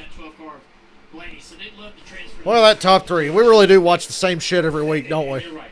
They have had speed everywhere they've been. Sometimes in the middle of these really long races, it dawns on me just how it's like so similar every week. Has not had a lot of speed. Although his teammate, Denny Hamlin. So what suck-ass throwback is Eric Jones' car supposed to be? Because I know Sports Clips throwbacks always suck ass because they're never right. And I don't recognize that car. But it's different from what they usually run, so it must be trying to be a throwback to something. But it's failing miserably. Like he is racing his other teammate, Eric Jones. Yeah, Eric Jones has had a lot of success in this ride. Never finished out of the top 10 here, and has a win. Just and a driver looking for a job. That's a dangerous man right there at a place that he enjoys racing at. You talk about never finished outside the top 10. There's some guys that just would come to Darlington and I hope after I work out tonight I'm not too tired to not stay up and play video games. I've been slacking lately on playing games. I've been slacking, guys. I've been doing stuff. Getting out of the house.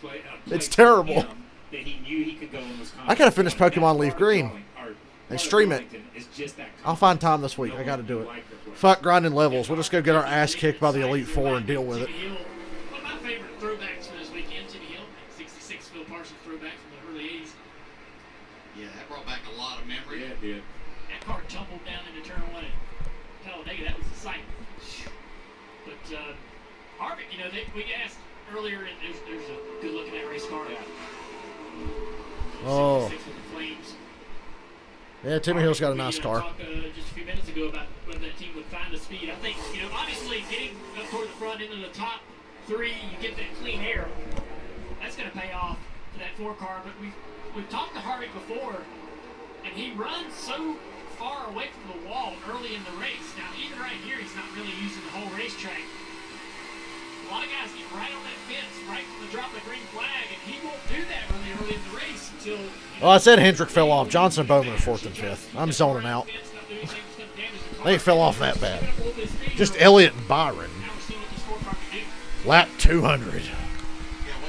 Thank God it's not a 400 lap race. It's time. He knows when it's time.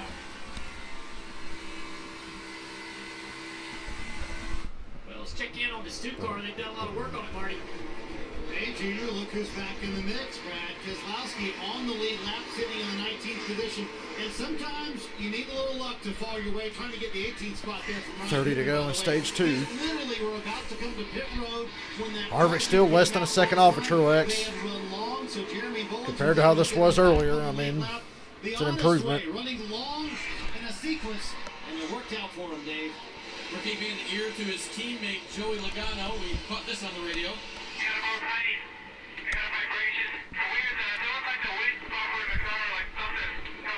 Logano says he's got a vibration.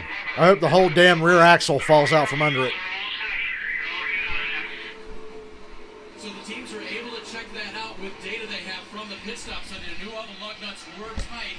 But it's a weird sensation he's having there. He's beginning to move back forward now. Now Truex is over a second ahead of Harvick. Me and my big mouth. I'm not quite sure what he's thinking of.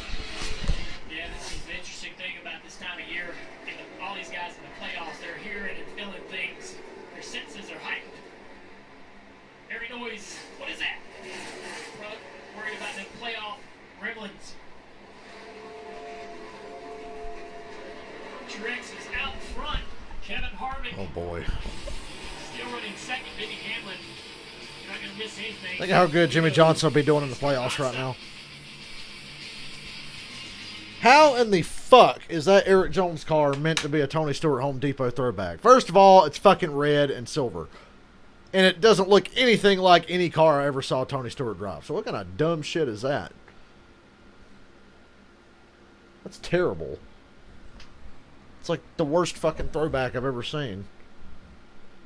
That's about as bad as like when Caterpillar or whatever's like, oh, here's our throwback. It's just our old logo that was never on any car ever. It's like, well, gee, what a throwback. No, fuck, Eric Jones's car sucks. That's terrible. Doesn't look any fucking thing like a Tony Stewart car. What were they thinking?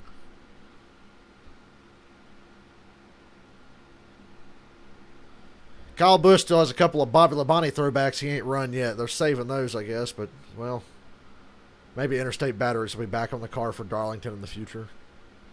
I personally like Bobby Labonte's 1999 Interstate Batteries car. It's pretty fucking sweet. Like 99, 2000, it was about the same, I think. Whatever, from that era. I got that die-cast here somewhere.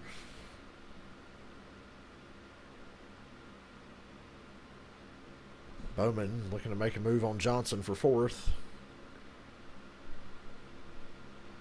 Quinn Howell for the 00 running 35th, just like Buckshot Jones would be. Good for him. That's being really committed to your throwback. I don't know if he's driving a Buckshot Jones car, but I mean, it's a 00, so I always think, oh, Buckshot. Was he Jamaican?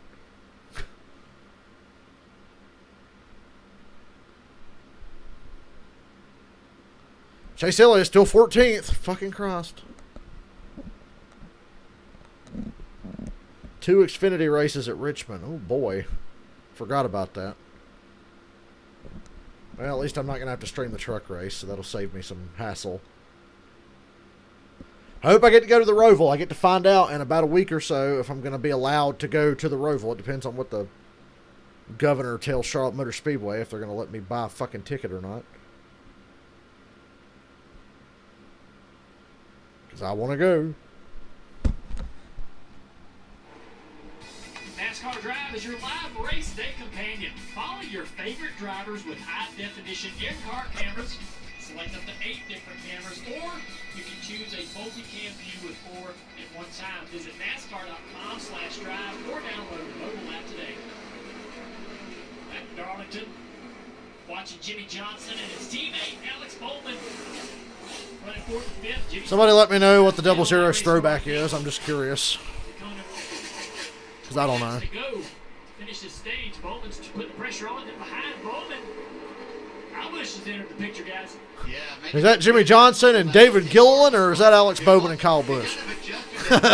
It's not an Elias Sadler throwback. It's a David Gilliland throwback. What are you talking about? But it fell off some, and it looks like now that they've got that combination worked out. Marty, you got something on that 18? Well, and Junior, they'll tell you this is not their best racetrack. Richmond and Bristol coming up, those are all really good Kyle Busch racetracks, but only one win. Are they real racetracks, though, Kyle? Well, and that talks to their consistency and their ability to work on the car throughout the race. Kyle came on the radio and told Adam Stevens a moment ago, listen, you're making it better. It's still getting too tight for me on the run, but it's better. It's better than it's been. 20 to go in stage 2. Creeping along here, 550 horsepower. See on the grill of that car, he's got a little tape that they've added. As it cools off. How about that Xfinity race, though? Woo! They may get to add more that was tape. swell. That exact problem, that tight issue that he has, will get better if they can continue to close that grill off. Kyle hasn't had the speed this year that we're used to seeing, but this is why he's a champion, because he'll take a car that's probably a 10th to 12th place race car, and he's going to end up probably working his way into the top 5 here shortly.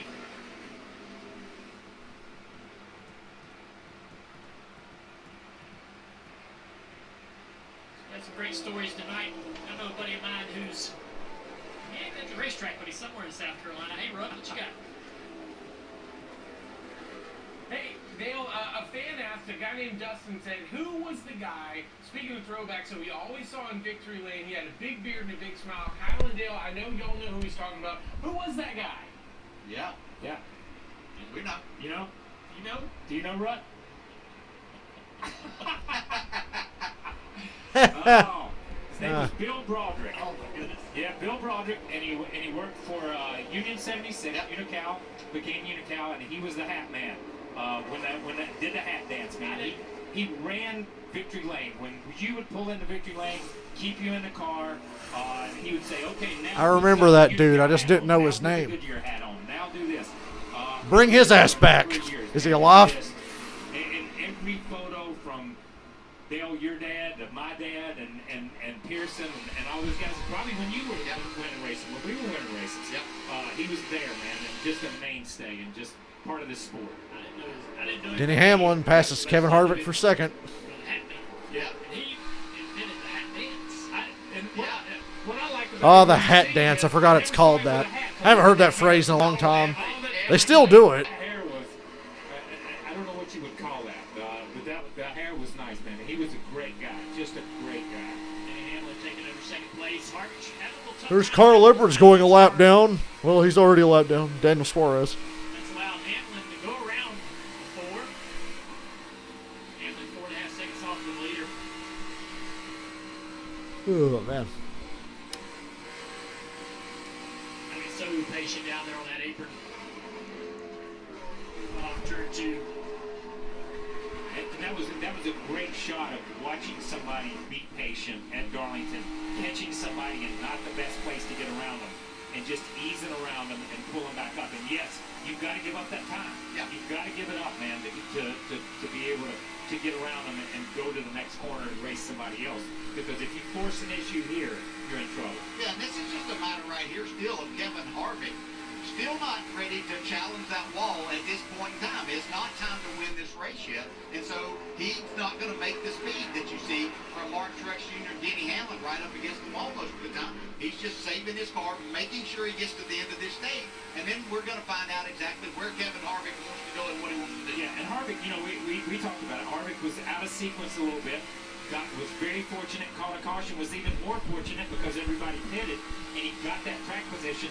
But in this segment, he is the Kurt Busch of this segment. He's been able to capitalize on that track position that he gained. Look on that pylon, though. Denny Hamlin closing in on that leader, chopping that leader. Is he, though, Junior? He's still like 4 seconds behind. Is that closing in with 13 laps to go on a stage? There he is. There's the man. Yeah, I remember that dude. I just didn't know his fucking name. That looks like my first win in Michigan. Michigan sure is. Yeah. For the Wood brothers.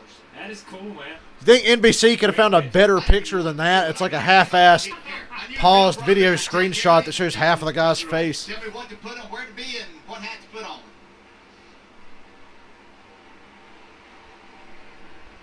Denny Hamlin in his number 11 car running second. Marty, what do you got?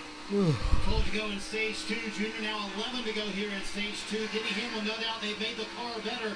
But he asked Chris Gabehart a moment ago, hey, how can I be better and catch my teammate Martin Truex Jr.? Take a listen. Your weakness is up the hill in the one, which is what we worked on in the first race 1 and race 2 last time. That's what you felt like you needed to go to work on. That's where your weakness is at. Isn't it amazing, Junior, how detailed the notes are? Now, Denny can go back in his mind and go, okay, yeah, that's what we worked on and how we got better. God damn it. Sleepy. And race 2 here in May, guess who won? Denny Hamlin. So he knows those notes in his head. He can go back to that because he knows he's got some ground to gain on his teammate Truex. Sitting there matching lap times pretty much, staying around 4 seconds behind Truex. As this race, as we get further in this race, I see this 11 car getting better and better, gaining speed, becoming more competitive. And I think what's important to note there also is Denny's willing to accept that information. Some drivers are weird about that. Don't tell me how to drive. You just work on the car, I'll drive it. But Denny is in a position where he knows what he's got. He's caught lightning in a bottle with this screw cheese combination. He's going to take that information and use it. Try to win himself a championship. Yeah, it's great when you can have that much trust in the people that you're working with and around. And I think what you were talking about earlier, that line that Denny likes to take into one, where he stays higher, well, that doesn't allow him to drive into the corner quite as far, but it does save his tires, and it helps him with a lot of momentum off of turn 2. But the faster way is to drive a straighter line like Martin Truex Jr. does and Kevin Harvick does, where you kind of clip the apron a little bit, you carry more speed, you go straight, then you go up to the wall, and then you can drive it how you want on the exit there. So we'll see if that's something that Denny does in this final stage. And you see that 21 car, Matt Benedetto, going a lap down. Yep, DiBenedetto's a lap down. Hamlin has gone around him as well. So Matt DiBenedetto, Chase Elliott still languishing in 14th. now Michael McDowell, there you see him. 7 to go on the stage. Not going to get any fucking stage points. DiBenedetto will not get the free pass when this caution comes out with 7 laps. But Austin Dillon's going to get a couple. Hooray. One of our playoff contenders struggling. Yeah, boy, I didn't expect DiBenedetto to struggle this bad. Like worse than Custer. We knew Custer was an easy first-round elimination. I didn't think DiBenedetto would be that easy. Forward to these short tracks coming up, but this is that place that, and when you're off a little bit, it's just magnified, and it's hard to make lap time. But, and this is I will say this. In a round where there's only 3 races, though. What about Rick Allen's doing right now? Is he like taking a nap during the stage while he's not in the booth? You can't afford in the playoffs to give up a single race. I feel like taking a nap. And he is struggling right now. Parker, what do you got on him right now?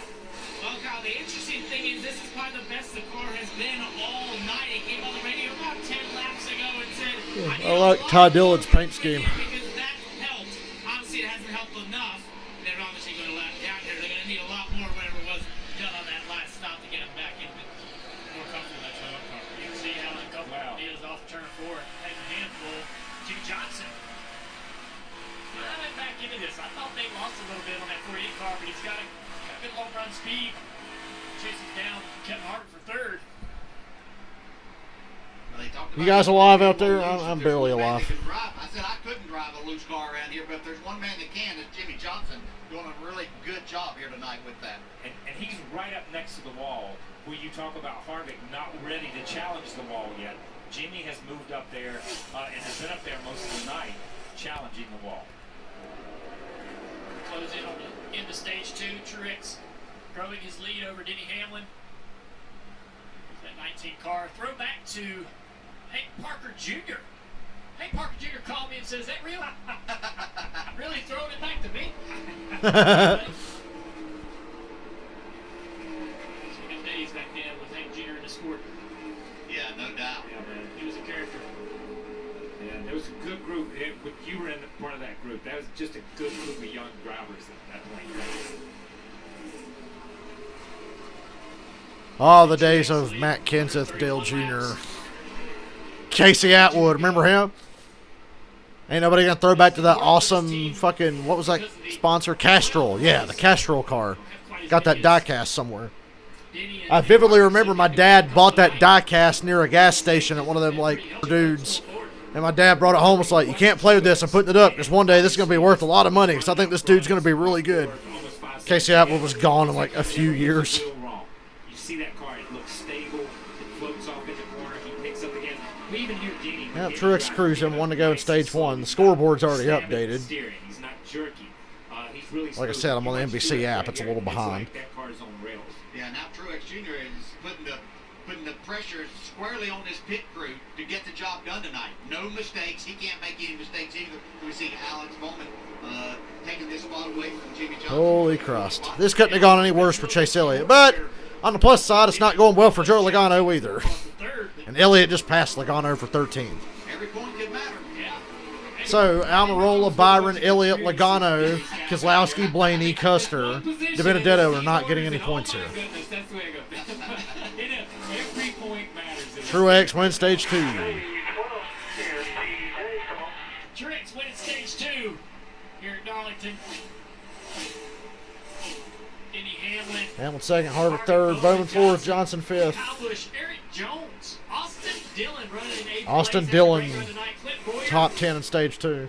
Kurt Busch going to take 10. All those guys gaining some valuable points.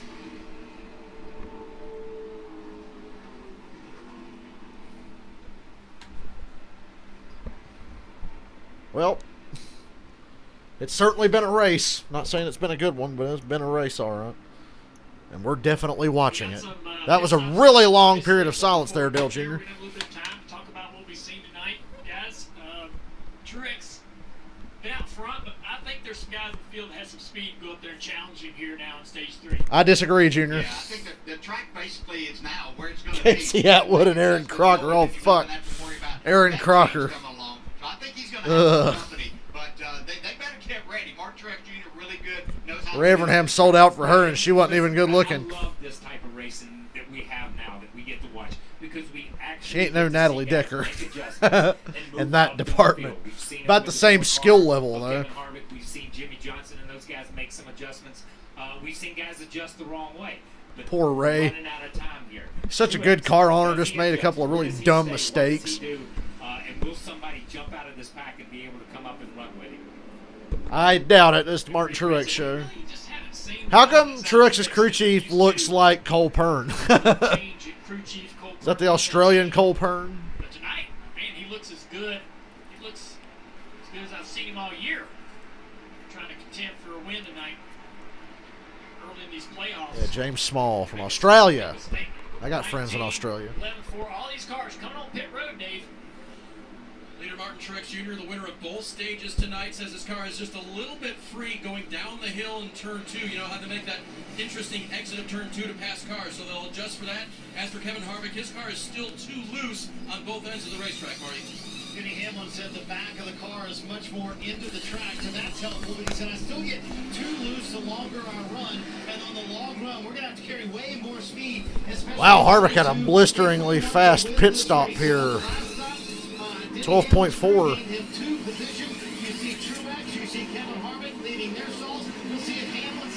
And Harvick is going to take the lead. That was a really good pit stop. So, Kevin Harvick. Actually, Hamlin. Wow, Hamlin beat both of them out? There you see the race off pit road. Is that right? And Kyle are going back to the Charlotte studios after the first Well, whatever. with my booth buddies. More from Don. Are they really still married? I didn't know Ray Abraham was still married to that bitch. Huh. Well, I guess he got something out of it then. I had no idea they were still married.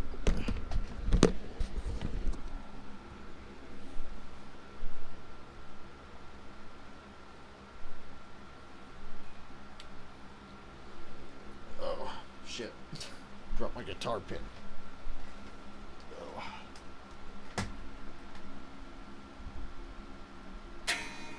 Oh.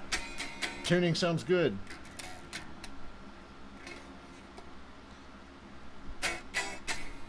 I just love fucking around on a guitar. I can't play shit. It's like half-assed War Pigs there.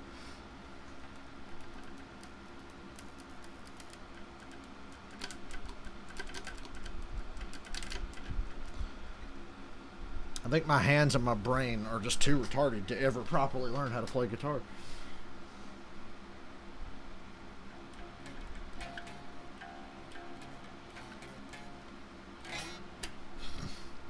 That's what I do when I give up on playing a part. I just go.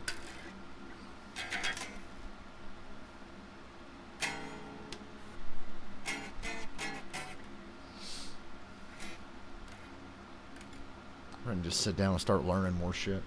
And my problem is I sit here and I look at tabs and shit because I'm a newbie at guitar. And then after an hour, I forget what I learned.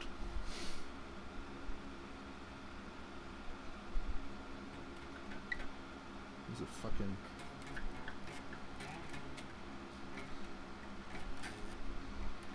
I don't know. Don't even know what I'm trying to play anymore.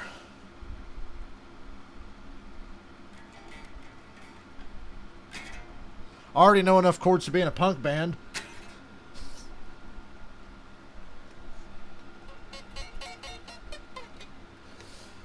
I really wish I had an amp. Then I could trick myself into thinking I was sounding good. Because you play anything through a fucking amp on an electric guitar, it sounds amazing.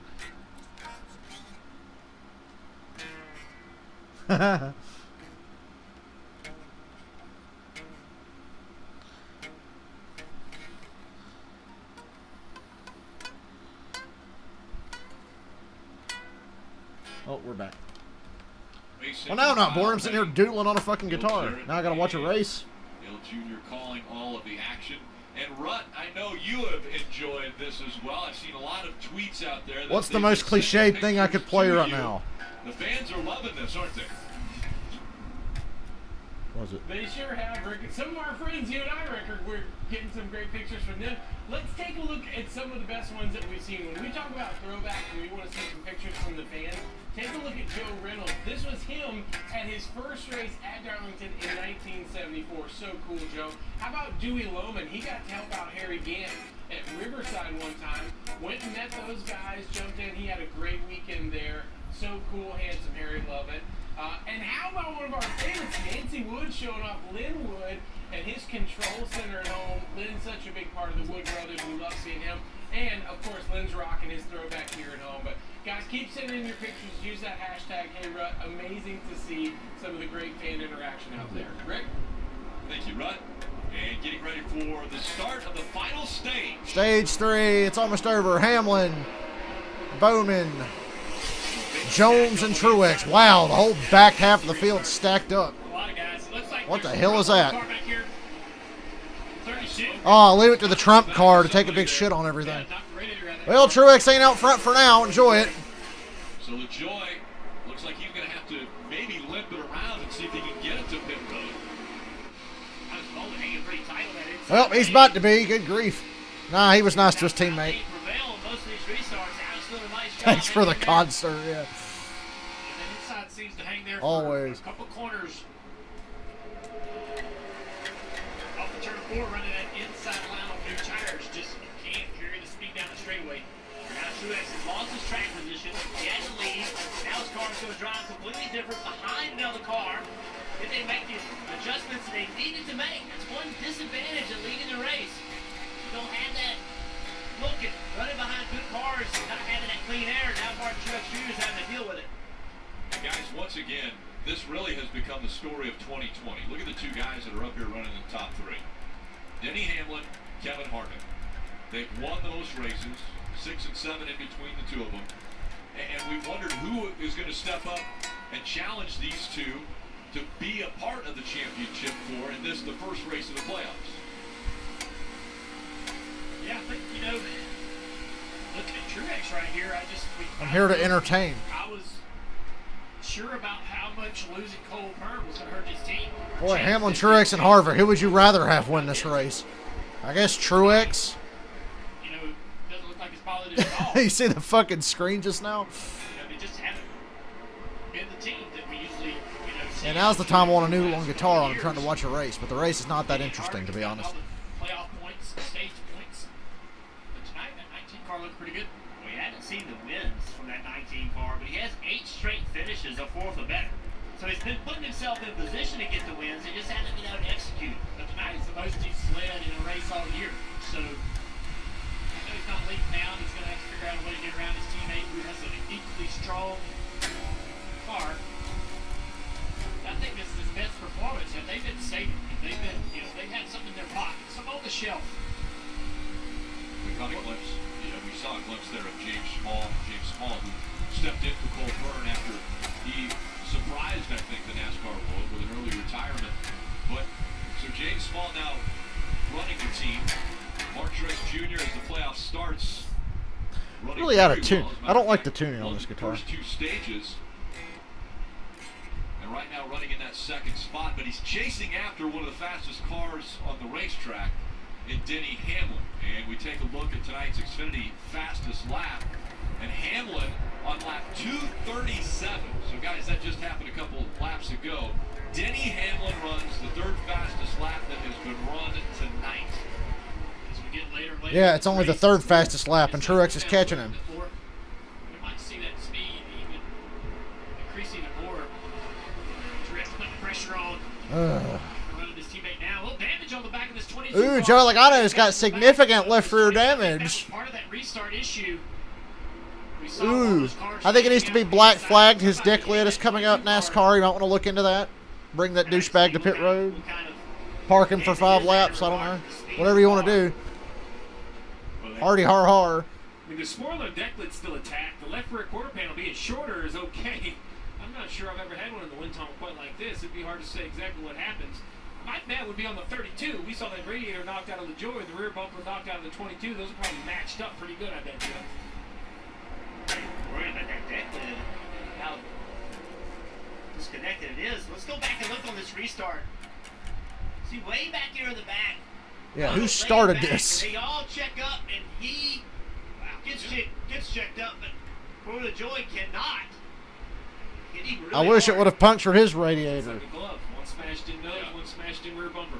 And that's the hits just keep coming. Logano hasn't had a great race up to that point, and now obviously with the damage to the back. How much longer can Hamlin hold off Truex? Maybe the pit stop a little bit when they go to change those left tires. Greg, I think that's a great point. His lap times are pretty good, but that left rear quarter panel is almost covering the tire. It's going to be very difficult to push it off. And as we've been looking at the 22 of Logano, here comes the 19 of Truex.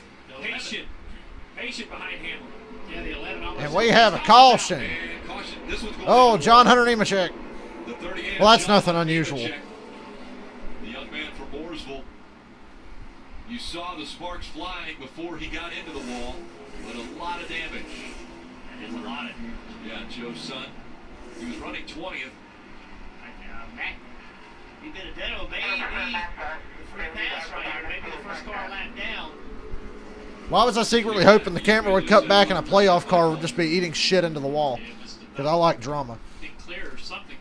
Implications. It's not the first. Darlington to Rick 1. We got a good night for John Hunter, but John Hunter's had a really good year, representing himself well, and sure enough, we are hearing that Matty D is the free pass. So a bad break for John Hunter, a good break for Matty D. We keep talking about how long the race is, Rick. There's still 122 to go. Yeah, oh yeah. You know, you work all first 2/3 of this race to put yourself in position. You got to stick with it. So the hard left turn, he'll head into the garage. The 43, Bubba Wallace, also had made his way behind the wall. So Dale Jr., you and I had a conversation about the one of Kurt Busch. You saved that set of tires early in the race, and as we saw those green flags, or that long green flag runs, you questioned if that set of tires was still had value. Well, 122 to go, 10, 12 laps or so in this set of tires. I think everybody has to pit. This is the type of thing that will make that set of tires have value, right? If we get another yellow and another yellow, we've seen them here before. Yeah, I know. I think that if I was, if I'm Kurt, if I'm driving that car, I'm like, man, I want them tires for the last run of the race. Yeah. I'm so out of tune. What do you think? Stay out here? I don't know. Drive myself back into the top 5. Man, I'd love to have new tires with the rest of the field on old tires with about a 30-lap run at the end of this race. Well, I think they're all going to pit right here. So that's just yeah, you got to pit. One more set at it, all their stuff right there. So you might have that chance that you're the only guy with a set left. I don't know if you can get 30 laps on that set, but maybe 15. I'm going to need 30 to get to the front. If there's only 25, 26, or 24 cars on the lead lap here, 25, I'm going to need quite a few laps to get around. Joe Gibbs Racing has got to feel pretty good right now as his caution has come out. We take a look at the Toyota driver update, all inside the top 6. So Denny Hamlin, Martin Truex Jr., 1 and 2. Eric running in the 5th position. Kyle Busch is 6th. We're just about to have a great battle for the lead with Truex. He was putting pressure on Denny before the caution came out. Truex was moving around. And Denny was too. Denny was looking in the mirror going, hey, where's he running? I'm going to run there. Both swapping lanes, high and low at the corners. Pit road. The battle switches now to pit road. Which pit crew can get it done right here, Dave? Yeah, it's been Hamlin so far today, hasn't it? Now can Truex, his teammate, and Kevin Harvick also make up some time on pit road. Short run for these guys, not a lot of description about anything different they want out of the race car. They do want those 4 fresh tires, though, all the way around, Marty. Denny Hamlin, for the first time tonight, said his car a little bit too tight. He said it's good, but in 1 and 2, I'm a little bit tight for the first time this evening, especially on the exit of 2. That's where I would like to be loosened up. You guys mentioned the battle on pit road among pit crews last time. Denny Hamlin's team took him from 3rd to 1st. We'll see if wow, Truex had an 11.9 second stop. Harvick had a 14.2. Gee, I wonder who's going to get the lead here. Oh, look, it's Truex. Kyle Busch up to 3rd. Hello. Big gain for Kyle Busch. He gains 3 spots. Chase Elliott up to 8th. He gained 4 spots. Hooray. Hamlin dropped a spot. Still hope. That means the choice rule. If Truex blows up, I might have a chance at $9.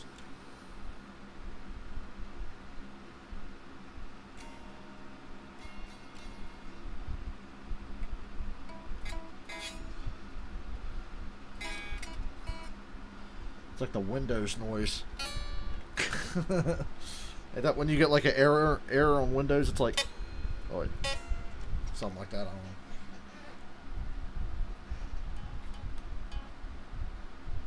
Or what about the Asian lady in Spider-Man 2 singing the Spider-Man song? She's like...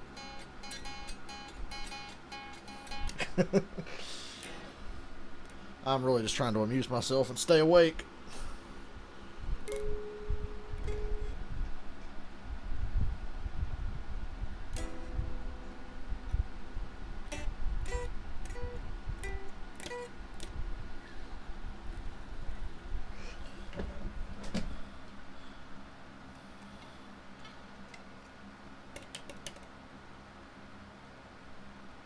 I don't have anything metal to use as a slide.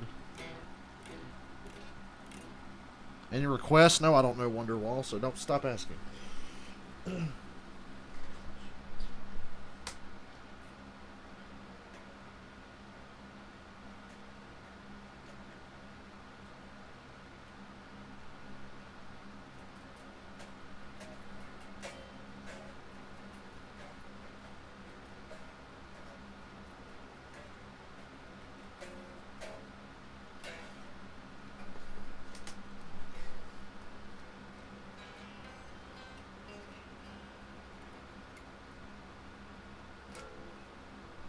I should lie and bullshit about playing guitar, because if girls hear you play a fucking... Hold on. If they hear you play like this, they think you know what you're doing. Oh my god, he played a chord. He's so talented. And then they want to blow you.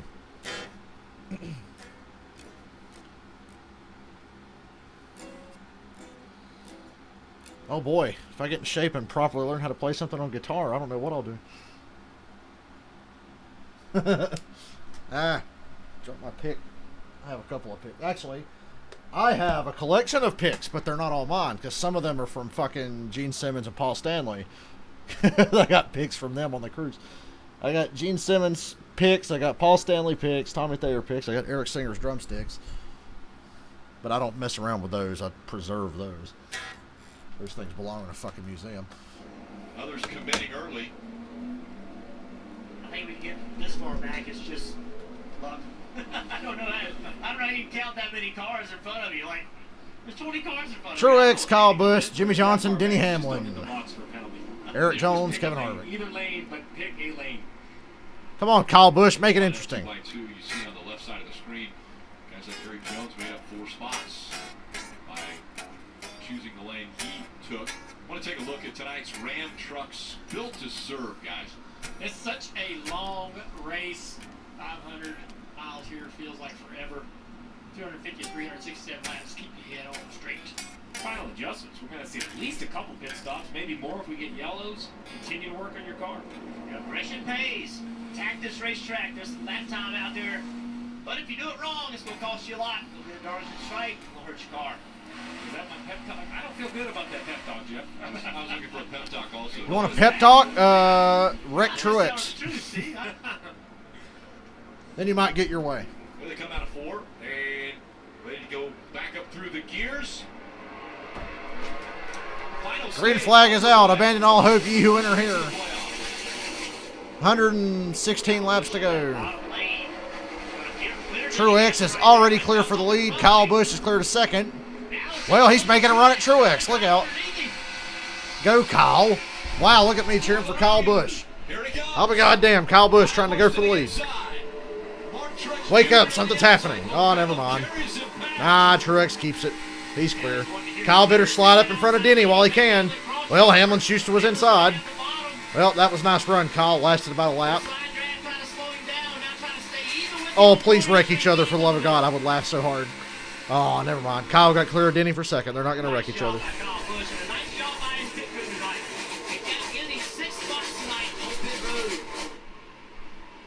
Right now, the top 4, the final 4, or the championship 4 from a year ago.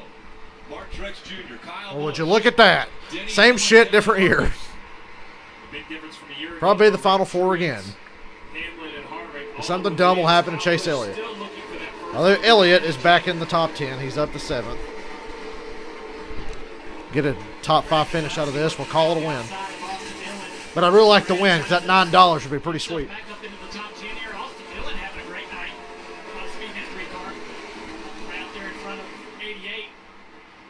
Look at the run he had on Keselowski there. Keselowski making a good, nice comeback there. He's in 12th. On the lead lap and everything. Trying to salvage something. Eric Almirola's in the top 10 for, I think, the first time tonight. You can't have those kind of mistakes late in these races. Take you out of a decent top 10 finish. What happened to Keselowski happened early. They're able to work on their car and try to rebound and get themselves back in position. Drive back to the field. Much the same situation for 41, Cole Custer, the rookie, right in front of Brad Keselowski. Caught speeding on pit road earlier, went all the way to the back, and I'll be honest, Rick, just hasn't been any highlight reels, which is the goal at Darlington, right? Unless you're leading, you want to stay off the highlight reels. You see a little bit of that damage or tape on the front of the 41, but all the way back up to the 11th position. That's what you got to do when you have a night where Blaney, Benedetto, Pagano, guys are having issues. If you don't have the speed or the car that can go up there and contend in the top 10, just get what you can get. Try to keep your driver out of the fence. And as a rookie, we've said this multiple times this year, but what a horrible year to be a rookie, right? No practice. I mean, no track time whatsoever. You roll Back to your regularly scheduled program. Truex driving away. so many more years of experience. That's just something you cannot make up. Gibbs 1, 2, 3. Eric Jones is in 8th. God, this race really is just the same as all the rest. Truex, Busch, Hamlin, Harvick, and then Jones underperforming compared to his teammates. Elliott, the top running Hendrick car. That is stuck open somewhere, and it keys up on Kyle's radio, so he hears that. It is someone at the racetrack, they know that, but it is not anyone on this race team. They just now have switched to Channel 2 after the fourth. Remember a couple years ago, somebody hacked the radios at the 600 when I was there. Radios to Kyle Busch. How's your tires, bud? It's got to be distracting to Kyle Busch. Absolutely. And you only got a couple of channels to... Hey, can you not say my name over the radio, please? Why not? Could be someone else on the frequency. That have gotten our frequencies, I love horrible bosses. Well, no. Yeah, there you go. That's a good thing. That's using the old Hendricks brain. Yep, and there's the last name. Sit outside the racetrack and just annoy you all night long. Try to get on your frequency and ruin the game. Why are we on the walkie-talkies? We're in the same fucking room. We're really driving away from this 18 car. And we hope that's not the case. Running right now in that second spot is Kyle Busch. When we talked to Adam Stevens earlier this week, he made the comment that Kyle Busch... Well, there better be some brilliant fucking Mark Twain shit about to go down here in a little while, because this race has been pretty forgettable. Steve, you mentioned maybe put another piece of tape on the front. Not to be a pessimist, but it's really hard to not say that when you're a streamer. This has been terrible for content. More than what we think we can get. We run out of shit to talk about an hour ago, or more. In that second position, challenging for the lead. I can't take credit for the tape. That was Kyle Busch. Do What the fuck? NBC app. It's the best adjustment you have. Down force, grip, all in one. You know a driver we haven't talked a lot about today, though, as we zoom in on that tape, a couple pieces of the 18. How about 24 William Byron? You know, a great second race at Dover. A walk-off win at Daytona to guarantee a spot in the playoffs. He was close. It's not a walk-off win. He was going to make it anyway. Second, but we know the win guaranteed him a spot.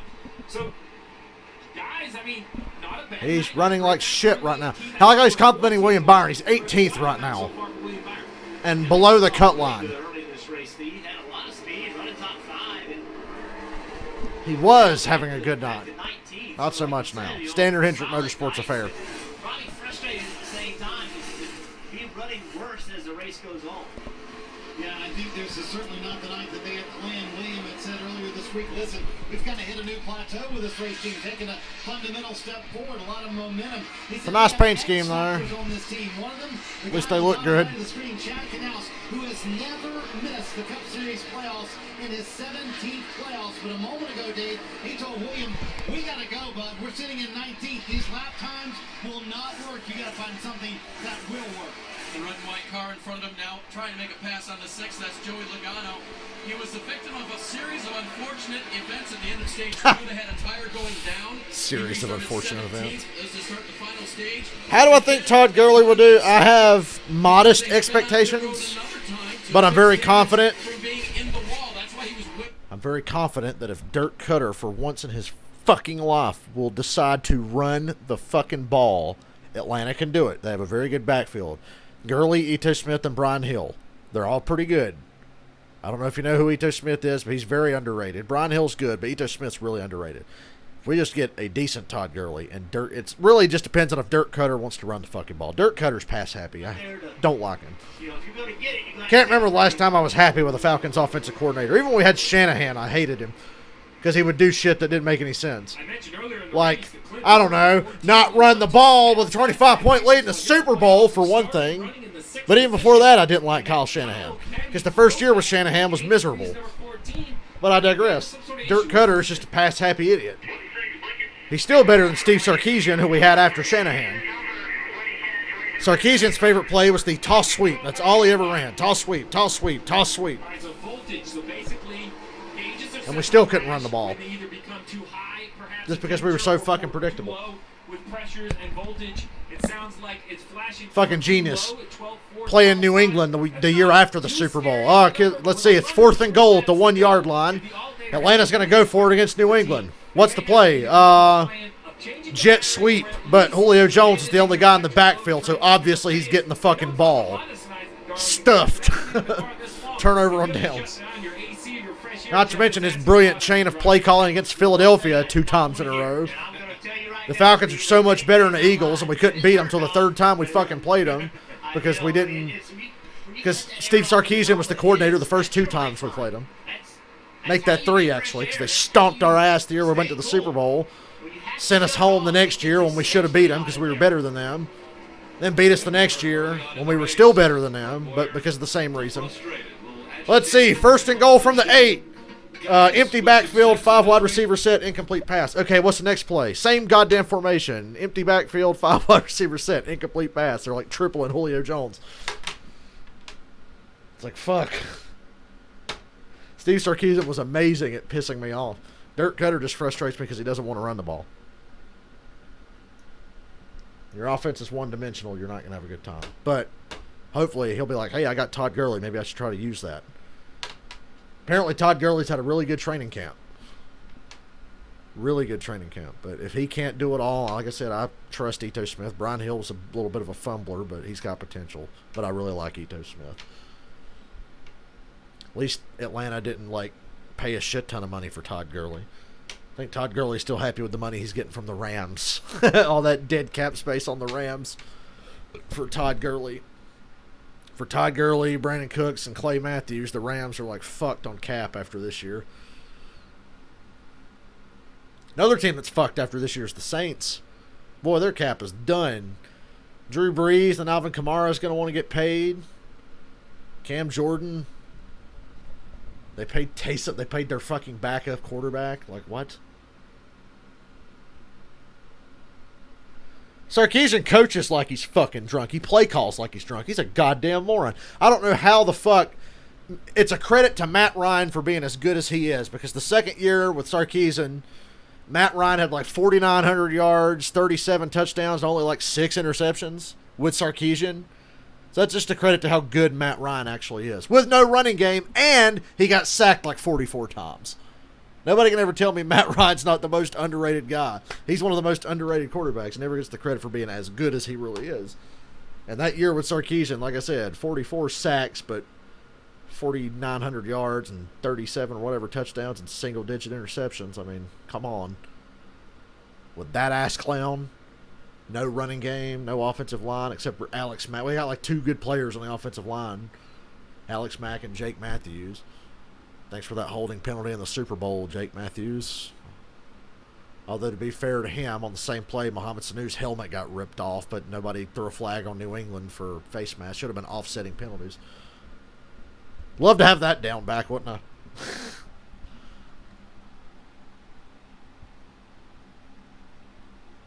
God, Sarkisian sucked so hard. Like I said, the last time I was happy with our offense was 2012, and that was the first time we had Dirk Cutter.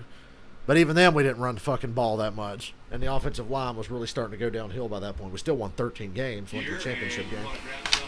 Show off during the playoffs. Visit NASCAR.com/shop. You've got t-shirts, hats. That's a rant for another day. All your favorite drivers. Working hard there behind the wheel as we go up above. Truex really working that hard. He's pretty fast. You buy Geico. You see How come that 19 car didn't run like that when Daniel Suarez drove it? Working his way by the 96 now. Daniel Suarez. Suarez already. Steve Sarkisian calls 4 plays with a 5 wide receiver set and empty backfield. First and goal against Philadelphia. Then Philadelphia holds. We get a free first down, and he does it again. He fucking does it again. Kurt Busch are in the top 5. There's Eric Jones. It was incredible. Chase Elliott. Incredible to watch. Seriously, that Eric Jones car does not look anything like Tony Stewart's car.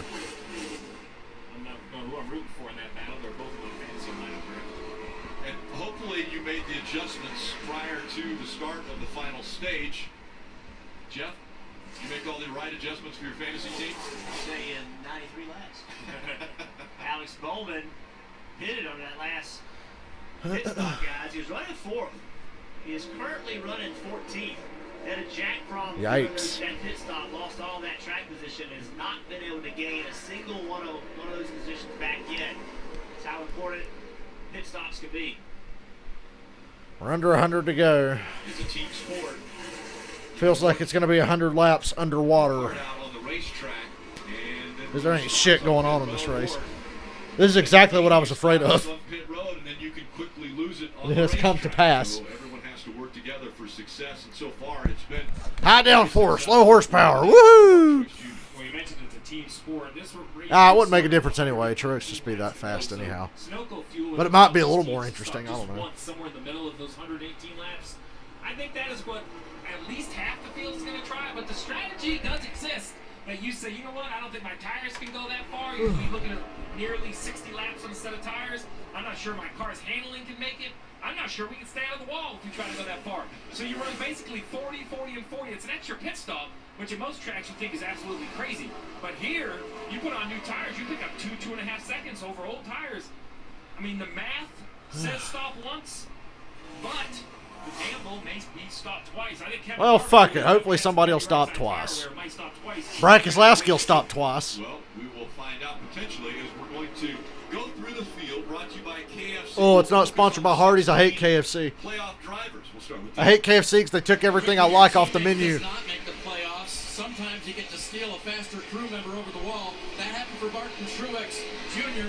Mike Hicks has joined this team as the rear tire changer. He was. Well, gee, how do you think Truex is placed at the start of the playoffs?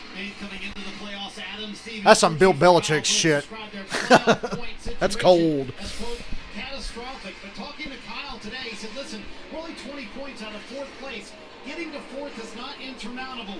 We need to win to do that. Right now, Kyle Busch just 1 spot from being able to win for the first time in 2020. Meanwhile, his teammate Denny Hamlin back in 3rd. He's throwing back to 1973 when FedEx began and Cale Yarborough won the Southern 500. Denny told me earlier this week, one of the coolest moments of my career about 3 or 4 years ago, I got to ride around in a truck at driver intros with Cale, and he immediately started giving me lessons on the racetrack after I won 2 Southern 500s. He said it was so much fun. I listened to every word he said, Dave. Kevin Harvick is probably one of those guys, Steve, you talked about it, who will split this into a couple of different runs. They talked about going just about 88 laps to the end. That's right now, so they could be pitting any time. Kevin having a strong run tonight in 3rd, in 4th position. Running 5th is Kurt Busch. Remember, he got some nice stage points early on, which were so important with a gutsy call by Matt McCall to leave him out on old tires. Kurt drove extremely well and held on to that position for the end of stage 1. As for the 14 and clipboard, monitoring that voltage situation, his crew chief Johnny Klossmeyer did say if it goes below 11, we're going to have to bring you in and make a change on that. Right now, it's holding together for Clint. Well, I hope it goes below it. Earlier this week, Chase Elliott said Darlington brings a level of challenge you just don't find anywhere else on the NASCAR calendar, and boy, is it challenged the 9 team tonight. Led the first 81 laps of the race, contact with the wall, right rear damage. Alan Gustafson told me, I think it's fixed, but we lost all that track position trying to fix the right rear damage, that we're finally in a good spot here, sitting in 7th, Parker. Eric Almirola just 10th place right now, coming in this playoffs, was incredibly consistent. So consistent, he caught the eye of a couple other competitors who told me, we just need to be like that 10 car. So I asked him, what do you do in the playoffs up that? He said, well, round 1, nothing else. We do exactly that. We run in the top 10, we stay consistent, and that is what they've done tonight, running inside the top 10 very consistently. Behind him, Was that Jimmy Johnson's coming to pit road? Is he on this? Yeah, he's on the pit twice strategy. Yeah, fuck it, Jimmy. Why not? You're not in the playoffs. Go for it. I say do it. I hope that's why Jimmy Johnson's pitting. A rally for Brad Keselowski sitting in the 11th position. Remember, they had the contact early on with the wall. Was a lap down for a lot of this race. Finally got that lap back. They made the car better. They fixed the damage. And he's flirting with the top 10 day. An incredible recovery for the team that came in as the 3 seed. Really strong night for Jimmy Johnson in the 48, one of the non-playoff drivers. He'll make it a 2-stop in the final stage. This one coming with 84 to go. I like the aggression. You're the only one out here not really worried about points. Oh, So go ahead. Rick Kendrick has said, I don't know if you guys heard about this. Rick Kendrick says we have a driver for the 48 car next year. So Hendrick will still be a 4-car team, and Rick says they have a driver. They have not announced it yet, but God, I'm really fucking curious to know. Rick, 3 years, Justin Alexander and Austin Dillon were paired together. All 3 years they make the playoffs. I like the belief that they belong. That's what I see with this pit strategy. This is aggression. You know, this may not work out, but I think when they look at the points and how far below they came in, they said, you know what? We're going to have to be aggressive if we think we're going to keep up with Harvick and Hamlin. Well, it was a big win at Texas. They were aggressive there. Parker. Alex Bowman also coming down pit road. We talked about that slow stop he had before, over 20 seconds, taking him out of the top 5. He's got a bit of a tight condition at the start of runs, and then it builds loose throughout the run. So trying to get some new tires here early to make up some time on the racetrack here. So the players also coming out pit road. The 12 of Brian Ladies had a very eventful day. Losing his crew chief when he was ejected earlier. Travis Geiser put on the box, and then you see that damage in the front. They've had to fix that and fight through it, causing the car. Ooh, we've hit the 3-hour mark Joey Logano reporting that he's been sliding the right front tire on that for the race. car, so it's not going to look good coming off of there. He'll get 4 fresh ones and a load of Sunoco fuel. Kevin Harvick has now made it to pit road in the 4 car. That paint scheme on number 4 is, of course, a throwback to Busch Beer that was the sponsor of what is now the Xfinity Series back in, well, for so long. And they threw it back this weekend to Boy, it would be really ironic if that series was still sponsored by Busch. Until Chase Elliott got some track position back. Well, he got it on that run, and Chase said right before coming to pit road, best we've been all night. This comes from a guy who led 81 laps early on. So yes, they have fixed the right rear damage for Chase. So it was just clean air earlier for Chase. Stop here at Darlington with no changes for Chase Elliott. So much happier with the car. We'll see if they can keep that track position. They have now gained, Parker. A Napa logo on a Lowe's paint scheme. I'll allow it. Didn't really dawn on me till just now.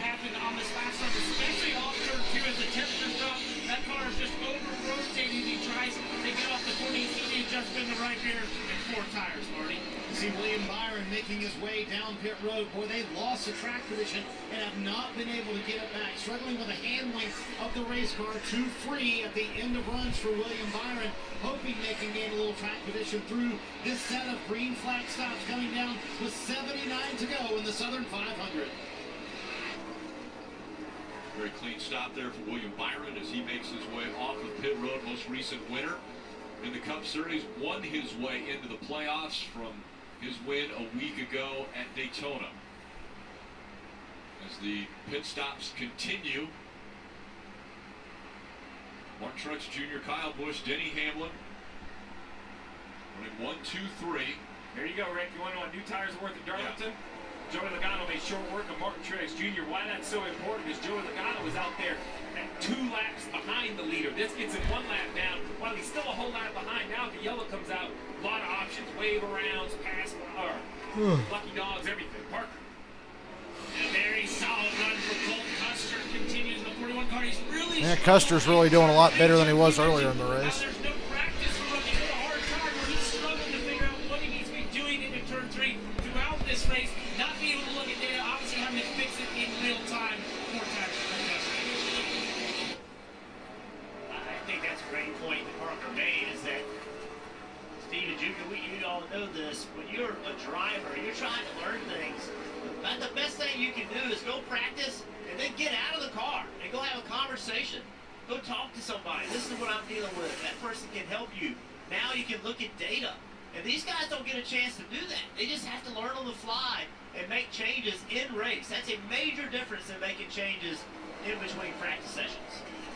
Wade Byron goes by a race leader, but again, that's just to unlap himself.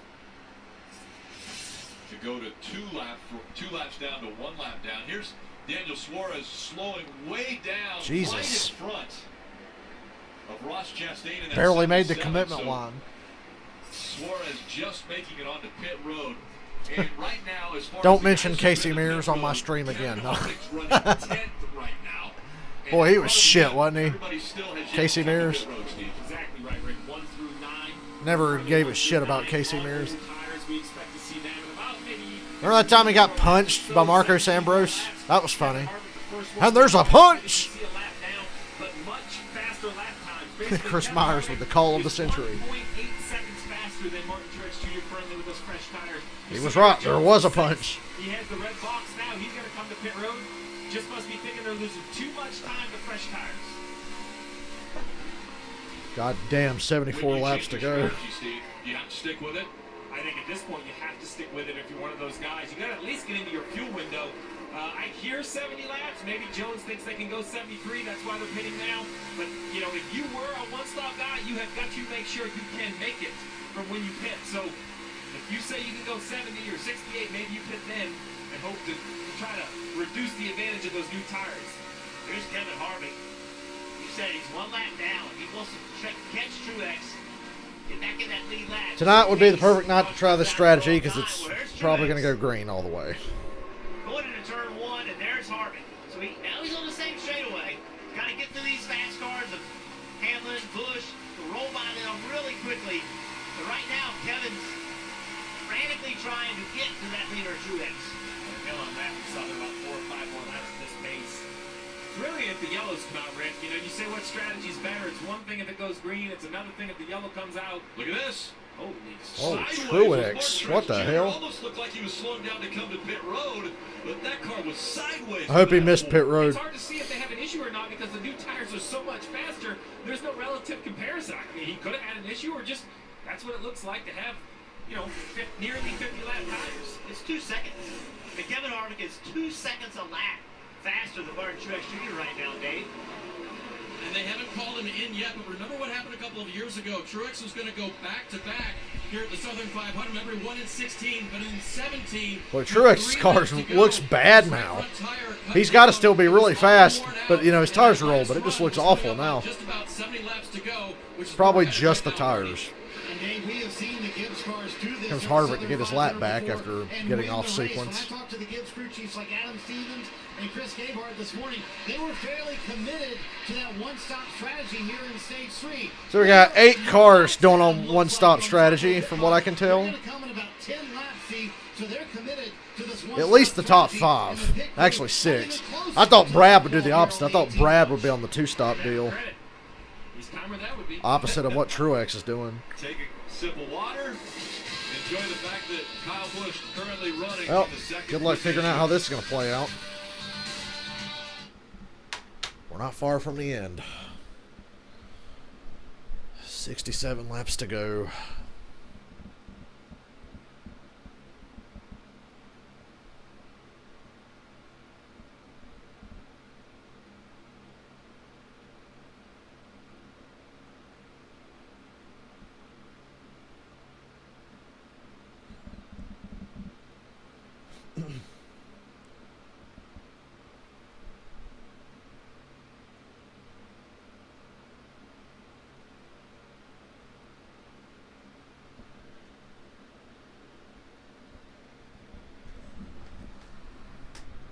Ambrose, I'm leading a Sonoma turn. Yeah, God, I remember that.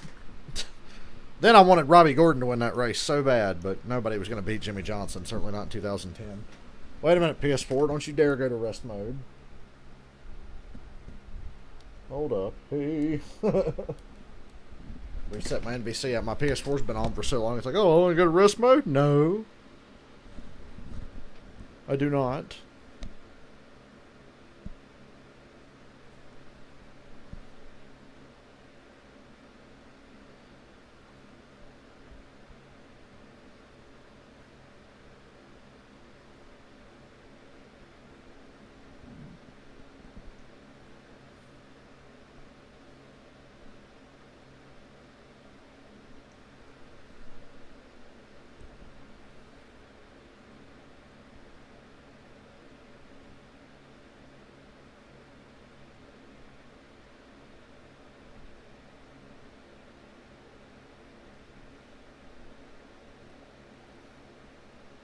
Oh, wait. What's up with Boyer?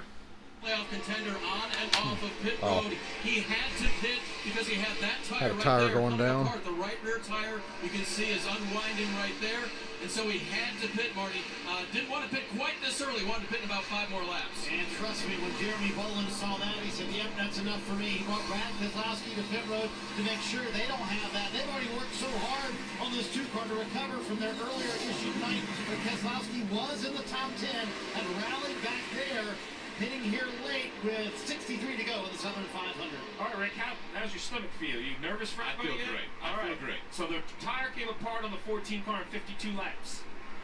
There's 66 laps to go when he left pit road. If you're Martin Truex Jr. right here, you're trying to get to 60 to go, but look how slow he is on the racetrack. Well, remember, we just saw Martin Truex Jr. sideways, too. I mean, he is tearing apart those rear tires.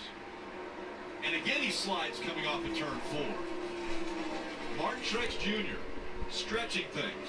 Again, James Small calling the shots for the 19 team, the crew chief, taking over for Cole Pern. And it looks like Martin Truex Jr. has his hands full every turn. Dave. Kurt Busch's crew couldn't wait any longer. Matt McCall pulling the trigger on the 1 car coming to pit road. He'll get 4 fresh Goodyear tires. I don't know what strategy call I like better. Opposite of Truex is what I like. We saw coming off of Clint Boyer's car. There might adjust just by a couple of laps, Parker. Ron Gordon there with Matt Benedetto, who's also coming down pit road. His car finally had some grip in it, but by the end of that run, he too was very loose as we've seen all these cars trying to stretch these tires as far as they can go. This team trying to rally back from what's been a very tough night, an ill-handling car from Matt Benedetto and the Wood Brothers 21. 19 cars coming to pit road, fellas. Race leader Martin Truex Jr. is going to give the lead up. Martin Truex. Why does Rick always say it like that? Martin Truex Jr. Truex onto pit road early. Martin Truex Jr. That's how he always says it. 60 laps to go. Scenario I talked about in 2017. I believe it was 69 laps he tried to run at the end of the race, and the tire came apart just before then. So Marty, this could work out. Fewer laps this time. His teammate Kyle Busch coming down pit road. Meanwhile, Denny Hamlin stayed. Kyle Busch on pit road. Very happy with the handling of the car. Truex, they had another 12-second stop. They're certainly not losing time on pit road.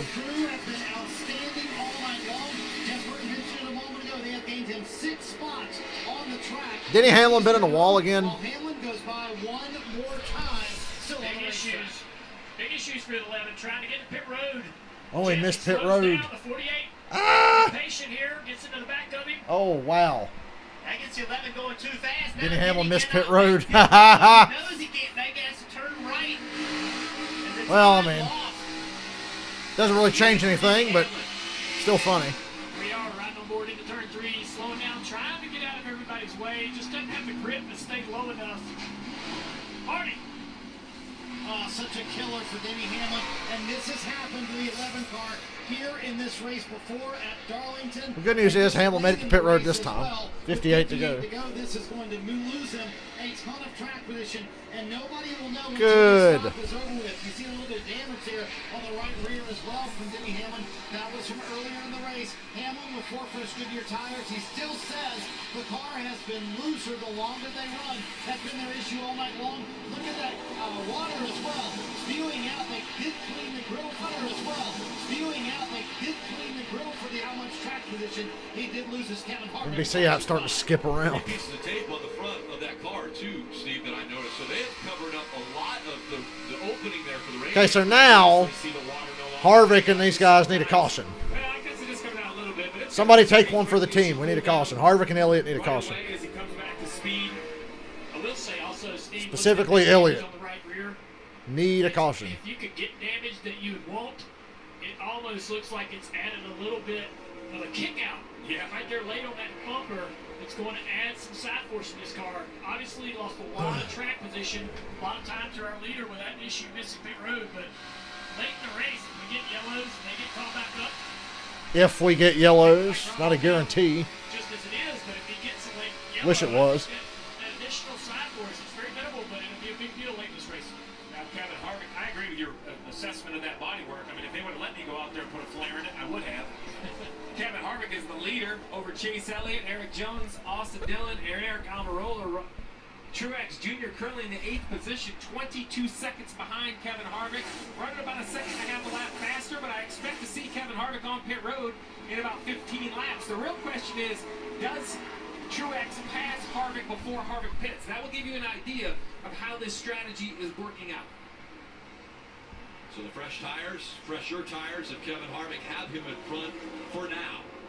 But the guys who have pitted later, like Martin Truex Jr., he pitted on lap 307.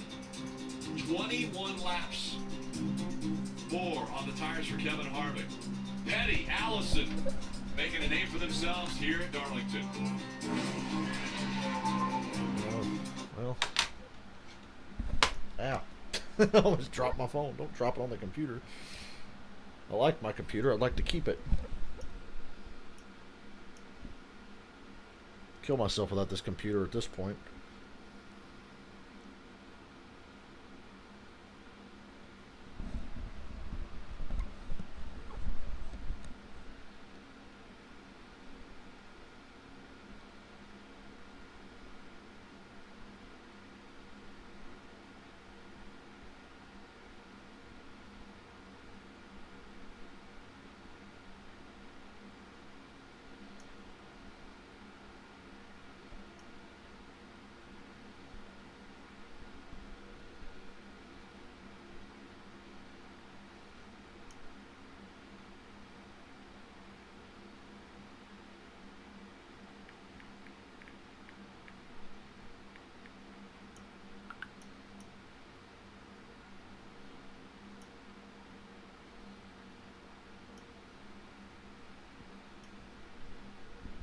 Don't show a Domino's commercial. Please.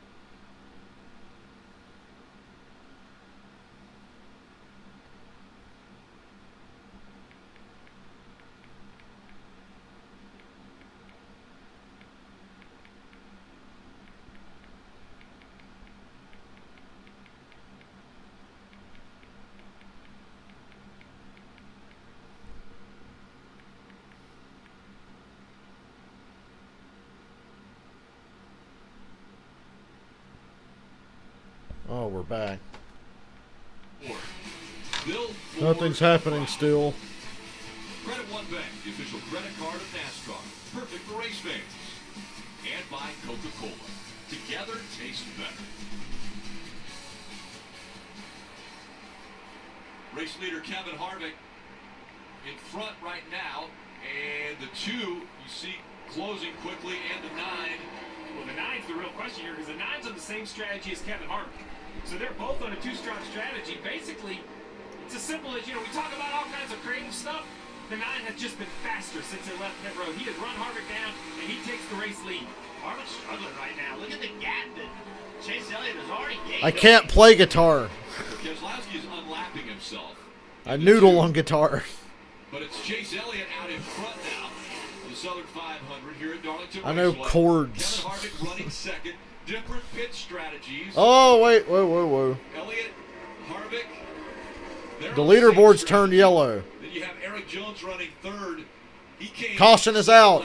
Yes! Yes! Well, it's a great break for Elliott and Harvick. Yes! Everybody that pitted early. Yes! With the freshest tires, still has 13 laps on him, so he's going to come to pit road. Basically, it's let's reset the field. Everybody on the lead lap, which is Thank you. cars. Finally, something good happens. There's your race leader. Boy, that literally just picked me up of what I was just thinking. Like, my mind was in a pretty shit place. Not because of the race, but because of personal shit. Now I'm like, yes, way happier. He knows, and he took a gamble, and it paid off like a lotto ticket. So car. There's some sheet metal on the racetrack, so debris on the racetrack. Oh, yes. is the reason for this caution. A debris caution that benefits the Jimmy Johnson car.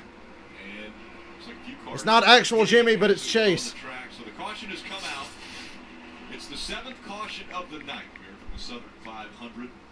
Only 46 laps to go. Steve, tires mean so much. Everybody on the lead lap will have to come. I expect everybody on the lead lap to come. Everybody one lap down. Newman, Reddick, Matty D, and Blaney will all probably stay out for the waiver round. It's really their only option now with 48 laps to go. Or excuse me, 46 laps to go. So, all right, pit crews. Thank you, Lord, for this caution. Consistent speed at Kyle Busch's crew. Denny Hamlin's had some good stuff. Oh, shit. Oh, there's well, one. we also, at the beginning of the show, mentioned the word pressure. Never higher than right now on these teams. Pit stop coming up. Today. 1, 2, 3. Ah! Copyright.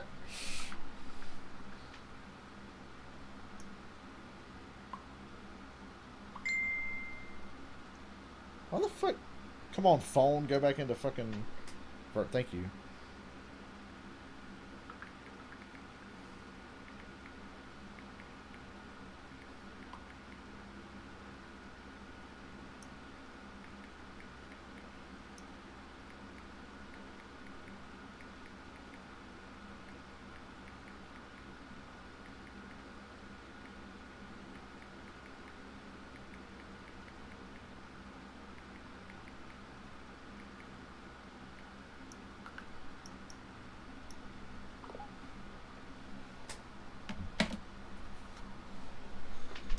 Look at all this noise I can make.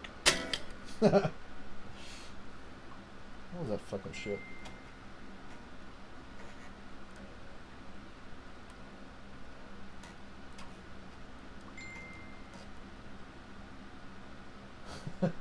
Oh my god, it's like the most obvious thing everybody learns when they play guitar.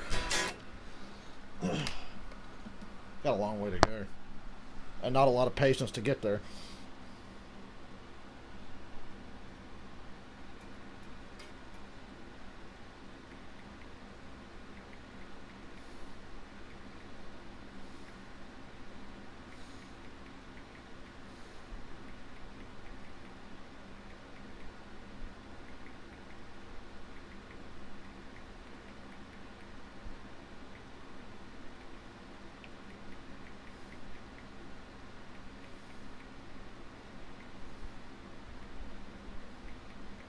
Oh shit, they're back.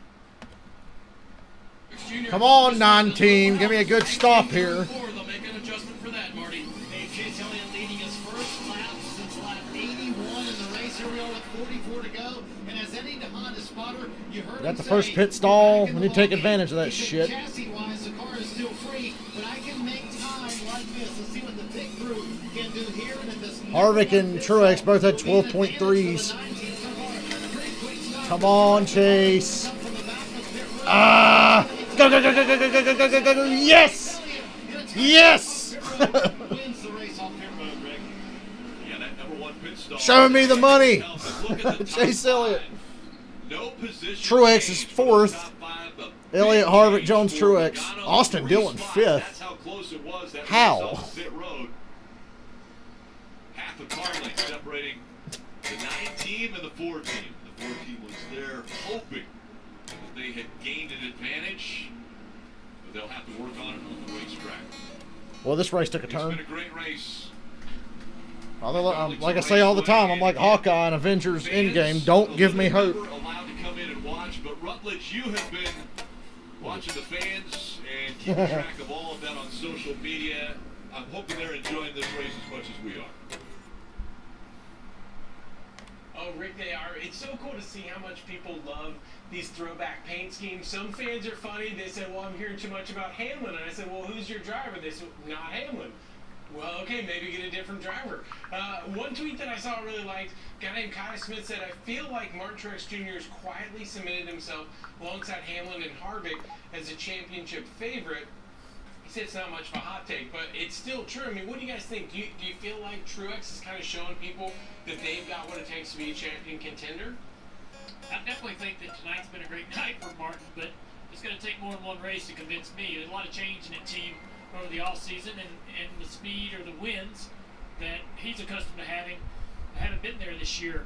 But 4 drivers go to the final event. I would put Martin in that group comfortably. I would put a bet on that. Hey, Junior, if I told you that the last 2 Richmond races were won by Martin Truex Jr., that's the next race in the playoffs, would that maybe change your feelings a little bit? Well, I think tonight him gaining a couple playoff points, if he goes into Richmond, has another great weekend, I mean, he's going to gain the points that will help carry him through the rounds. You know, the guys that have been gobbling those up this year, Denny Hamlin and Kevin Harvick hadn't left many for anyone else. Yeah. So I feel like one string just randomly went out of tune over the last couple days. Probably the fucking stronger through this first round. Really last string. To the beginning of the playoffs. I don't fuck with the tuning. I'm not that smart. I'll never get it to sound right again. My friend Ben knows how to play guitar. He was the one who tuned it, but I think it's just slowly gone out of tune. Get on the pit road. Take another look at what happened here. Yeah, so watch this right here. The 10 of Amarola is underneath him. Normally, Denny Hamlin would have pulled all the way down to the inside. I'm like Paul Stanley. Like he said, I don't tune. I don't. Hamlin, because the 10 car was next to him. Jimmy Johnson had no idea that he was pitting. He got into the back of Denny Hamlin and got him going too fast. It's crazy how little things in a race can make such a difference. Denny Hamlin was running 3rd. And he lost so much track position because he had to go around the racetrack again. And he was slow getting on pit road. One string. Because of everything that happened. He is now running 13th. So from having a chance to really have a really good shot to win this race, to having a battle for 13th, all because of just the way everything lined up. Sometimes there's nothing you can do. Sometimes just things stack up against you. Yeah, Jimmy came over the radio, having never seen the hand signal that Denny gave. And it's just really put both those guys in a tough position. Jimmy was having a great night. It's hard too, isn't it, Junior? When you're racing, you know Denny Hamlin's racing for a championship, and you're not. And it's really hard. You feel hard. That's why I stick to drums. Guitar's too complicated. Both those guys a lot of spots. We'll see what happens on this inside line. But I don't have any fucking drums. Choosing the inside line, but will it work for them on this restart? Coming up on 41 laps to go. All right, goddamn it, it's Elliott, Truex. Unfortunately, Truex got to the front row thanks to the stupid shoes rule that I hate. I'm kidding.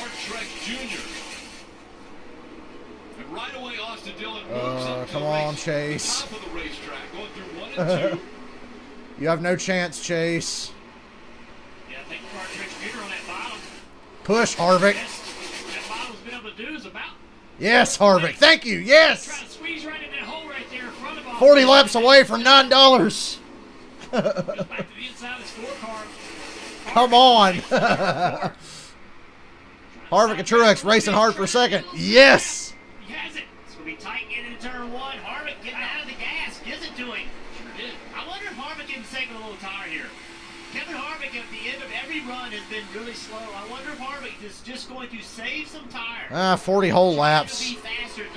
It's not going to work out for me. He put all that damage on the left rear quarter panel driving up in here. When I saw that damage initially, Steve, I thought that maybe that left rear quarter deck lid was moved up slightly. Well, up would be better. And if you shorten that left rear quarter panel, it actually helps evacuate the air. You see how much bumper cover smashed up? Also evacuating the air, so I don't think that's bad for aerodynamics. You could actually be making a little more rear downforce. Yeah, I can tell you what, you wouldn't put the rear bumper back on it if it fell off. I can promise you that. It would make it a lot faster. It did fall off. I don't think we can mention enough the run that Austin Dillon has put together tonight here at Darlington. Currently running in the top 5. He's got that 4th spot. For Chase Elliott, I will play the song of my people. What's most impressive, too, is that when this race started, they had to come to the back, and he wasn't going anywhere. Even Steve was asking, what's wrong with the 3 car? I love when I play part of a song I know, then it just completely falls apart. Brought speed to this car. I don't think a lot of people have this team moving forward into the next round, but with finishes like this, it's going to be a automatic move. Austin Dillon having a top 5 run in the playoffs. But behind him, in 6th place, is Aaron Jones, that 20 car. He is the only non-playoff driver I'm doing the whole workout thing, getting fit. Now would be a good time to have drums because I sweat my ass off whenever I play. So that would be a good thing to have right now.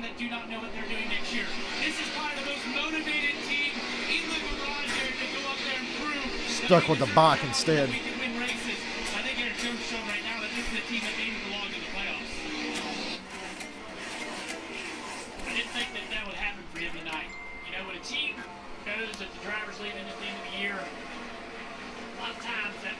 Falls off, they start looking ahead to the next season.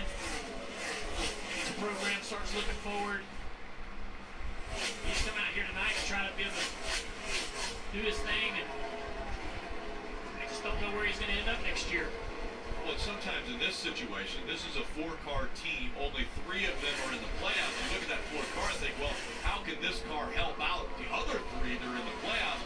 But right now, it looks like Eric Jones is thinking, we need to figure out how to help me, Eric Jones, because I still am looking for a job. Trying to not pay attention to the race, so when I look back, there'll be like 5 to go, and Elliott will have like a 10-second lead or something. No, he's got about a half a second lead. That makes the situation better because now you have Please God, driver, crew chief, and $9 isn't much, but it would feel good. to make sure that they have a job in the sport next year. And how do you do that? You perform. You perform. You bring it. You show people you can do it. That's how you get opportunity.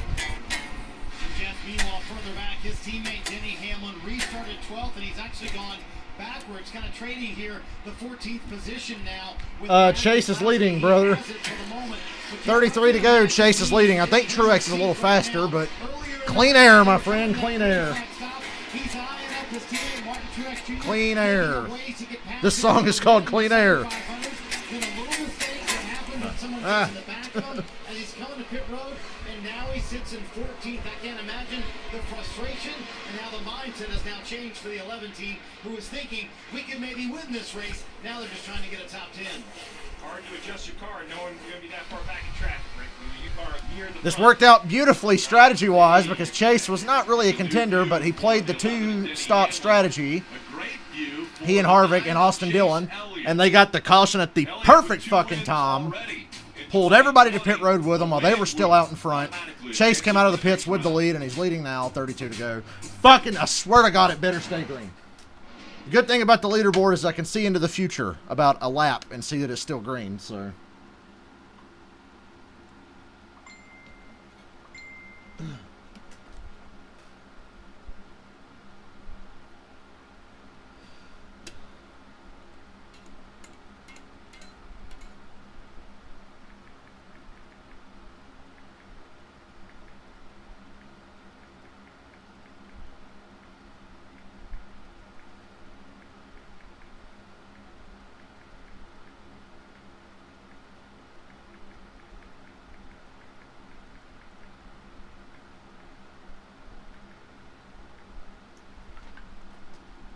Swear, this actually happens.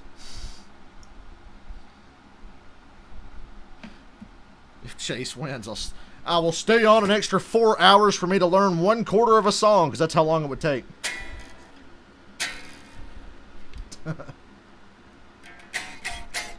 Oh yeah, check out my riffs.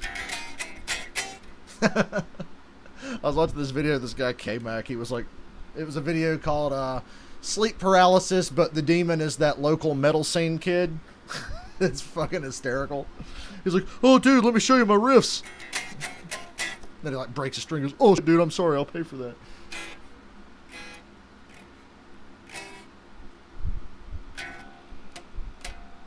Yeah.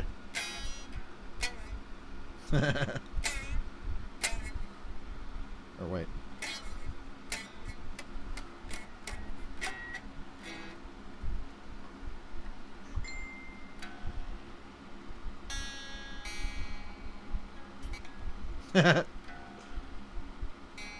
Oh shit.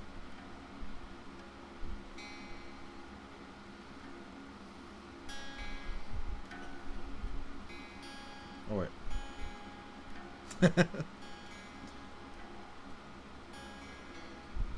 And then I get lost there. Oh shit, Chase Elliott's into lap traffic. Here comes the stressful part. I hope he doesn't catch Ryan Newman anytime soon. Stage 2 it was, because we had the addition of Al Petty, DJ. How about that for a throwback? Yes, those were the days.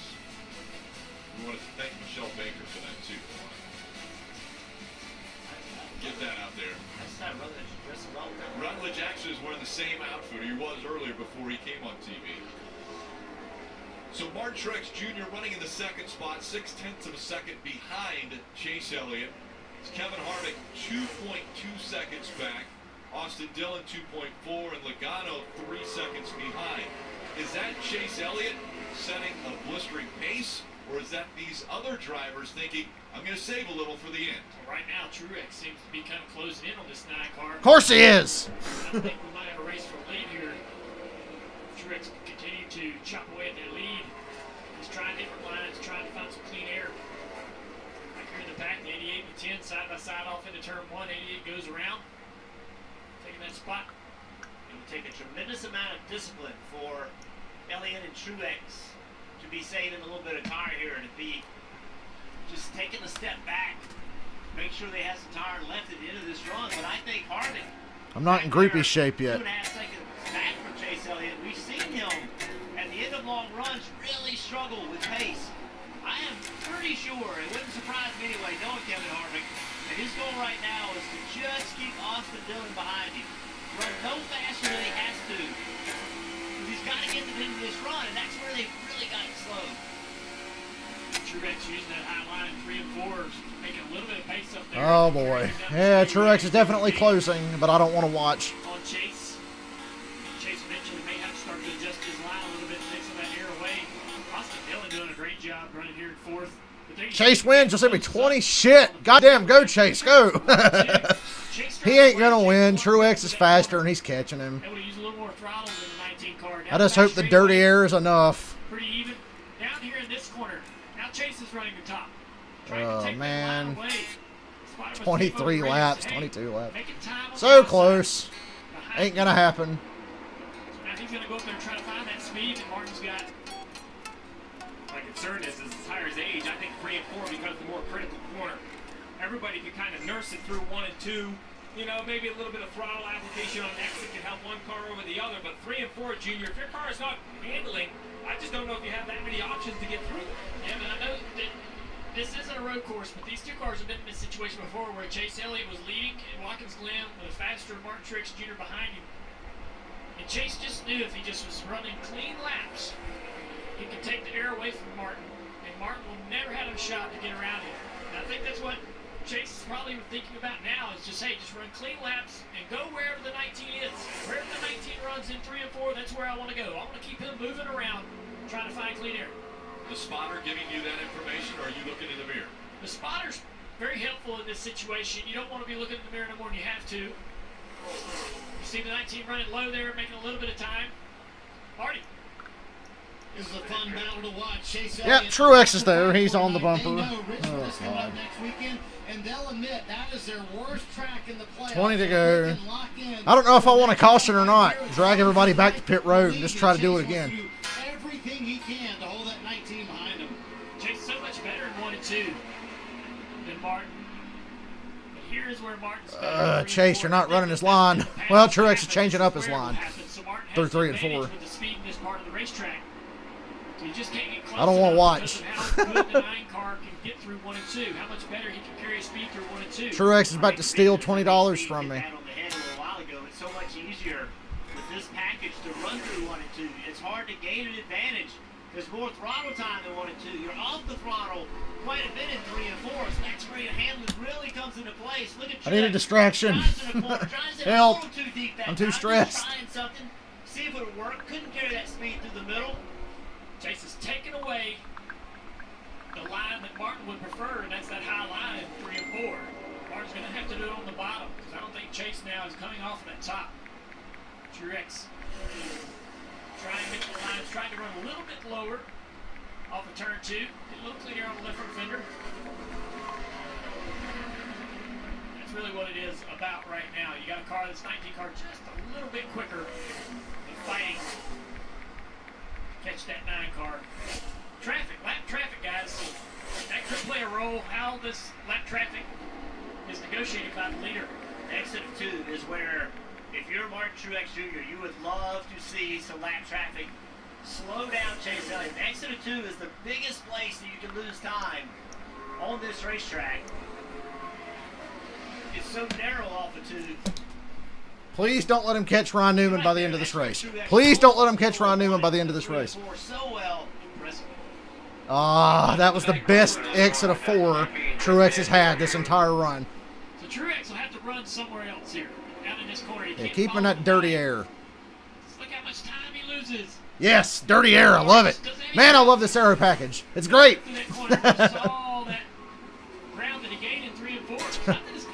I'm a long way from being record ready. Truex, fuck off. Chase. Well, Chase, why are you doing that? Block. Block. Shit. It's over. Yeah, it's over. Yep, it's over. Wow, Truex put him in the fucking wall. Are you serious? Truex just slid up in front of him and put him in the fucking wall. I hope Truex has big fucking damage. That is bullshit. He just slid across his fucking nose and put him in the goddamn wall. In Elliott's car, the arrows killed on it. You've got to be fucking kidding me. Oh yeah, I beat his fucking ass. Hey, Martin's out front, and Chase Elliott's running second, and right now, Kevin Harvick's 4.2 seconds back. This is the move. This was the setup. Chase Elliott goes to the bottom of the racetrack. Not sure Martin Truex Jr., you stupid fucking cunt. Martin saw that. He goes to the top. That allows him a huge run down the front straightaway. Chase tries to block. Martin ultimately says, "This is my spot." Drives in underneath. Hope you blow right front, you stupid idiot. They go up the racetrack. They connect right there. Sends both cars into the fence. Really hard. Right front contact for both cars. Right rear tire may be going down on Martin Truex Jr.'s car. Good. Just radioed it in. Good. Maybe a right front for Chase Elliott. He radioed that in a moment ago, so he thinks he might have a right front going down. A lot of drama. Truex coming to pit road. If he makes it, he made it to pit road. Elliott takes the lead, but I don't know how long he's going to hold it. Harvick's there. Elliott's car's too beat up. Fucking moron. Harvick takes the lead. 12 to go. You can see the right rear tire that came off flat. Probably just right sides here. I don't know why you would change lefts at this point unless they think they need him to keep back. I don't know what to say. I'm pretty pissed off. Harvick is taking the lead. The 9 is back to third. Heavy damage on both cars. I'm pretty pissed off. Even if Chase didn't have a flat, the fucking hood is half up. And Austin Dillon's in second. Austin Dillon run Kevin Harvick down. This race is not over. We've said it multiple times. Kevin Harvick has struggled at the end of these runs. Logano is only 1.3 seconds back. Austin Dillon a half a second back. If you're Austin Dillon, push as hard as you can. Try to drive that 4-car into hurt those tires. Under 11 laps to go. Coming up on 10 to go from Darlington. Rick, remember the race we saw yesterday? This is ridiculous. And Joey Logano's third. Are you shitting me? Jones, will we see another bit of contact between the front two? If Dillon can get there. Dude, if Dillon gets to Harvick, I know what he'll do. He ain't going to get to him 10 to go, but... To Austin Dillon and to Kevin Harvick. I would hate to have to defend if I was Harvick an aggressive Austin Dillon.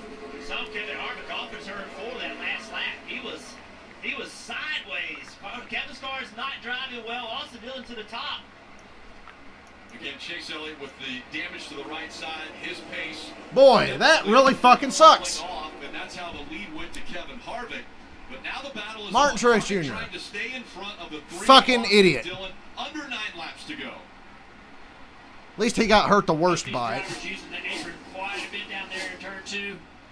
Not using that is entire racetrack all the way outstanding. Up to the wall in 1 and 2. Both to the bottom of the racetrack down Gotta there. love it. Except wall. I don't. All the way down on the apron. All 4 tires for that 3-car in second. You know where Kevin Harvick's going to run. He's done it all night long. He's run right on the bottom of the racetrack in 1 and 2. So we heard Dale Jarrett tell us in that second stage that Harvick would know when it's time to go to the top. So Jeff, is it time yet? Is he ever going to come off tomorrow? I'm not sure that Kevin thinks it's faster pressure up there. He's got lap traffic that he's dealing with now too, so he has to come up on that lap traffic and figure out where he's going to pass them. Yeah, the lap traffic. I sincerely hope Martin Truex gets his ass beat by somebody after this race. Where you choose to run in turns 3 and 4, turns 1 and 2. I'm sure it was all Chase's fault, right? I'm sure Truex will say it was all Chase's fault. Kevin Harvick's got really slow. Stupid asshole. That time. Oh, the traffic hurt Austin a little bit right there. But it's going to hurt Kevin right here. The gap, a half a second. Watch Kevin Harvick on the exit of turn 4. The last time through here, he got really slow right in this part of the race. Austin Dillon's actually kind of catching Harvick through the traffic. That's where he's weak. That's where Austin Dillon, if he can get close to him, that's where there's an opportunity. Fuck it, go Austin Dillon. This will be funny as shit. You gotta imagine that the crew chief and the team on the radio, that 3 car, are pushing that driver, trying to wheel him up to a battle for the lead for this 4 car, Kevin Harvick. 5 laps to go. Did you expect anything less Listen to how long he's out of the gas. Running that low line. than something this stupid to happen? Austin went to the top in 3 and 4 that time. I like it, Jeff. Right, 5 to go. You're gonna have to do anything. He's given the bottom enough. He hasn't been able to catch the. Yeah, Dillon's not gaining any ground now. The racetrack. Here's Harvick a little higher. Fuck it, we need a caution, please. Kevin Harvick's been in this position so many times, you can't think he's going to make a mistake, right? How did this happen? It's just not in him. He's been here too many How times. is Austin Dillon second? So if you're Austin Dillon, you're going to have to find something. Just not enough speed right now. 4 laps to go. What a turn of events. Chase Elliott was out front. Martin Truex Jr. I would stomp Martin Truex's ass after this race. Chase Elliott's too fucking nice, so he won't do it, but I would stomp his fucking ass. That was idiotic. And I'm sure he'll say it was all Chase's fault.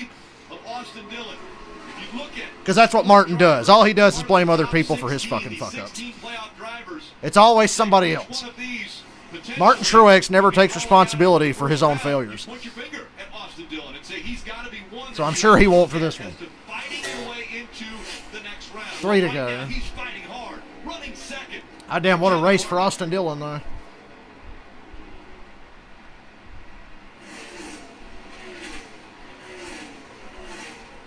He's doing all he can. You can see he's changing How stupid can one man be? the top, from the middle, from the bottom, from 1 and 2. Now back to the bottom in 3 and 4. I can't believe Chase hasn't blown a right front. I know the arrow's killed because like there was a hole in the hood. That's why he just dropped like a rock. Half a second to a second. 2 to go. It's closed up a bit there. 7/10 of a second now. Dillon. I'm so many emotions right now. See where this lap traffic goes. You know where Harvick's going to go. He's going to go to the bottom. That's Matty D in front. He is not going to be an easy pass. Look how hard Austin Dillon was driving through 3 and 4. He cut half a second off of Kevin Harvick's lead. And DiBenedetto laid over for Harvick just like Burton said he wouldn't, but he did. 1 to go. Brendan Poole up there in front of those guys. In that 15 car. What a day! We have to prove ourselves. Send it, Austin! He's almost close enough to send it. Not quite, though. When you win 7 races, Or is he? Whoa, Austin Dillon! Austin Dillon! Oh, he runs out of time off of 4. Harvick wins. Good God. Austin Dillon sent that thing really far into 3 and 4, and it stuck. He drifted, got back in the gas, but got just a touch too loose off the corner. But he was on Harvick's bumper at the line. Harvick wins. Holy mother of fuck. Now, let's go kick some fucking ass. Punch Martin Truex Jr. in the fucking face. So who the fuck is Truex going to blame for that? That's what I want to know. Will fight, fall, scratch, do whatever it takes. He appreciates wins where you don't have the best car. Because of the fight it takes, and you heard that excitement in his voice. And how about the run by Dillon? And what a push he made at the end. The margin of victory, 0.3 of a second. That was the closest he could get to it. That was impressive, 3 and 4 that last lap. Well, the lap car, Brendan Poole, was really creating a lot of problems for Harvick. give Austin Dillon a lot of credit. He threw that thing in there in that last corner. It was sideways, did all he could. Big night for Austin Dillon. Take a look at turn 3. Fucking moron. Look at this run. I mean, he has driven that thing to its limit. Right here, he is sideways. I really thought if he could have carried that momentum off of 4, he would get to Harvick's door. Came up just a little short.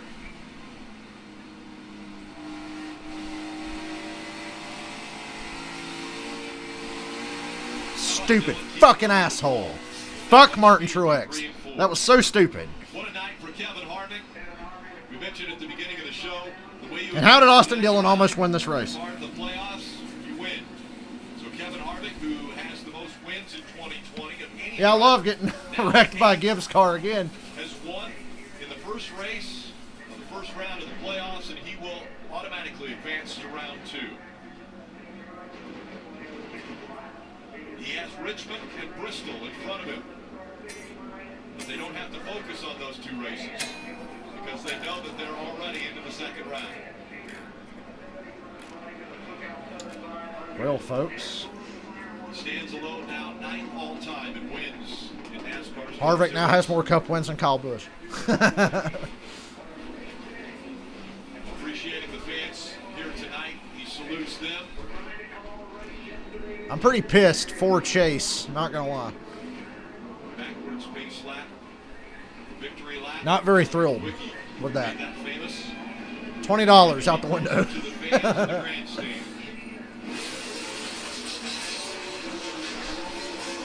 Chase made the initial mistake. He left the top open in 3 and 4. Truex got a huge run because there was clean air up there. Then he just sent that thing into 1 and didn't care what happened. He literally just wrecked him. As soon as he got to Chase, he wrecked him. So I hate YouTube as well. I'm not a fan either, but here we are. That was so fucking idiotic.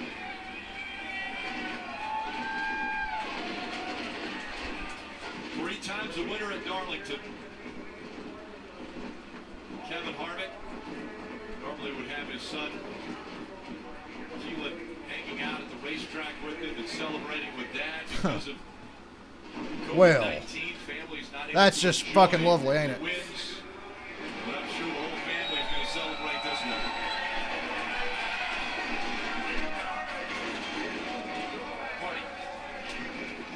Rick, I think that burnout shows you what a win in the Cup Series playoffs means. And Kevin Harvick said earlier this week, I'll let this play it's the out. days when we're not good and we still get a result. That's what makes me so proud. Everybody talks about our wins, but when we rally, that's what makes me proud. So was this one of those nights, Kevin, when you didn't have the best car, you had to fight, and you proved what this team is made of? Well, the first thing I want to say is welcome back, fans. Woo! This interview is a hell of a lot more fun with you guys up there. I just want to say thank you to everybody from NASCAR, all of you fans here in South Carolina. Got to thank Busch Beer, Mobile One, Hunt Brothers Pizza, Jimmy John's, Ford Mustang, everybody at Stewart Haas Racing.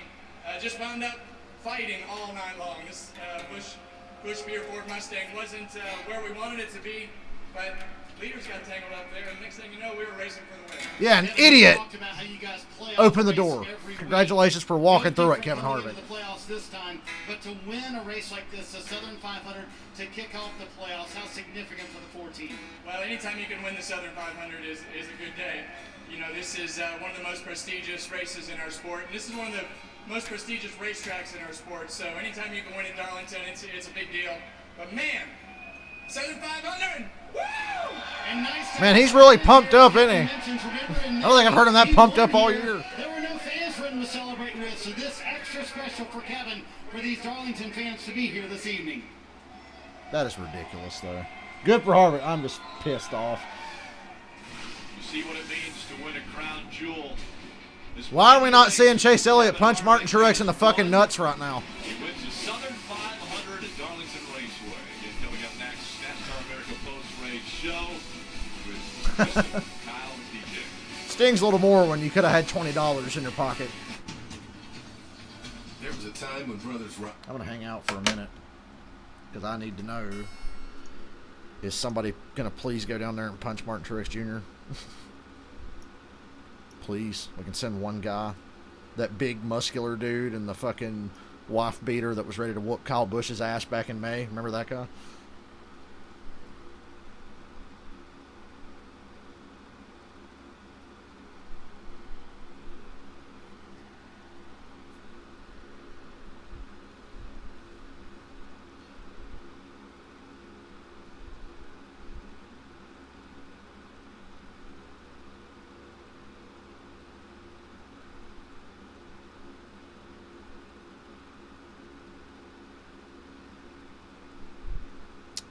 Oh, boy. Need to see more interviews. And why is Chase Elliott so nice? I wish somebody else would just... Chase Elliott needs to be like he is in the car, outside of the car. Chase Elliott's driving son of a bitch in the car, but out of the car, it's like he just doesn't... He's just too damn nice. A difficult night for Chase Elliott, obviously, after... up front. And he's only 12 points ahead of the cut line now. Way to go, Truex. The points are going to be an issue. Truex only 16 ahead, so good. Fuck him. He lost a lot there. 8th, 9th, 10th, 11th, 12th, all the way back. Again, Ryan Blaney starting. Austin Dillon, the big winner here. The 10-point penalty even before the race began. So, guys, the Southern 500, Darlington Raceway, obviously the throwback weekend, always emotional, always a lot of fun. But then, the finish of this race. I'm pissed. Yeah, I love this racetrack. I love the history. The Southern 500 to me is one of the biggest races of the year, and it seems to never disappoint. What an incredible finish! One way or another, it ends up worth watching, I guess. See if these hurt feelings go further into the playoffs. Two guys going for the win. Let's see how they handle that going into these playoffs. But what a fun night tonight of racing. Yeah, the first race of the playoffs is always so critical because, you know, you just try to go in there and not make any mistakes, and some guys just didn't survive that. Some guys did have problems tonight. Ryan Blaney with the penalty in the bad race as well. And so, you know, a lot of guys lost some of the point cushion that they had built up over the year. Chase Elliott, Martin Truex Jr., I'm sure they'd love to have that one corner back. But, you know, it's not the end of the playoffs, but psychologically, it can really affect them teams and those drivers, their confidence, with only 2 races left in this round. Well, Dale Jr., we talked I'm glad the next 2 races are short tracks. And it proved itself once again. A couple of the fast cars get together. Kevin Harvick survives. But if you look at the rest of the top 5, Logano recovers. Dillon is there all night. William Byron continues the hot streak. A top 5 in Dover, a win a week ago. A top 5 this week. He's climbed above the cut line. His teammate Bowman in 6th. Rick, I think what I learned tonight is that I can't wait for the next 9 races in the playoffs. So why not round out the first round with 2 more short tracks? What could possibly happen after the excitement of tonight? Short track racing. And I tell you what was very cool right there. You saw Kevin Harvick, and a young fan was trying to hand him the checkered flag, and he has the Kevin Harvick t-shirt on, and Kevin said, "No, you keep it. It's yours." How about this? Very cool. He was going to give him the flag. Kevin Harvick said, "Nope, it's yours." There's a memory another memory that's made at Darlington that will never be forgotten. So a little bit more on the race. We'll go to Krista, Kyle, and DJ. Well, right there you have it. Kevin Harvick fan for life. And in Kevin Harvick's post-race comments, you could tell how much Show me Martin Truex Jr.'s stupid fucking New Jersey face. With them. And we're happy to see that. Yeah, I'll see y'all next week. I don't know why I'm hanging around. I don't want to let this go. I figure if I stare at the TV long enough, it will reverse time, and I'll get my goddamn $20. Denny's race, Chase, Martin. In the end, it's Kevin Harvick. There's a little bit of everything, but has Kevin Harvick just made an early statement that you're going to have to go through him to win this championship? I think everybody already knew that. To be honest with you, you're going to have to go through Denny and Kevin. But once again, and they've done it all year long, they'll take an 8th place car and finish 3rd. They'll take a 10th place car and finish 5th. Today, they took a 3rd place car, at best a 3rd place car, and won the race. He and Rodney Childers find a way to make something from nothing It seems like Bill Jarrett called the Xfinity race yesterday. Once again, the third place car wins the race at the end of the race at Darlington. Yeah, pretty amazing. I mean, there's just no give up in Kevin Harvick. He knows you race these races to the end. They continue to Martin Truex stole my phone bill money. and you've got a great driver and an outstanding crew. Now I got to pay my own phone bill. Yeah, there's going to be hard to beat. I don't care if it's one race or in a 10-race playoff scenario. They're going to be good. But is it just me, or does Chase Elliott find himself on the wrong end of a lot of these races at the end where contact is involved? He's done a great job of battling back, getting right there, but that's hard racing. I'm not putting a blame on anyone there, because I sure as shit am. To win the Southern 500 there, both drivers doing what they thought they needed to do to try to make that happen. Unfortunately, it cost both of them. Yeah, we'll have to see if this plays into future. I hope it fucking does. Truex, by the way, taking stage 1 and stage 2. He took stage 1 based on a pit stop, getting out ahead of Chase Elliott. I guess you could say that was a little foreshadowing of what we would see later in the race. You see the damage there on the 9. Didn't need to wreck him, but he did. Playoff driver who really fucking put himself idiot into the mix, and those closing laps made it really exciting, was Austin Dillon. He is with Parker Clearman after the race. All right, goddammit. I guess I'm getting off here. I don't think anything's going down with Chase and those guys. So, see y'all Friday for the Xfinity race. If not before then, I may stream something before then. But later, guys, I'm gonna go work out my rage.